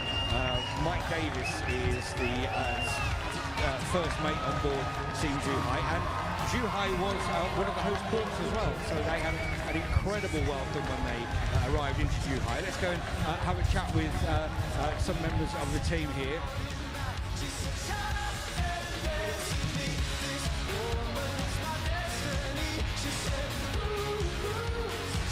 So it's the same procedure that we've seen a few times already. Final preparations as the lines go on board, just to make sure that the boat is safely moored up alongside. And this welcome back, it's going to feel a light year away because they are so close, yet so far away from seeing their loved ones. I think the lady we need to talk to is still busy, but So June is just putting the final turns onto that line, and the work that's going on here is just amazing. June, welcome back to Portsmouth, and congratulations. Thank you so much. Thank you for the welcome. I mean, this is the best thing ever. It's been 11 months since I left this port. I mean, the energy is unbelievable. Doing a circumnavigation of the globe, is that something that you ever thought you would be able to do? Honest answer, I wasn't sure. I mean, it was the impossible dream, and here I am, achieving the impossible dream. And how does it feel to come back and grab a podium position? Oh my God, it was beyond our wildest dream. It's beyond my wildest dream. I'm over the moon. So proud of this team. And how was it being part of this team? Because I'm guessing you all just work as one.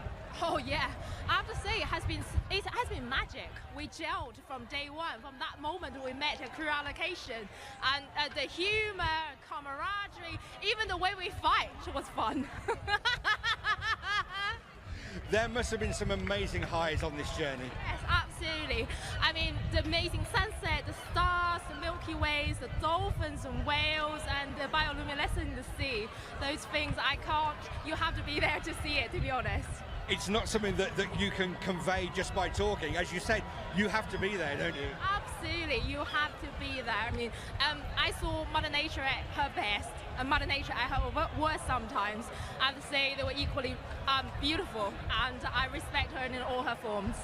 Now, there are people here who have obviously done the race already. You're desperate. June, I'll let you get back to your welcome homes. Congratulations. Thank you so much. Thank you. Now, where's James? Okay, well, we'll talk to James in a minute, but Perseverance is our second place team, and they're just on the way in. Shelley.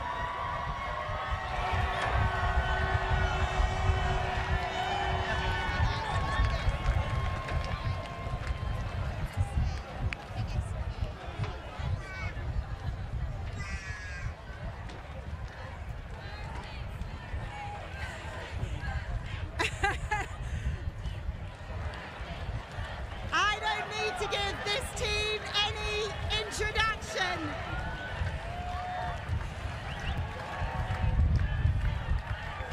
Ladies and gentlemen, second place overall around the world yacht race. It is Team Perseverance.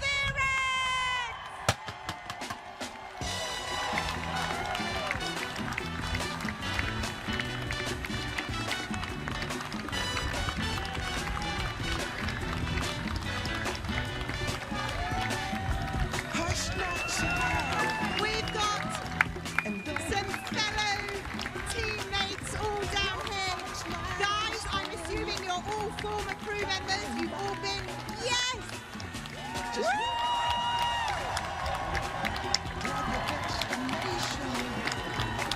So, fantastic.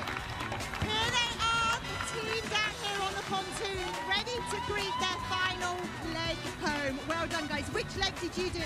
Leg 7, leg 5. And they? Leg 7. Yes, here they go. The team atmosphere for them is fantastic. And take the trip. Though there may be wet road ahead. I just love the fact that their whole team are here to welcome them home. It doesn't matter what leg you did. They're all emotional, they're crying. This has got to be the best team atmosphere. They're going to win that prize for sure.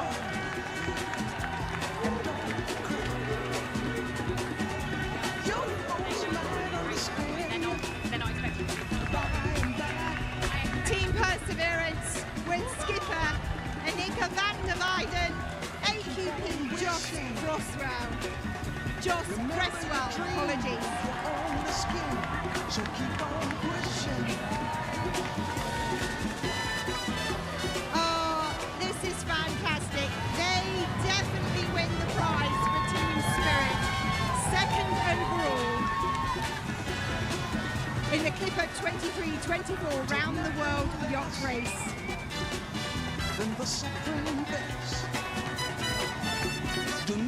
And there's a story to this boat as well, because many of the crew are cancer survivors. So life hasn't been easy, and they're there. They have been round the world, sailing on the Clipper Round the World Yacht Race. Well done, guys. Absolutely amazing.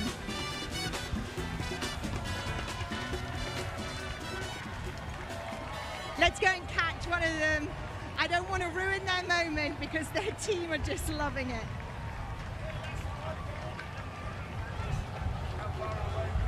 Joss, how was that?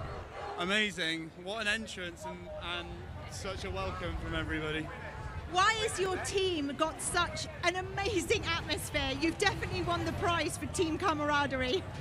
I think it was a team effort, and to be honest, I think what it takes is a really, really strong group of round-the-worlders.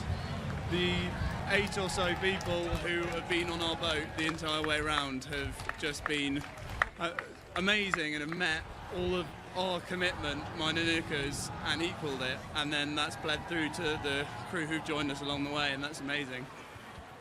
Grab me one of the round-the-worlders that you've just spoken about.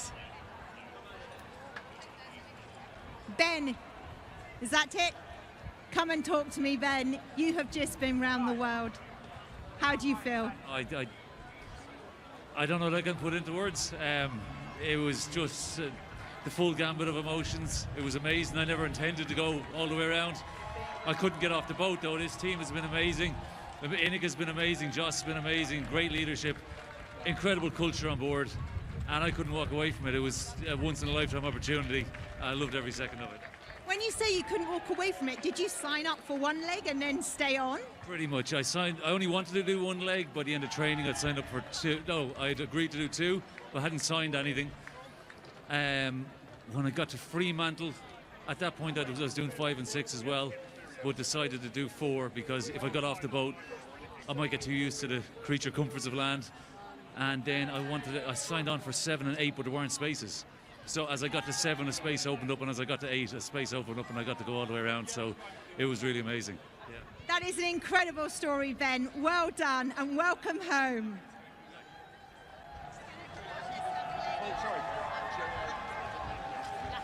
Sir.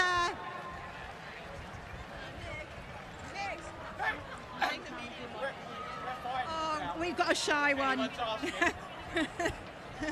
Oh, this is amazing here. Fantastic. How long is it since you've seen each? 6 days. 6 days. Okay, they're very much in love. We'll leave them to it.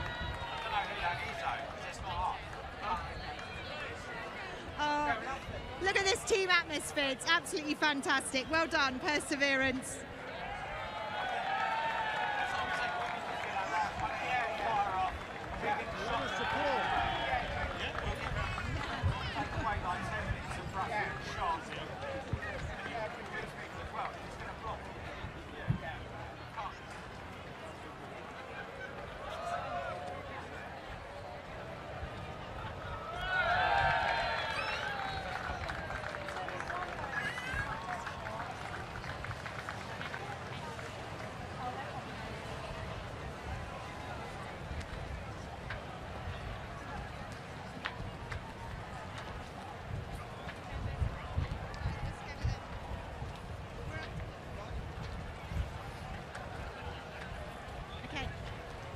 Ready?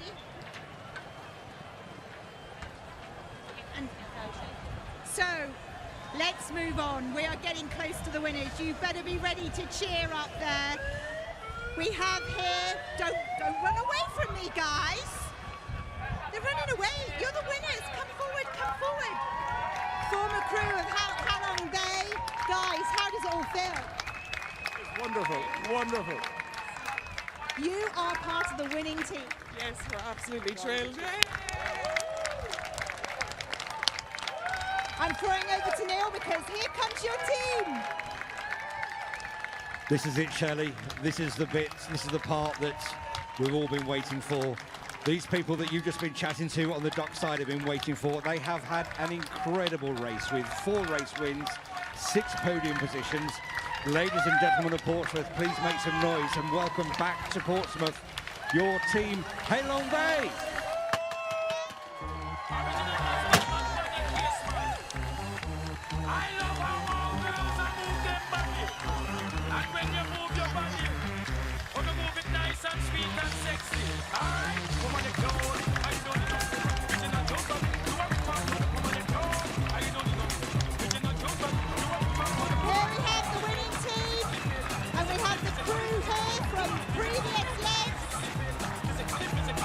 This is your day as well, guys. Well done.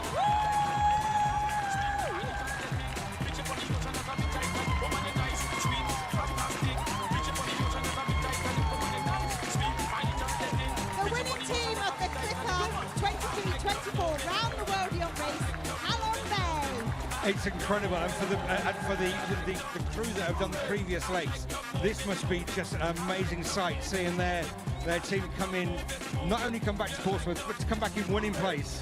Absolutely, and Halong Bay have done it before as well, Neil, haven't they? So this isn't their first race. No, they were part of the last race, and Bob, the skipper, he won the race the last time it was in Portsmouth in the year 2000. And he's the only skipper from the Clipper yacht race to ever win the race twice. So he's a legend, our Bob. So Team Halong Bay, back home victors of the Clipper 23-24 round the world yacht race. But it wasn't a done deal. It literally was. It was right down to the wire. Oh, absolutely down to the wire. I mean, we were literally, I think we got our results script about... hours ago. Yeah, literally an hour before we went on stage. So that's how tight this competition has been. All the way around the world, 11 months, and it goes down to the wire. What an adventure, and what a sport. The smiles on the faces of these guys says it all, really. They have been all the way around the world, 40,000 miles, some of them, and to come back victors. It's going to take a while for those smiles to disappear. Let's go and have a quick chat with some crew members.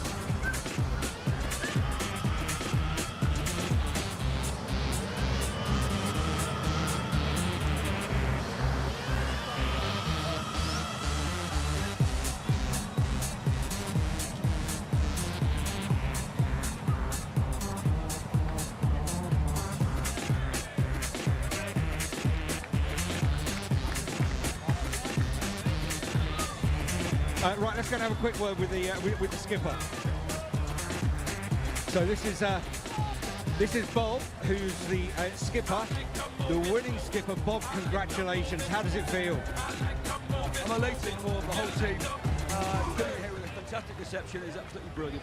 Now, this is not the first time you've come back into Portsmouth as the winning skipper on a Clipper Around the World race. Somehow it's almost a mirror image of 24 years ago when Gunwharf Quays only just opened, and we came back from going around the world in first place, having been chased by the boat 3 points behind and arriving in the same pontoon. It's amazing. Now, when you left open, it wasn't guaranteed that you were going to come back victorious. It's never guaranteed. It's a race. You just got to keep pushing to the very last moment until you get across the line. So my crew worked extremely hard, pushing the boat, very technical, and they did a brilliant job. We've been saying all day that the teams on board these boats, they work as one. How important is that? These teams are formed from the very beginning. We have 6 months of training as skippers before the race starts. The crew get 4 weeks intensive training, and then all the way around the world you're building on that knowledge and skills, and they become the ace teams they are now. For you as a winning skipper, what's next? Another race? I think Clipper would be crazy to employ me for a 5th time. I think it'd be crazy not to. You know, I'm going to go cruising for a short while. You must be delighted to be back. Delighted to be back, but I'm delighted to be back with this team who, you can just look around now and see how enthusiastic and how happy they are to be home amongst their loved ones and coming in victorious. And to see former crew members as well. Yeah, absolutely, and I'm looking forward to seeing my family. That's the next important thing for me, and they're up there somewhere, and I can't wait to see them. Brilliant. Well, welcome back to Portsmouth, and congratulations on winning the Clipper 23-24 round the world yacht race. Thank you very much. Bob Bakes, who is the victorious skipper. Shelley? I've got Ollie, who's just been all the way around the world with Bob. What's he like as a skipper, Ollie? He's not bad, he's all right. He makes some good decisions. No, he's brilliant, he's absolutely brilliant. Well, he must have done something right, because you've just won I'm lost now. You've just won the Clipper Around the World Yacht Race. Yeah, no, it's a truly unbelievable occasion. To have made it round is brilliant. To have got first place is unbelievable, really. I can't quite believe we did it. Is this the first time you've ever done anything like this? Yeah, yeah, very definitely. What were you doing before you decided to sail around the world? I used to work in IT, and then stopped working in IT and sailed around the world, and now I don't know what I'm going to be doing. Become a skipper for Clipper Around the World Yacht Races, I think. No, I've seen how much work that is, and there's no way I'm doing it. Well done. What's the first thing you just have been dreaming about doing when you finished this adventure? Sitting on my sofa with a proper cup of tea. I love it. I love a cup of tea. Well done. Fantastic. Absolutely amazing, Neil. The atmosphere down here is incredible. It never gets boring, does it? No matter how many times you do this, to see the look of elation on the faces of the crew members as they come in, but also the welcome back. It's just phenomenal. You look up at all of the crowds here, and everybody, it doesn't matter who they are, family, friends, maybe they were just people shopping in Gunwharf today. Everyone is grinning. It's just so electric down here. It's absolutely brilliant. And for those watching around the world, the sun always shines on Portsmouth. It really does. And if you couldn't make it back today for this race, for this final leg and the finish here in Portsmouth, this is your day as well on the live stream. So well done you, all the former crew around the world. And we're not done yet, are we? Because there's a few minutes for the crew just to make the final preparations and the final close downs of their boats. But then there's going to be a crew parade from here through Gunwharf Quays up to the stage where prize giving takes place. Yes, so don't go anywhere, ladies and gentlemen, because the team parade down to the plaza into our discovery zone is amazing to come and watch. You think you've seen it all, you haven't yet.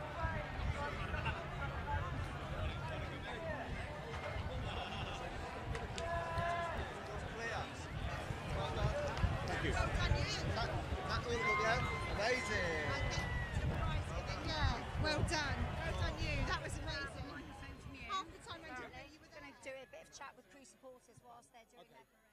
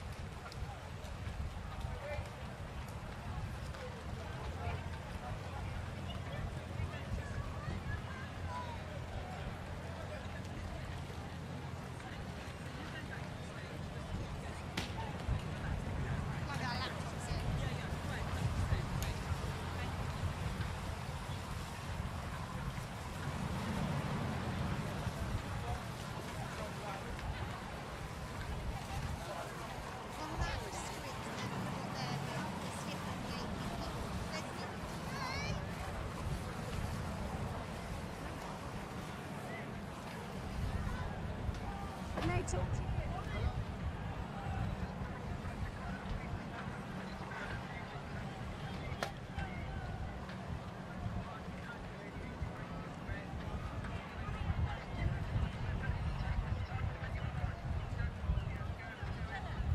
Okay, I'm joined now by Laura Ayres, Managing Director of Clipper Ventures. Laura, how amazing has it been to see the 11 fleet finally come back after their 11-month circumnavigation?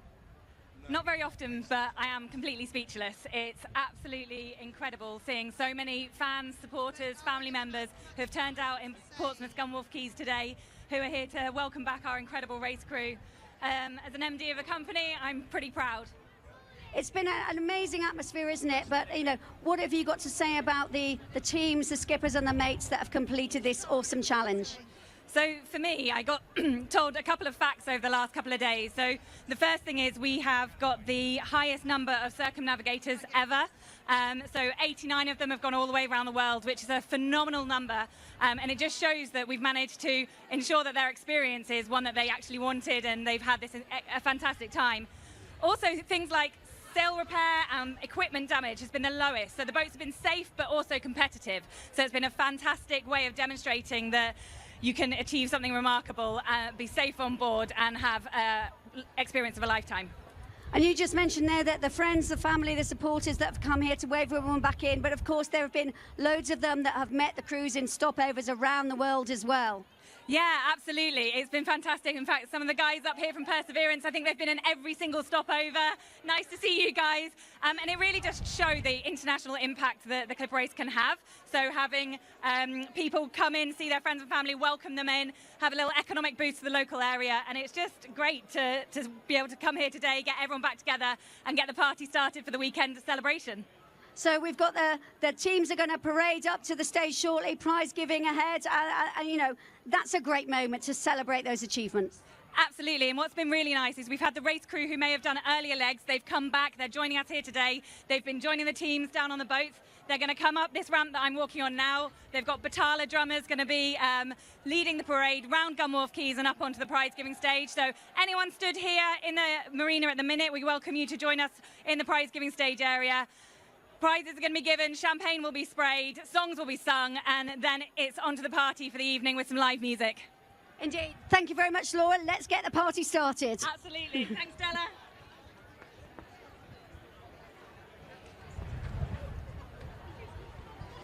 I think you must go past. Yeah.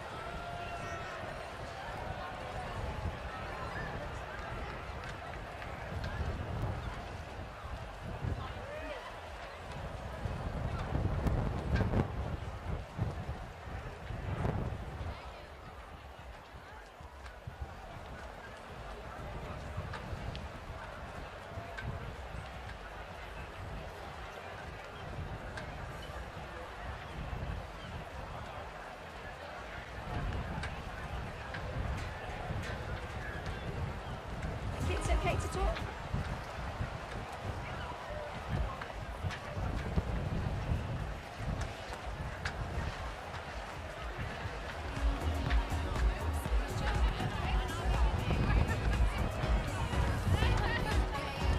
So we've just come up here to talk to some of the friends and family and supporters that are waiting desperately to see their crew members. Tell me, who are you supporting and on which team?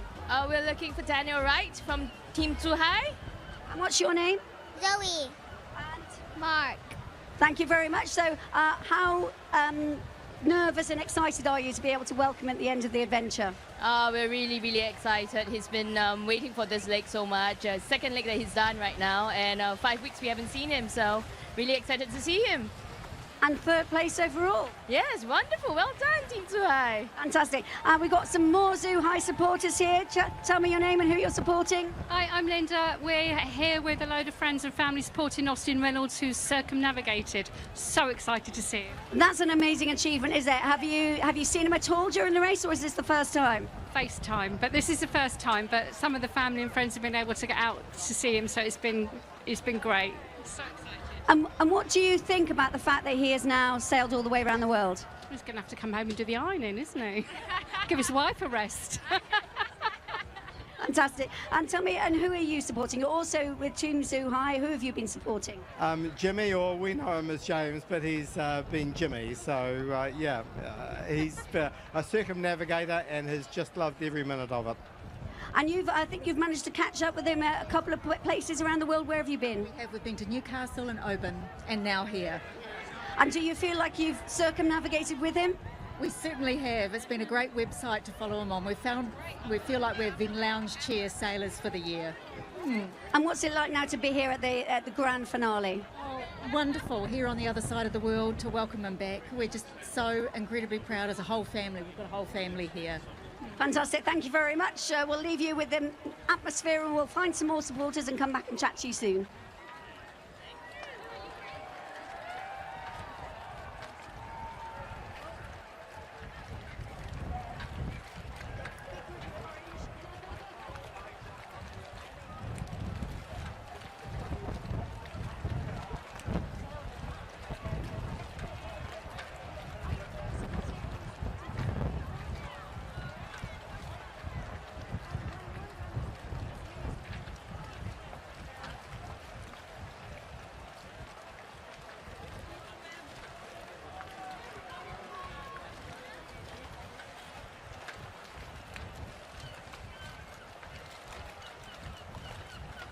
Okay, we've now found another group of supporters. They're all in orange, so 3 guesses which team they're supporting. So tell me a bit about you. Are these lots of families here, or are you one group? We are one group. It's me, the kids, my brother, my brother-in-law, my mother, and we're all here for Peter Wilms on the Perseverance. Fantastic. And what's he done? Has he been all the way around? He's been all the way around. So we missed him for 11 months, so we're really glad he's back. And what did you think when he first told you that he wanted to sign up and do this crazy sailing circumnavigation? I thought it was great. I mean, it was his dream, so I supported him all the way, yeah. And did you ever think that he would do this? You say it's been his dream. Could he have done it any other way? Well, we have our own sailing boat, so he's a sailor. And when he came up with this, he was doubting because he didn't want to go away for so long. And I said, if that's your dream, go ahead and do it. So he did, and I'm so proud. And how do you feel right now? Well, it's nice he's back. It's been a very long time. He's been away for 11 months. The last time we seen him was like 6 months ago. So it's nice to be back. It's a great achievement, isn't it? The teams are starting to come up now. They're getting in position, ready to do their parade on foot to their big prize-giving ceremony. So I think we'll follow them. We'll try and catch up with a few more supporters as we work our way towards the main stage for the prize-giving. Try and sort of...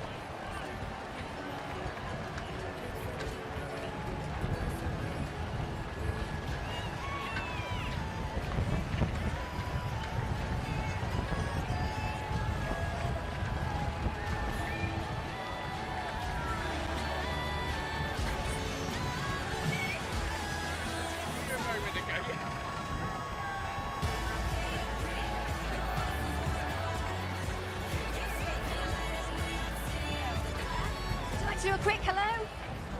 No. Okay. Oh yeah, you know what?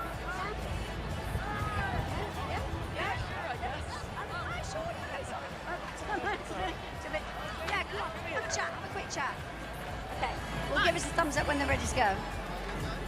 Yeah. Okay, so we're here now. We've got a couple more supporters with us from Events DC. Tell me your names and who you're supporting. I'm Beatrice, and we are here for Andre. Yeah, it's our uncle. He came all the way here from Seattle. So he sailed from the west coast of the States all the way through here. So he's done the last 2 legs of the race. And how proud of him are you? Super proud. I mean, wow. Couldn't imagine doing something like that. And where have you travelled from to come and welcome him back? We're from Switzerland. Yeah. So you've come a long way to see this. How excited are you to be able to give him a big hug? Really excited, really glad to see him. Fantastic, thank you. We are very proud about the guys on the boat. Yes. Super, thank you. I will let you go because I know you'll want to get your place on stage ready to witness the prize giving. Thank you. We'll see if we can find someone else. I think we'll just go straight to Yeah. follow the crowd. Okay. Yeah. Okay.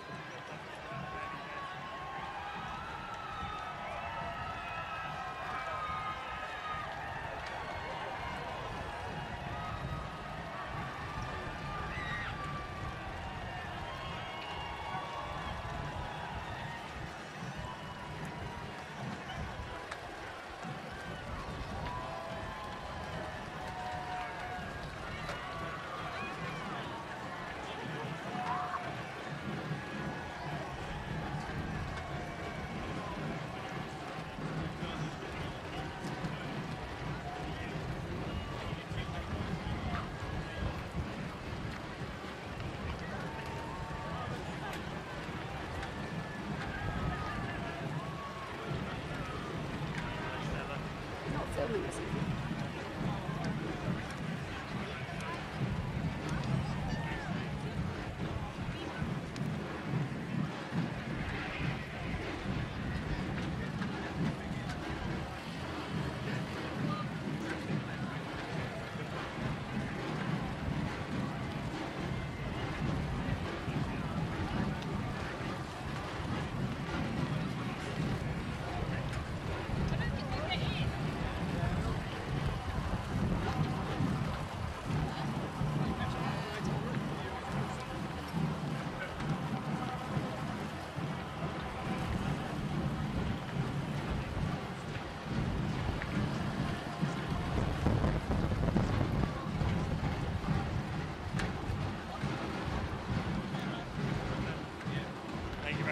That's okay. Because they're so close, it makes sense.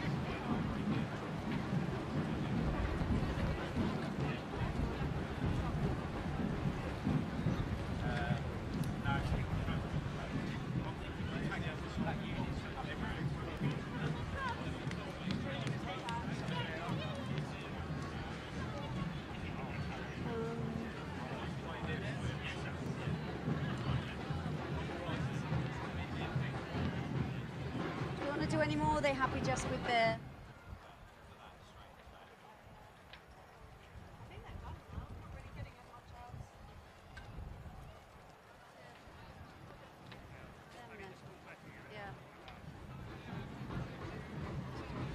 What I'll do is, I can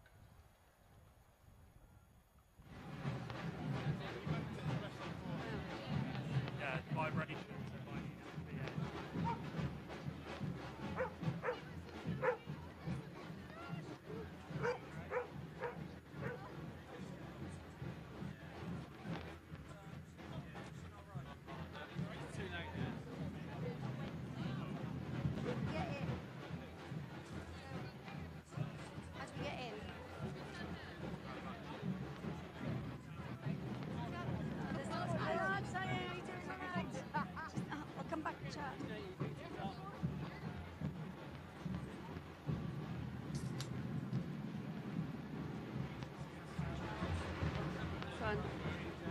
This was the mic Neil was using. Great, fine, thank you.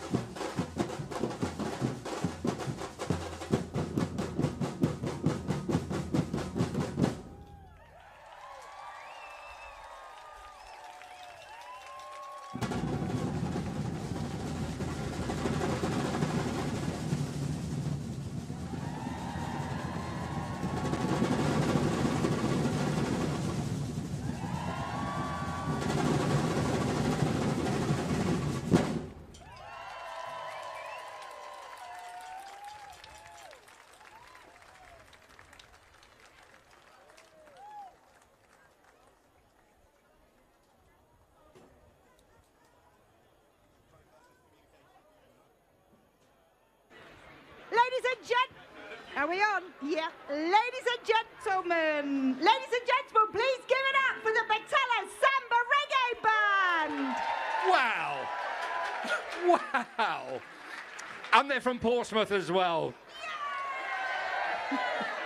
You're amazing. Amazing. Thank you. Brilliant, guys. Could you come round to my house tomorrow? I've got a little barbecue. Well, welcome to the grand finale of the Clipper 23-24 Round the World Yacht Race. Oh, we have got some heroes to introduce to you in a second or two. We certainly have, and what an atmosphere it was down on those pontoons.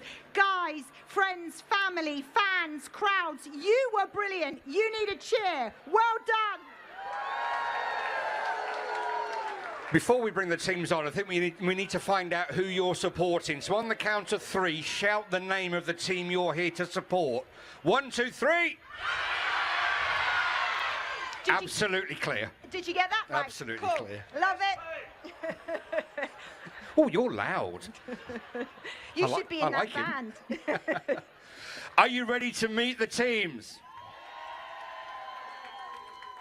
Nah, it's not loud enough. Are you ready to meet the teams? Ladies and gentlemen, will you please welcome on stage Becca Zayla.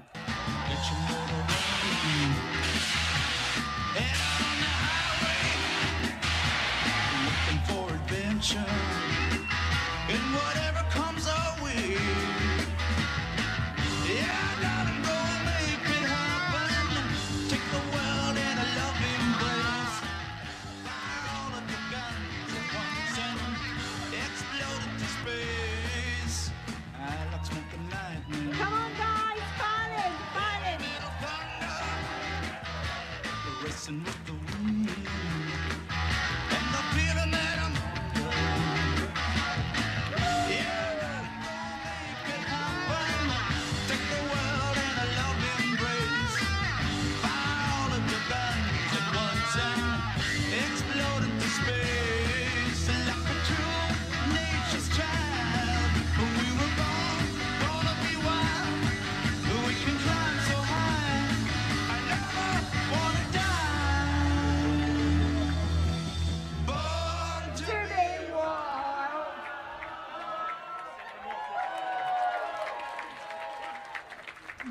Zayla, that was a great start to our prize giving ceremony. I hope you teams over there have got your routines worked out. We're going to give a prize for the best performance on stage here.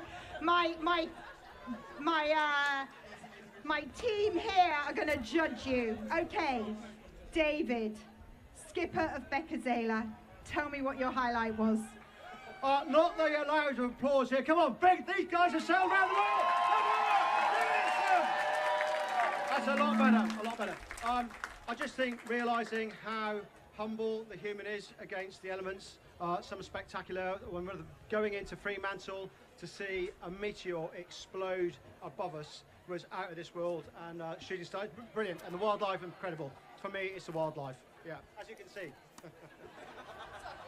Fantastic. You have got a great team here. This is David Hartram and Maisie Bristow, the AQP. She's...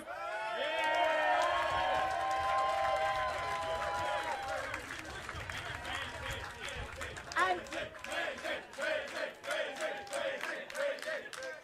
Maisie didn't want to be interviewed, but Maisie, I think I should. You've got some secret fans here. What I'm going to just say, for anybody who doesn't know, you might wonder what an AQP means. It means another qualified person. So give it up for Maisie!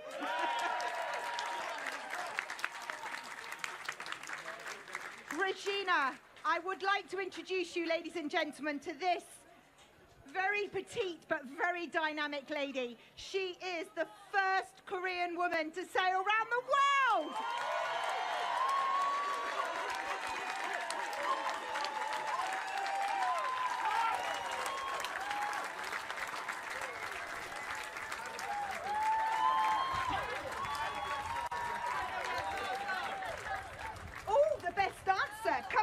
Regina, come on.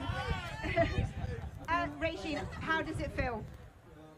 It feels amazing, and it was very emotional coming back to Portsmouth after 11 months of hard journey, which was full of beautiful moments and many problem-solving opportunities.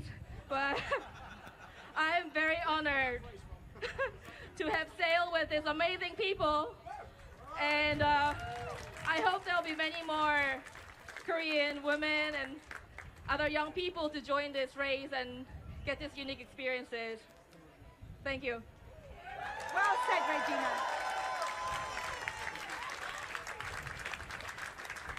Ladies and gentlemen, please give it up for Team Becca Zayla!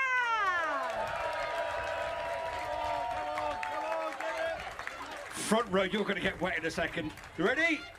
Let's let the fizz go and give them a massive round of applause once again, Team Becca Zayla!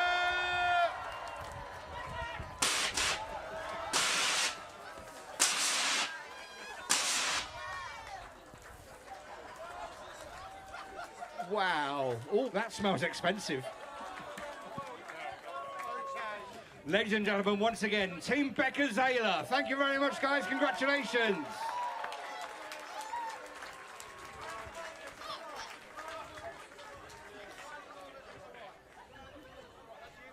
The first of the 11 teams that we're going to welcome onto our stage here this afternoon at Gunwharf Quays in Portsmouth. And some of these people you are going to see again very, very shortly. If we don't dodge that champagne, my hair is going to be ruined. Same. Rude. Are we ready to welcome our next team? Will you please welcome, led by skipper Hannah Buis and AQP Ella Hebron. Represent the first time we've seen this name in the Clipper race. Please welcome Washington, D.C.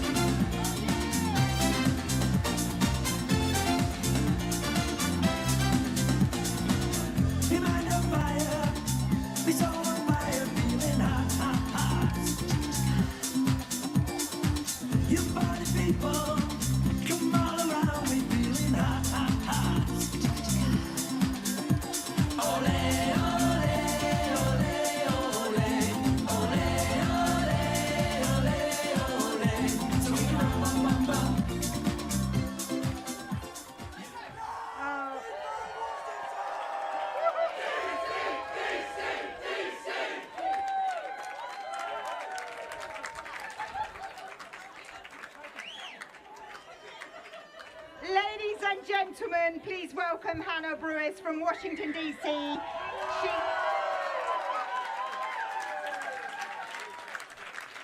What was it like, Hannah, to lead this incredible team with Ella around the world?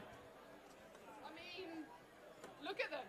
They're an amazing team. They're great people. It's amazing. I'm so proud to be the leader of this team.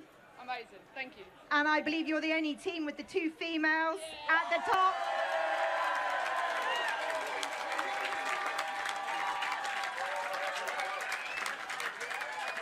The youngest as well.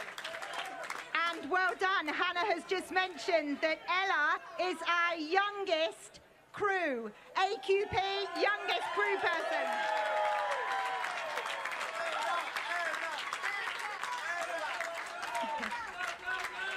Now, Hannah, my victim is Liz. Point to me for Liz of your team. Liz, come here.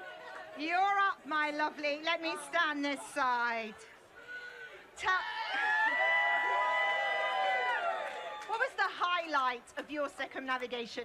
Oh, just sailing with some amazing people in some beautiful places. So you've done the whole round the world, and was there one moment where you are just never ever going to forget? I think leg 3, big waves, spinnaker up, amazing sailing. And tell us what Hannah was like as your skipper. She's awesome. It's like, you can say what you like now, it's all over. Oh, amazing. Ella, come forward. Youngest crew member out there.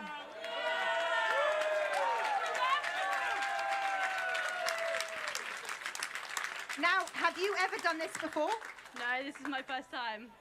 And you went straight into the AQP position. You must have some good influences there, some power behind those muscles. Yeah, it's amazing leading a team. It doesn't matter about your age. When you're out there, the ocean treats everyone the same. So it's an amazing team, and they've helped us all round. So fantastic, absolutely. Brilliant.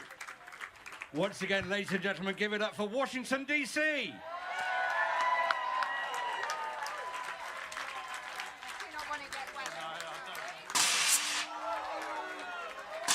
Here comes a bubbly.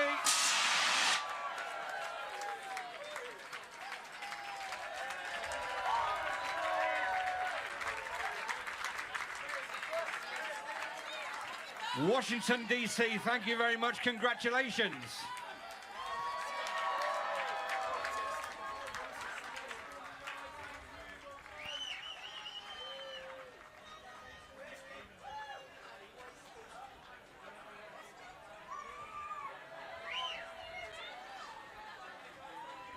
Ninth place.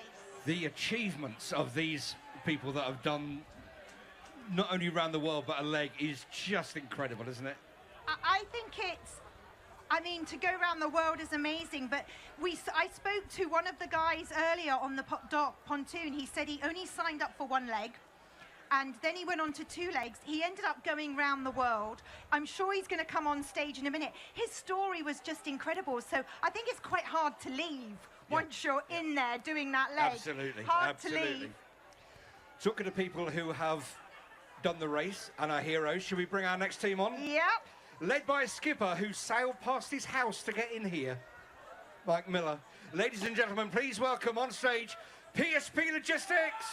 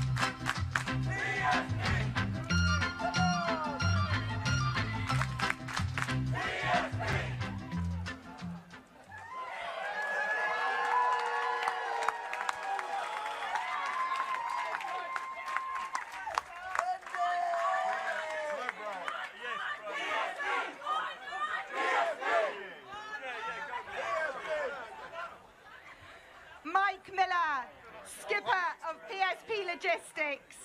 A fantastic entrance there. I just love your team camaraderie. But this is the third time that you have done a Clipper race. How does it feel? This has definitely been the most extraordinary. I've had the most incredible crew. We've had a fantastic time. I can't quite believe it. It's amazing. Absolutely amazing. There's only one Mike Miller! One Mike Miller! There's only one Mike Miller! One Mike Miller! There's only one Mike Miller! One Mike Miller! There's only one Mike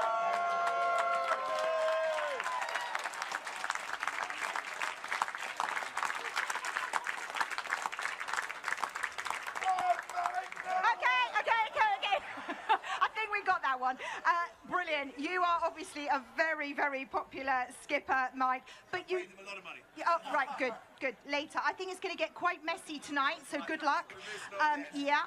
So, what was it like to sail into your hometown? I mean, that must have been just such a great feeling. This has been absolutely awesome. The arrival was just like the send-off 11 months ago. The whole place was full of people. There's just so much support from this city for the event. The colour, the flags, the people. It's just been utterly incredible. And to be able to sail past my house, I'm sort of torn between going to the pub and going home to lie in my own bed. Well, let's face it. You've been away for, 11 months? There's no rush. No, there's quite a few pubs between here and there. Fantastic. Right. Whoa. Mr. Frank Diskey of PSP Logistics.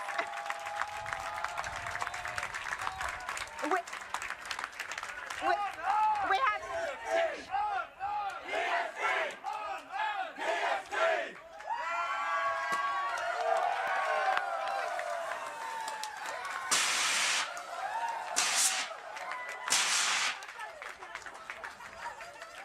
Frank Dixie and Joe Dixie of PSP Logistics.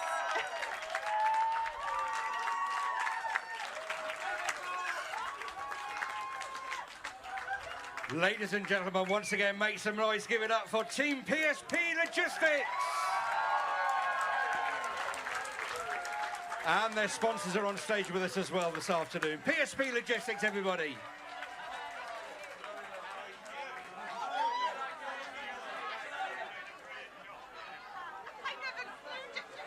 That one over, so that's fine by me. No, you're doing fantastic. I've been listening to you all day. Wow. I didn't even get to do the questions. They just took over. Well, it's not like you to be running away when alcohol's being flown around. What's going on?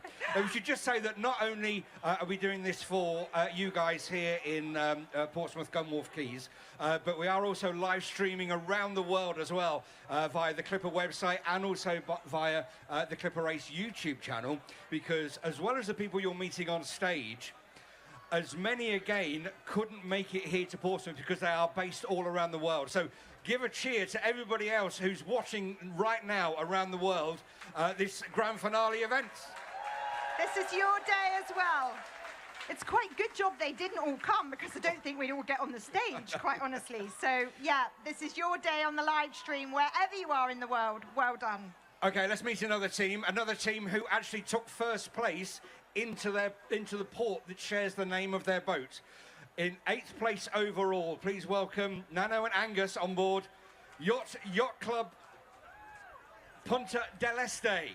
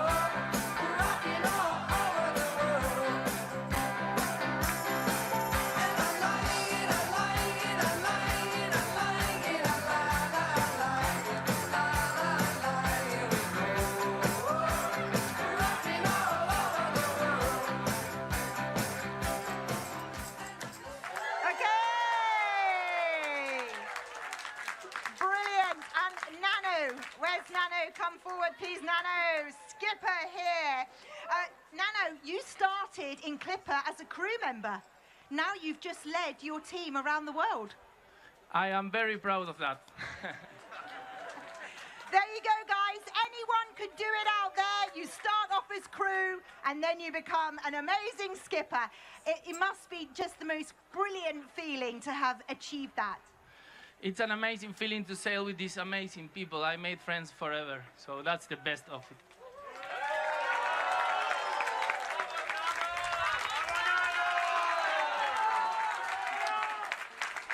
Was there a moment that would just be in your memory forever? Arriving to Punta with flares almost hitting my boat and thinking the last stretch was the hardest in the Pampero, and just sharing that moment with my family and my friends and these people will stay in my heart forever. Thank you, Nano. Right, Laura, where's Laura? Laura, you're my victim. Come here. Woo! Laura, you have just circumnavigated the world. Come forward, my young lady.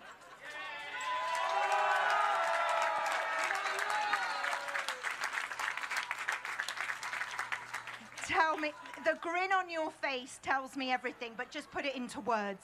It's so hard to put into words. I guess I feel fearless now. I feel that I can do anything that I want. And quite emotional there. Thank you very much. Guys, absolutely fantastic. Well done. You're going to be there one day. You just need to grow a bit, okay? Can I speak? Yes. Yeah, Angus.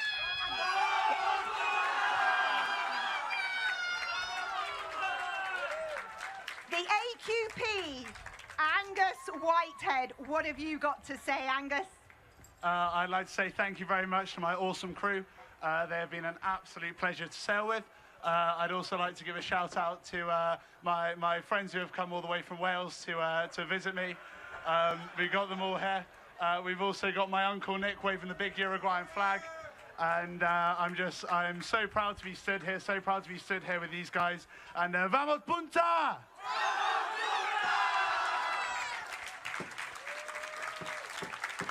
Amazing. Ladies and gentlemen, make some noise once again for Yacht Club Punta del Este. I think the Bobbly's going to go in a second.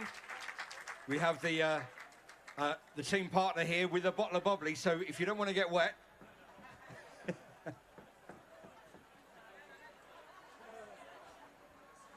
Go on, Nano, open the Bobbly. Open the Bobbly, Nano. Oh, he's going to save it and take it home. Here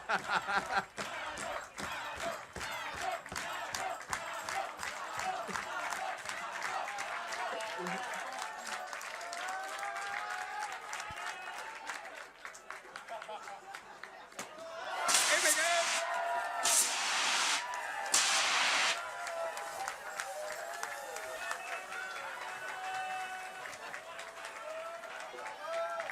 Once again, Portsmouth, give it up for Team Yacht Club Ponte del Este.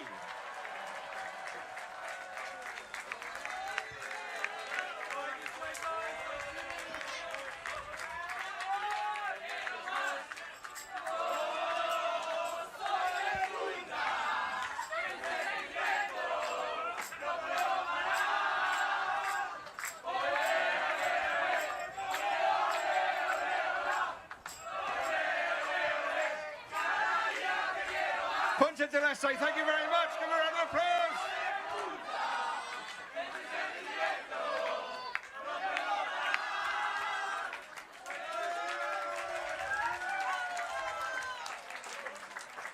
It is an actual yacht club in Uruguay, and Hailing Island Yacht Club, watch and note.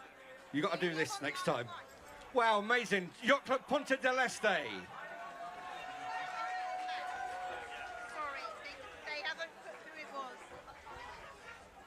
In 7th place in the Clipper 23-24 round the world yacht race. Will you please welcome, first time we've seen this name in the Clipper race, Our Isles and Oceans. Good for you to say. Let's do this.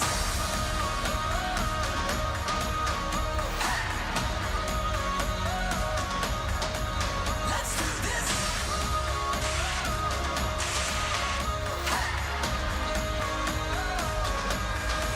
Let's do this. Can you feel the fire running through your veins? Now you're burning brighter. Don't look away. Shout out to the legends rising from the wreckage. Count down the seconds. It's out your engines. Let's do this.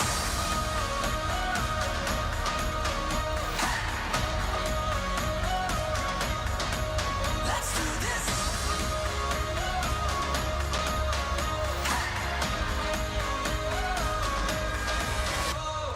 I know we've got a long way to go. I know we've got a long road home. Max, get your breath back. Max Rivers, the skipper of Ours and Oceans.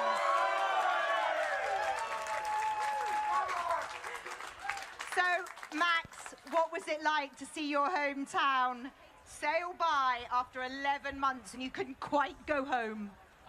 It's fantastic knowing I'm going there shortly, so I'm excited to get home, to be honest. Amazing to sail out of here 11 months ago and watch it fade into the distance, and then last night saw it arrive back on the horizon, the red lights from the Isle of Wight, and just spectacular to be sailing back into Pompey again. So excited, very happy. Of course, we are talking about the Isle of Wight. And where do you live on the Isle of Wight? I'm a Cowes boy.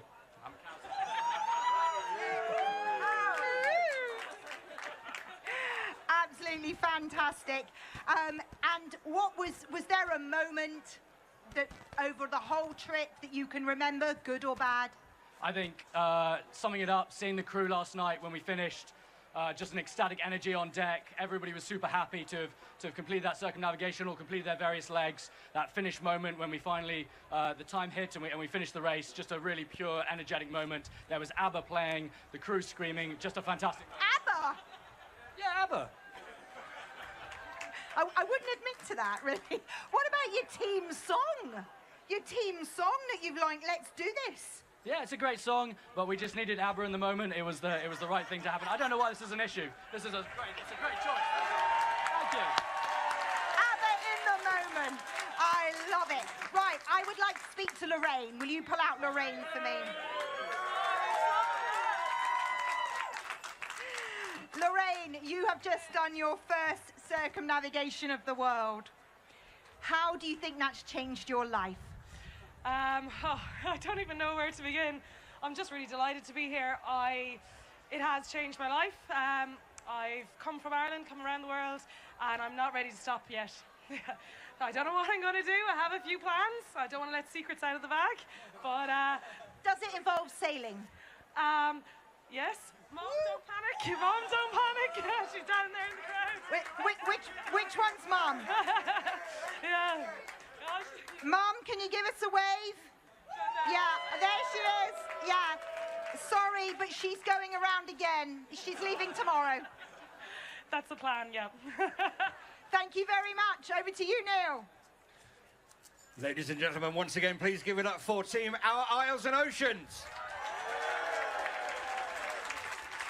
The dog's going to get wet. The dog's going to get wet.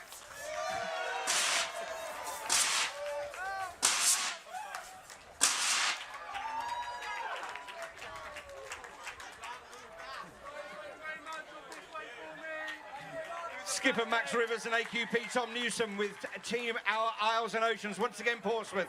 Give it up for Team Our Isles and Oceans.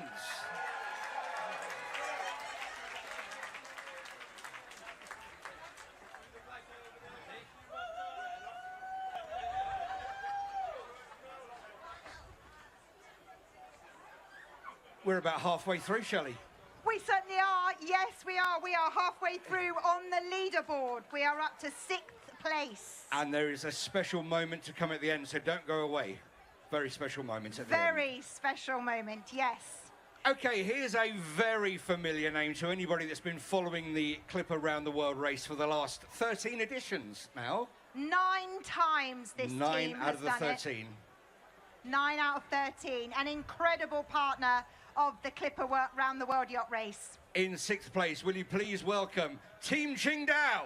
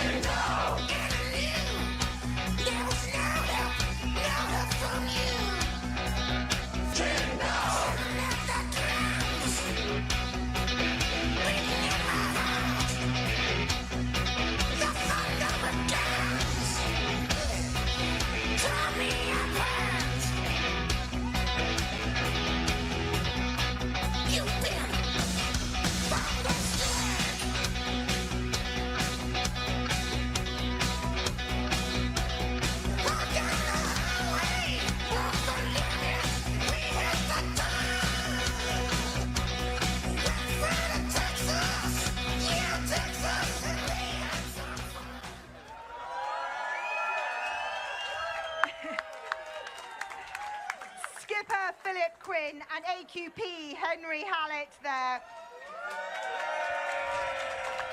Step forward. Come forward, come forward. Be proud, be proud, be proud. Oh, we've got the champagne already.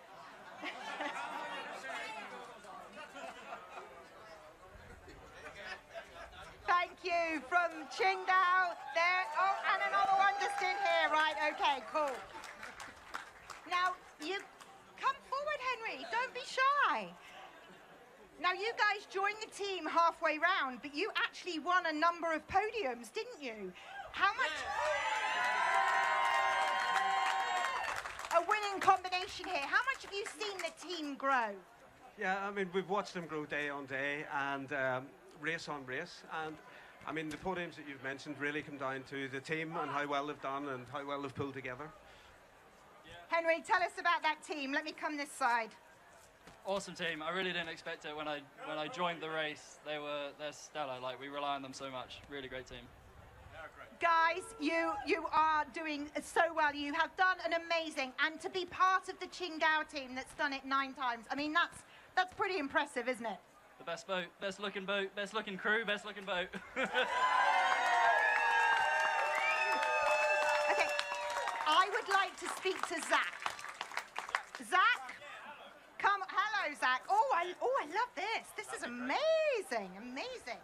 Now, Zach, you've represented your hometown of Qingdao. You've flown the flag of China for the whole way around the world.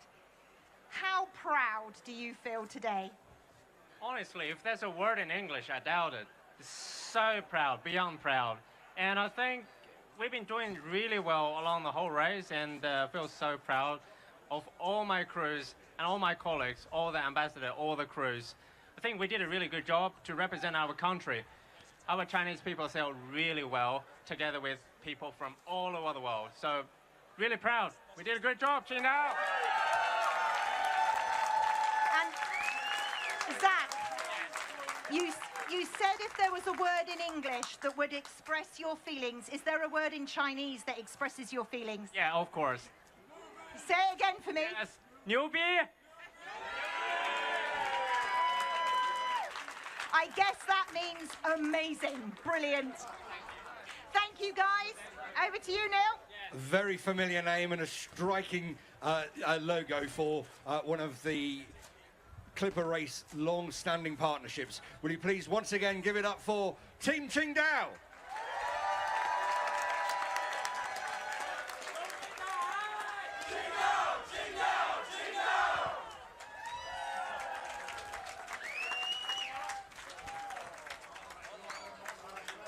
The team partners are escaping now. I don't think they want to get too wet.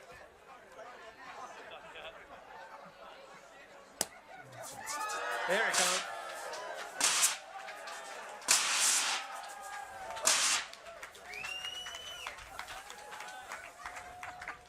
Once again, Portsmouth, give it up for Team Qingdao.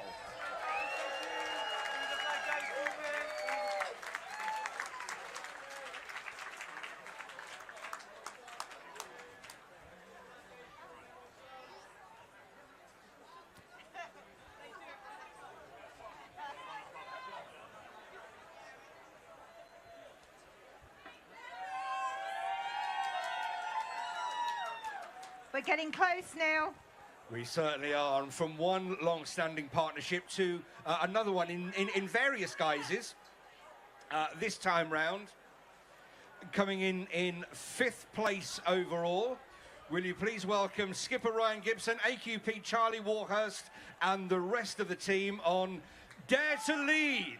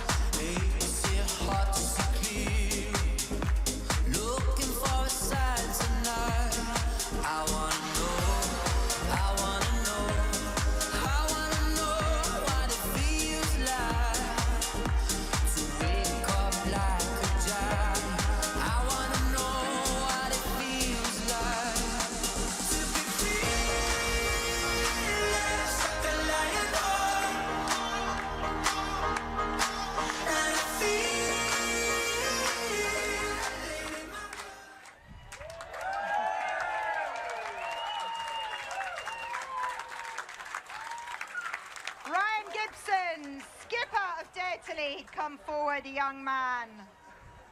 What was it like to lead your team around the world? Oh, it was amazing. I knew it was going to be a big challenge, but I didn't expect such a good group of people, I think. It's just been unbelievable, and I think it's all starting to sink in now, so it's quite special. How was it to watch them grow as you went? I mean, 11 months, it's a long time, and you've got crew changeovers, some are doing around the world. What was it like to watch them grow and progress? Yeah, it's been a huge progression stage from the beginning, and I think myself and Charlie were saying on the way, and we feel quite proud for you know what everyone's done, and some of the crew had never sailed before, and now they're talking about buying a boat. So I think we've done our job. Charlie, come forward. Charlie Warhurst.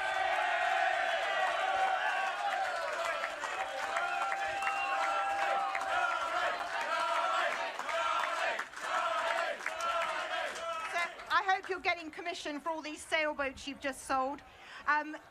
What was it like to finish that, to cross that finish line yesterday? No, it was incredible. It's a bit bittersweet because it's been such an incredible trip. Like, made really good friends. It's been sad it'll come to an end, but at the same time, there's been so much. You need a break to kind of process it all, and that was kind of the right time. Okay, Megan and Amanda, you're my victims. Where are you?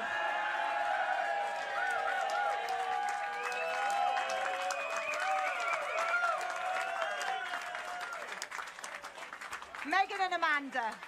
Now, my notes say that you've sailed around the world together. Was this like over a beer or a coffee and you both said, you know what we should do next year?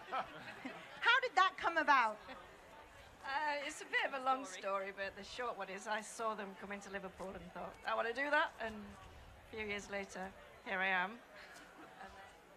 When Megan heard about it, she said... Yeah, so I saw them, well, I then Googled it and thought, well, if my mum's doing it, so what's the lifetime thing to do it with her? So I signed up as well, maybe like an hour later. So. Sorry, I've missed this. This is mother and daughter. Yes. Yeah.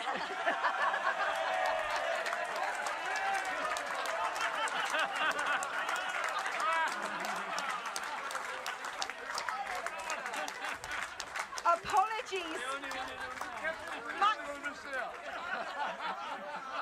Apologies, my friends. My notes say friends. Huge apologies. Mother and daughter. Oh my goodness. So how many tiffs did you have on the way round? None. Well, you have to ask the rest of them. What was it? Seriously, what was it like? Well done. What an incredible thing to do as mother and daughter. Special moment anywhere? Anything you can think of that was just amazing? Winning into Cape Town.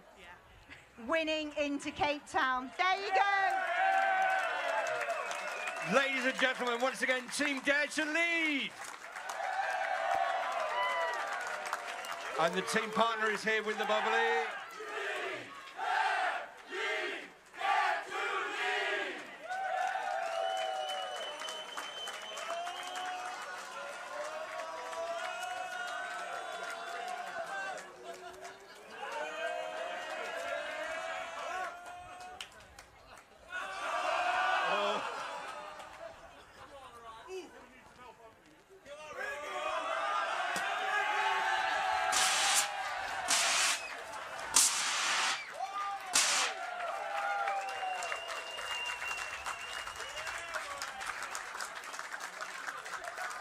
Once again, Portsmouth, give it up for Team Dare to Lead.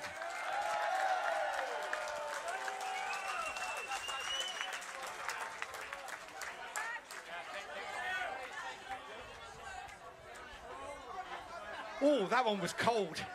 That had been chilled, that one. Oh, did you get that one? I did get that You one, got yeah. that one. Yeah, my mouth was shut, unfortunately. Is your but hair it was all right cold. under there? Yeah, I think so. I think so.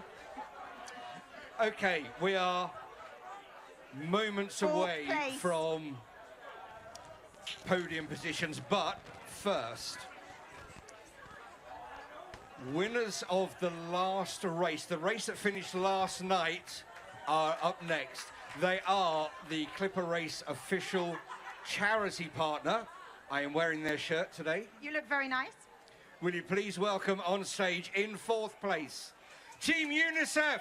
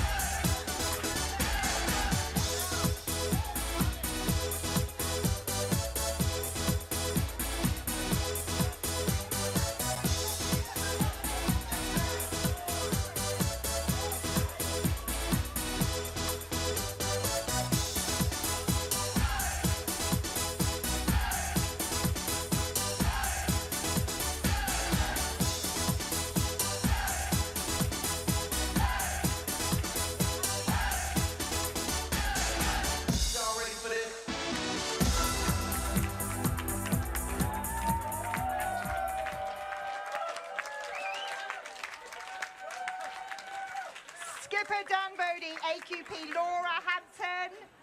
Hi, Laura. Dan, the UNICEF team got their first place ever.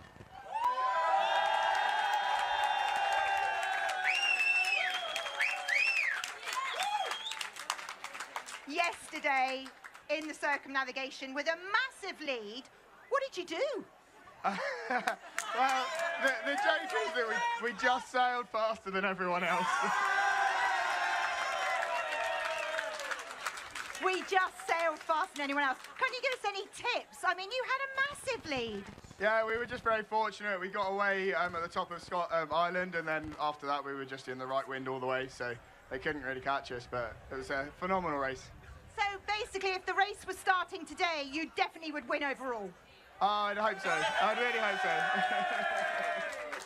Well, let's hope you can all come back for the 25, 26 race and do it all again.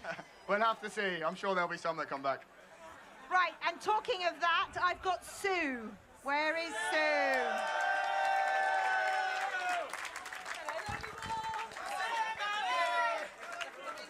Around the world, a circumnavigator, as we call them. Tell me, what was the most memorable... what, is that your Oscar? Yeah, I got an Oscar. Her daughter gave her an Oscar. Amazing. Ah, you are definitely the bee's knees in daughter's eyes.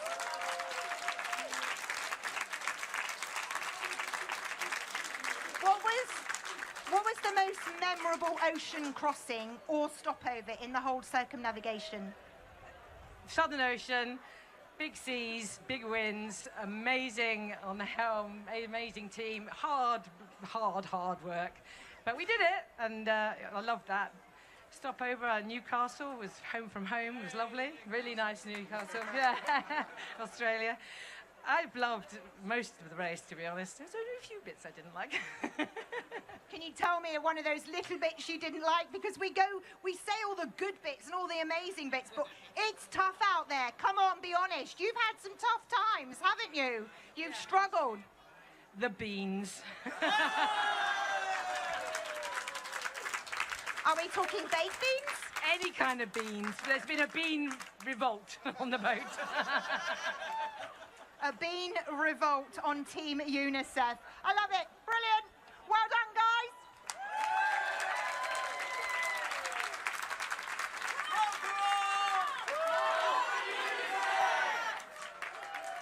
guys. Once again, Portsmouth, make some noise for Team UNICEF.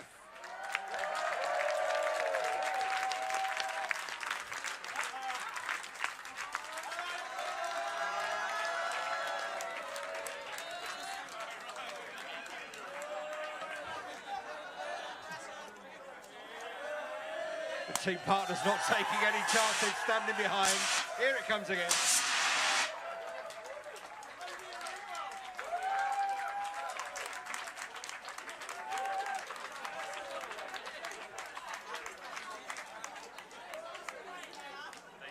Once again, Portsmouth, the official team charity partner for the Clipper Round the World race, and finishing this race in 4th place. Give it up once again for Team UNICEF.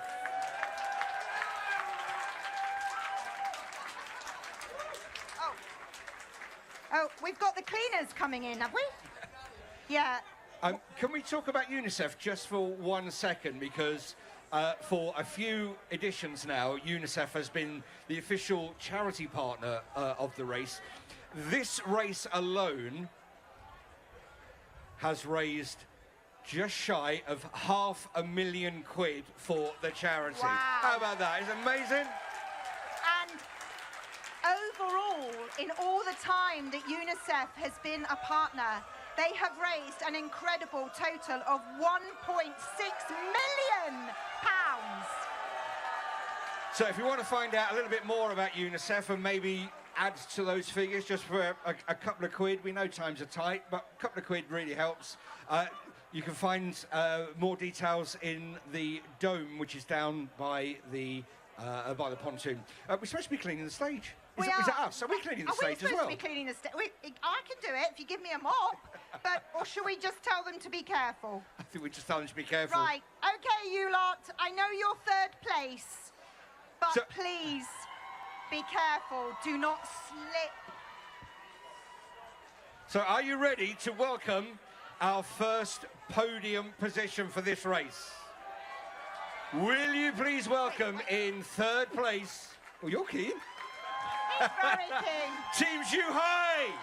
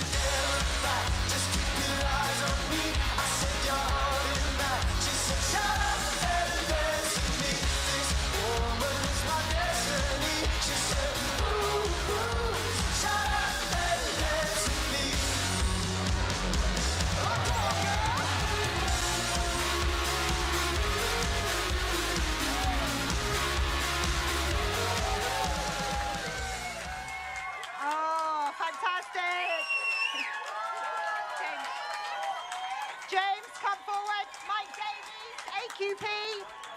Mike Davies, AQP. Don't be shy back there. on that. Steady, boys, steady.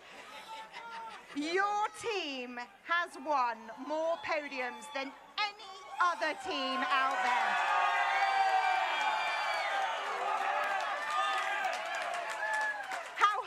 How hard have your crew worked to achieve that? Oh well, yeah, no. No, it was amazing. They worked their socks off, and I am just so proud of them.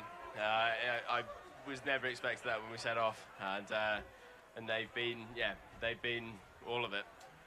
Mike, was there a moment when like you thought you were winning and it all went wrong and it was like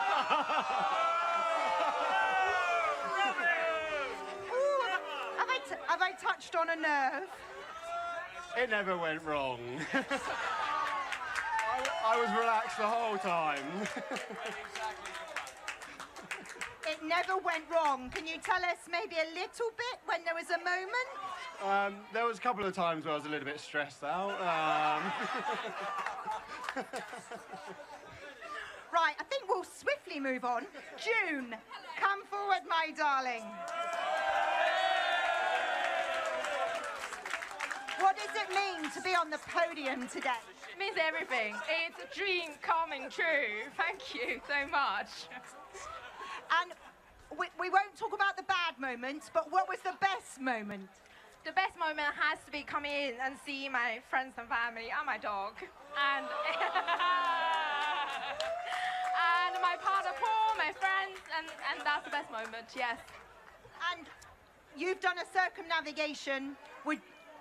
Yes! I'm a circumnavigator! Hey!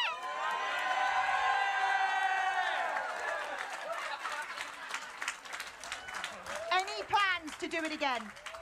Maybe. Yes. Moving up to an AQP, push those two off the spot? Okay, that's a bit too far for now. Well done, June. Absolutely fantastic. Well done, Neil. Let's see that banner once again. Third place overall for Team Zhuhai.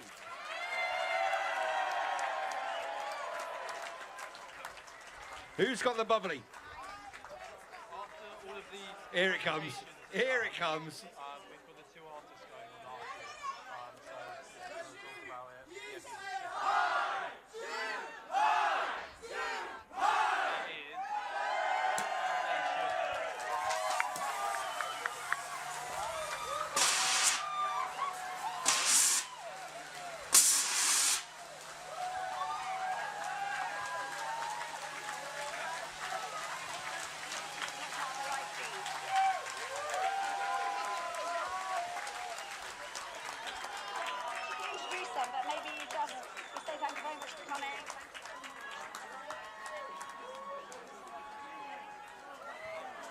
Portsmouth, once again, you know what to do. Make some noise for Team Zhuhai.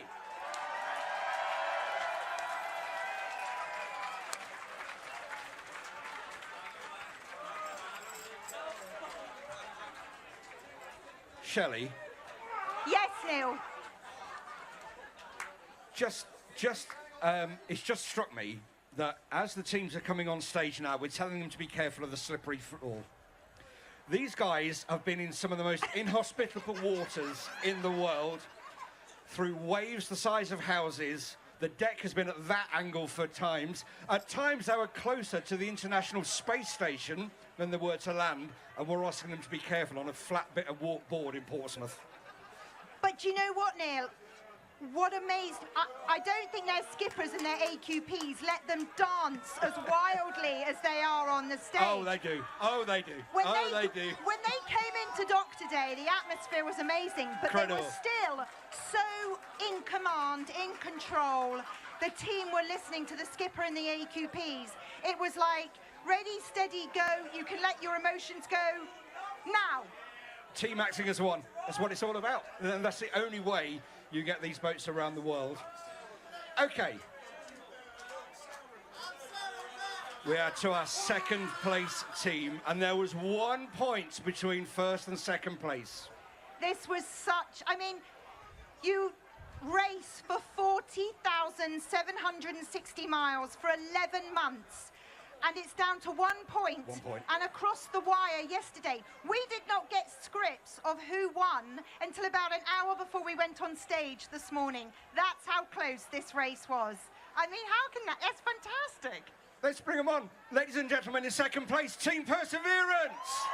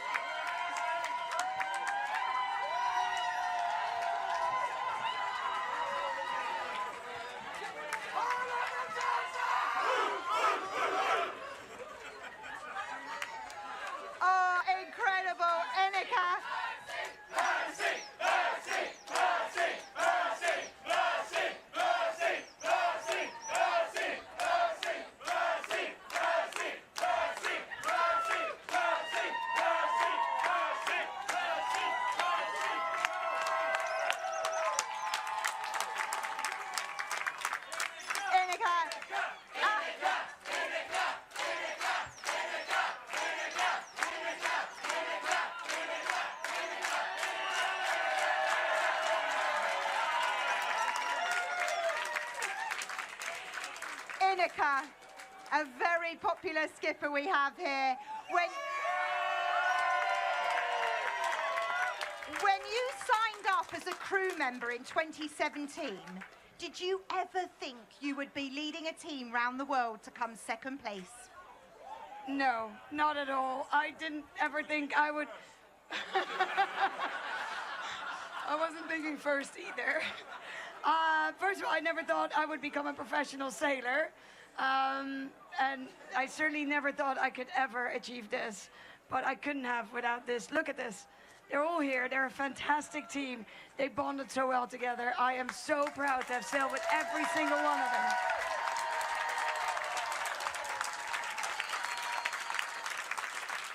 I have to say, Annika, when your team came back onto the dock today and berthed, you definitely had the most amazing camaraderie and atmosphere between all your members. Oh yeah, they're a rowdy bunch. They know their boat voices, and we smartly picked the color orange really early on.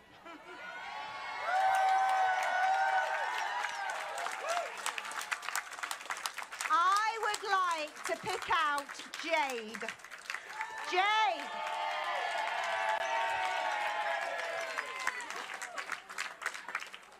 Jade, I would like you to describe for me that final race yesterday when it could have gone either way.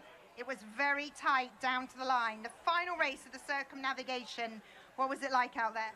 Incredibly stressful. Yeah, could barely sleep, but it was a lot of fun. I enjoyed it. It was good. And when you were you like literally neck and neck with Halong Bay? How close was it out there? I think Halong Bay were a couple of miles behind us, but it was very nerve-wracking watching us compete against them. Yeah, it was very nerve-wracking. Was there somebody on the mats doing the points thinking, we've got to do this, we've got to do that? Yeah, that's normally me. No pressure then, Jade? Yeah, it was a little bit nerve-wracking working out the maths, but yeah, I'm really happy to do second. We did a good job. Excellent.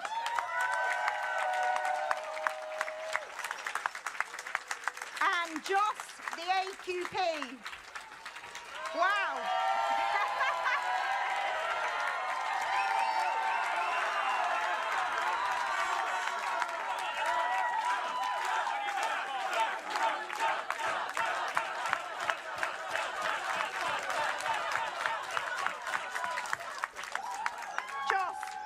Do you have an extra long bunk or something in there?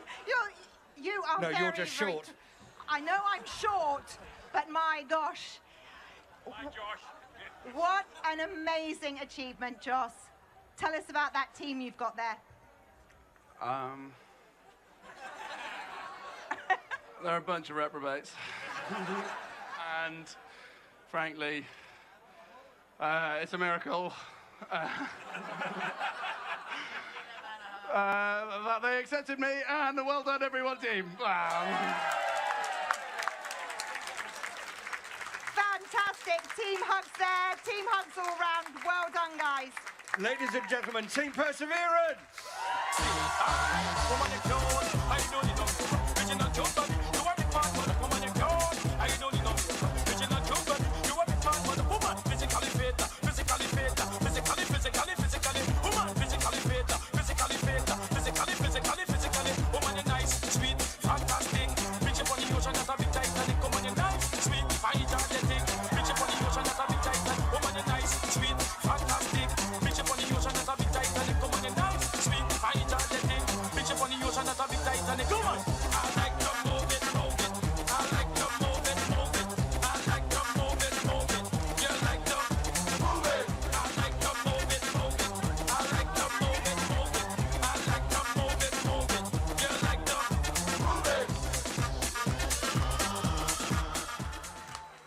Ladies and gentlemen, Portsmouth, give it up, please, for our second place overall. Once again, Team Perseverance.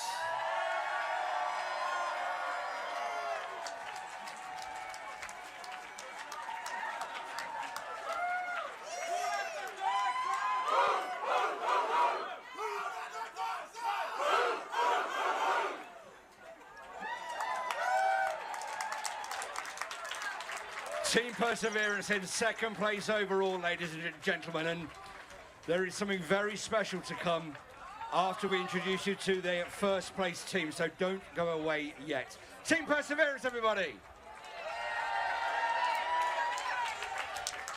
Their team song. You know, there's a generation out there who are thinking Madagascar.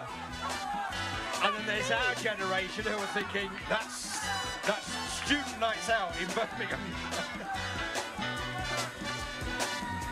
Hush now, child, and don't cry. Your folks might understand you by and by. Just move on up toward your destination. Though you may find from time to time complication.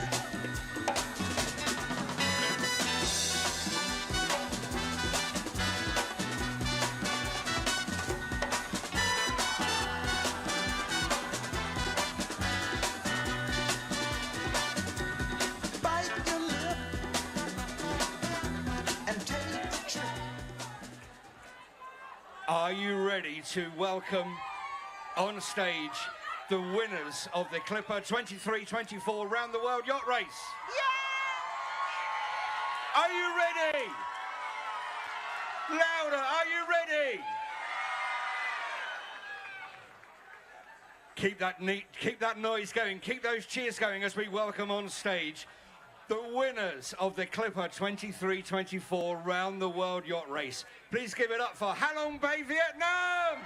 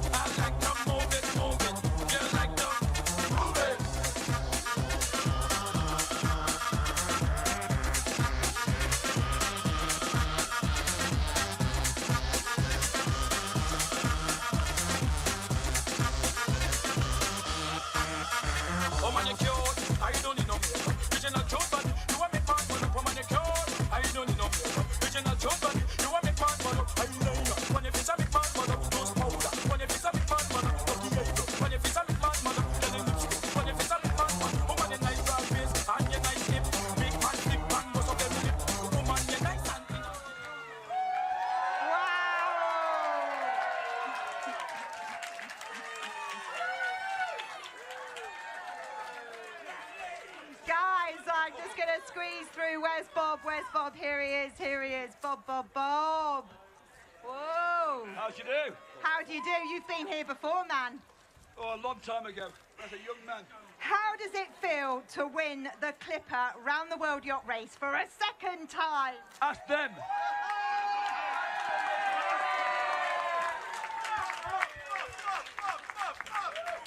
You're the first person to ever do that. Tell us how it was. Well, maybe we'll get a third. Who knows? Sign him up. Sign him up. He's doing it again. Tell us about the crew, because you wouldn't have done it without them. Absolutely not. They're absolutely fantastic. Every single one of them. It's a really well knitted together team who just worked hard, especially yesterday when it was on the line.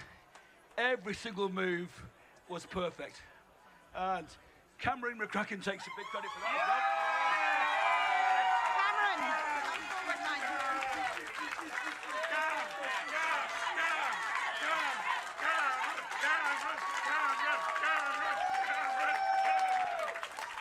Cameron, tell me about the atmosphere as you crossed that line yesterday. Were you and Bob working together, or he's just thrown it all onto you? Is it all down to you? No, I mean, I think a lot of that yesterday was just so tense. I think even when we crossed the line, we thought we'd won.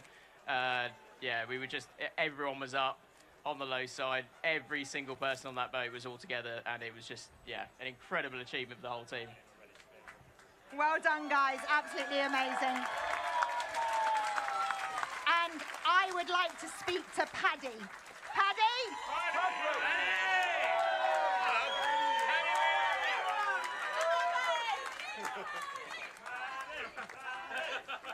Just tell me how you felt crossing that finish line yesterday.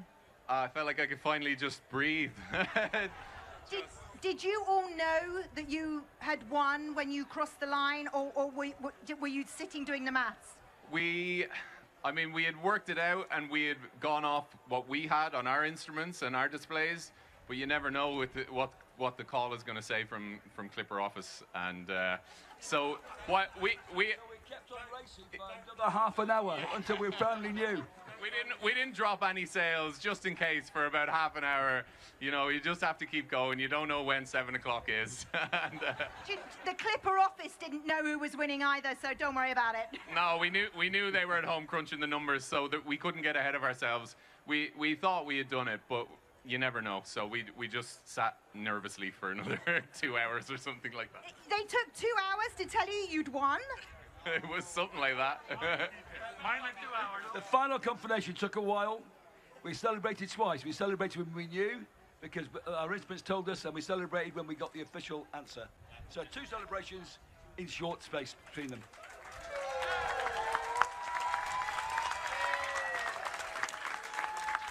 Ladies and gentlemen, the winners of the Clipper 23-24 Round the World Yacht Race.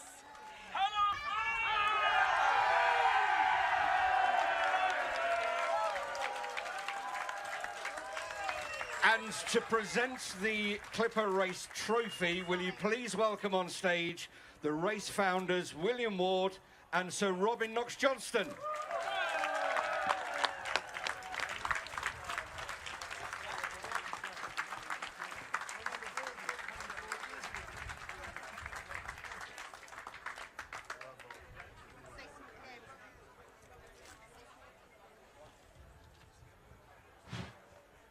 Well, that was a close finish. 1 point between the first 2 boats. But you have to press hard. You have to keep working on it. And this team managed to just hang on to it that last moment. So congratulations to all of you. What a tremendous effort.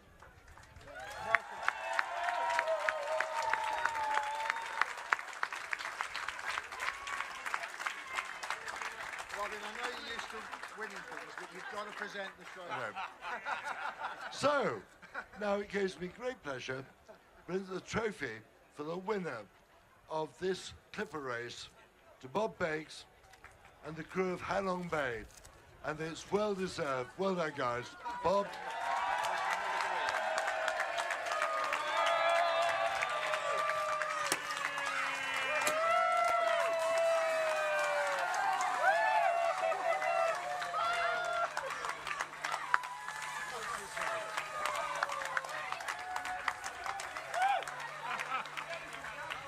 wants to start?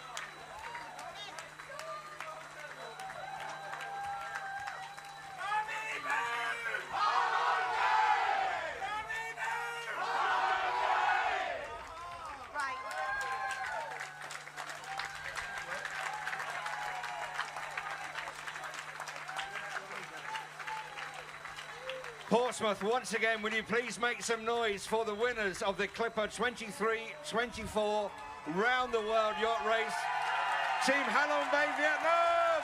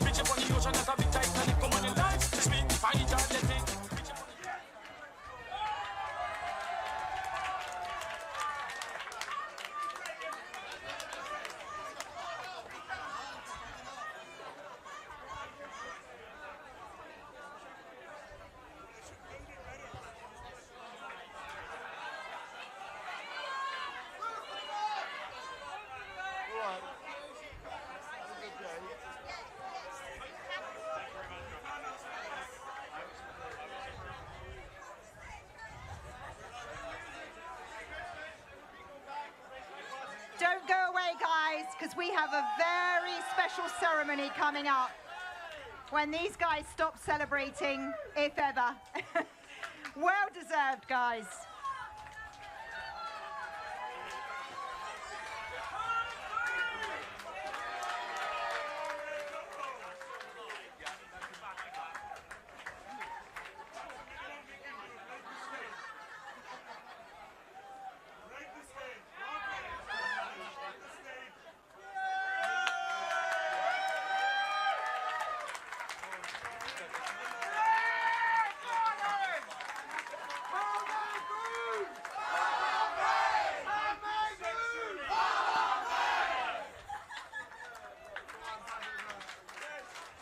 Once again, Halong Bay, Vietnam, winners of the Clipper 23-24 Round the World Yacht Race.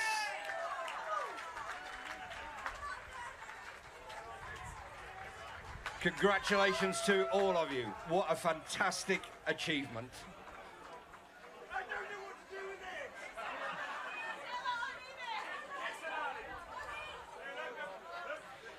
Ladies and gentlemen, don't go away because we have another very special presentation to make for you very, very shortly. And then after that, we will... got the engineers downstairs. Entertainment on stage all afternoon. Entertainment on stage. We will come off the live stream that is obviously going out all over the world for all of the crew members that couldn't make it here today. They're part of it in their hometown.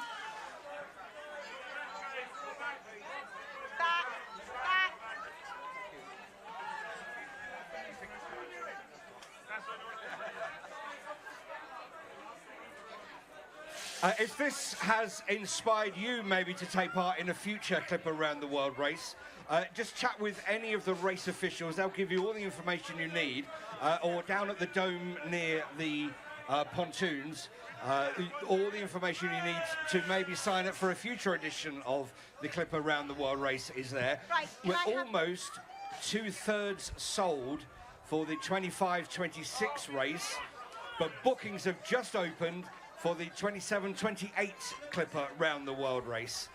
So if you need a bit of time to think about it, now's the time to start thinking about it. The inspiration that these guys have given off is second to none. And a lot of these people took part in this race having been to events like this. So if you think this is a bit of you, then you know what to do.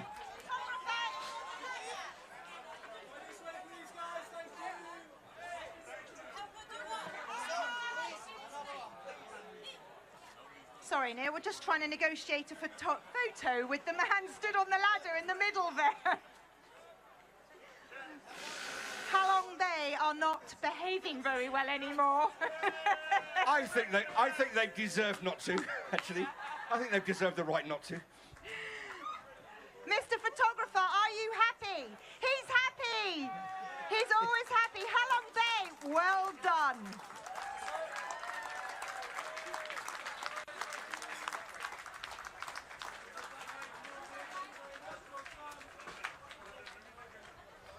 Once again, thank you and congratulations to Team Halong Bay, Vietnam.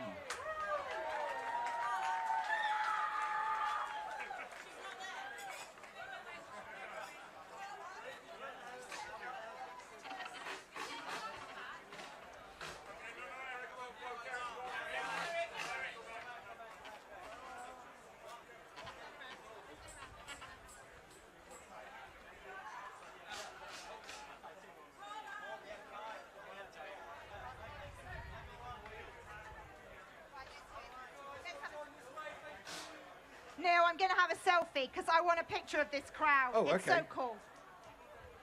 Everybody wave!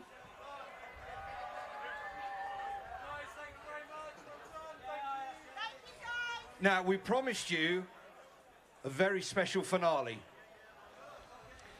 Almost 100 people on this edition of the race went all the way around the world. They left here last September and they've just got back. And we'd like to bring them all back on stage for a special presentation. Ladies and gentlemen, will you please welcome the Clipper 23-24 race circumnavigators. Oh, careful, careful.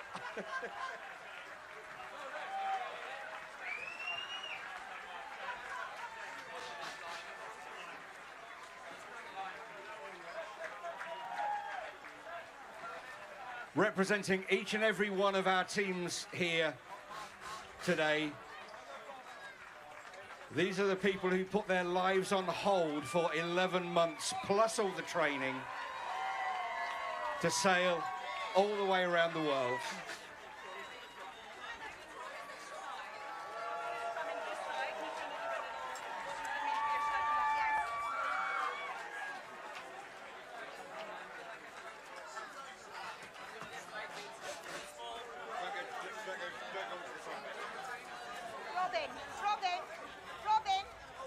Robin, we need to get you in the front.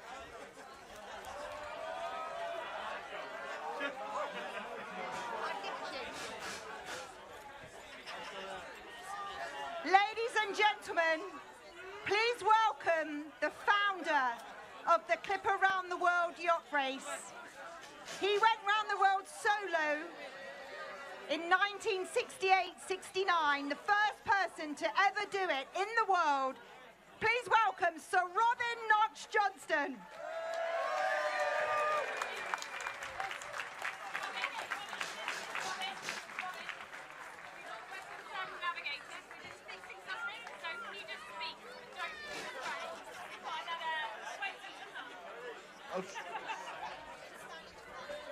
Well, can I just tell everyone, more people have climbed Mount Everest than have circumnavigated the world.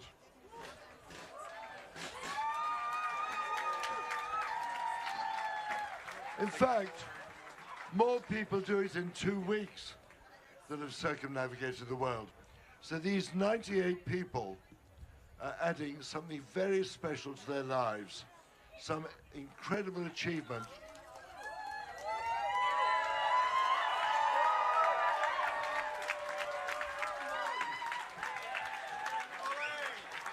Still more circumnavigators coming to the front of the stage. And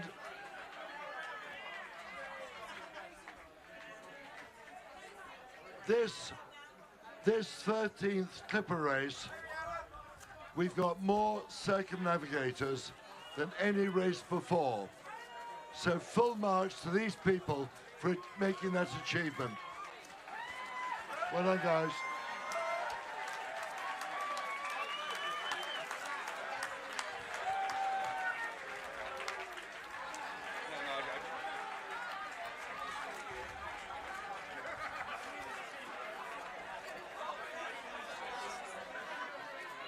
You are very special people. You've achieved fantastic result for all of you. Congratulate you all. And all I say to everyone is, what are you going to do next? But it'll be something even better. Congratulations, all of you. What an achievement.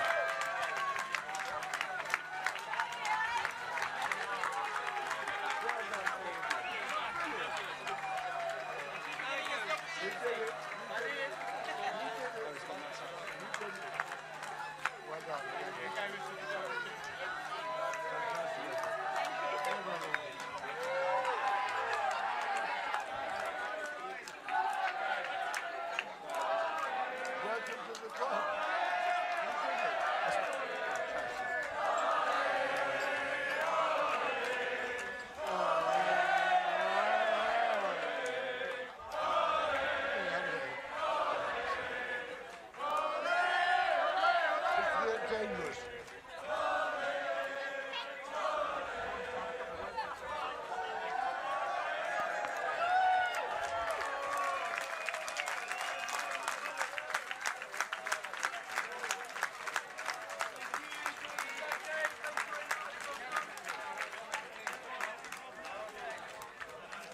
Ladies and gentlemen, once again, give it up for the circumnavigators.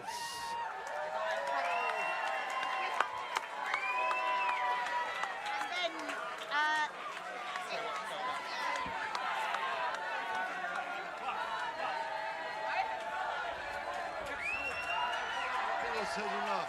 We need to tell the crowds that the trains are coming on, I guess.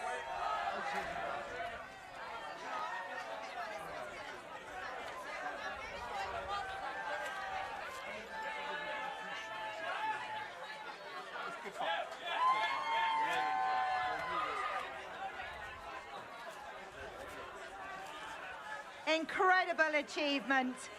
Wow. I'm actually feeling quite jealous, Neil. I think it's amazing. Doesn't matter how many years we do this, it still puts a tingle up your spine, doesn't it? The atmosphere gets better and better every year, and I have to say that Clipper Round the World Yacht Race, they know how to put on an event. And don't forget, they're putting this event on all around the world, on every stopover. An incredible feat. So well done for all of the staff and team. They're all hugging down here. They're having their own celebration. The Clipper team are having their own celebration for all the hard work you've done. Well done, people. Absolutely fantastic. Now, this race physically has finished, but the memories are there for a lifetime. 100%. Now, don't go away too far, everybody. If you want to enjoy in the celebrations, we've got some great bands coming on, so we can carry on celebrating through into the evening. And the event carries on all weekend, of course. If you want to get on board one of the Clipper race yachts, the Clipper 68s will be open on the pontoon tomorrow. It doesn't cost you anything to get on board. Go and see what it's like to live on board a Clipper race yacht. More live music. And also the Clipper team will be here. Clipper race team will be here across the whole of the weekend. If you think you could do a bit of this.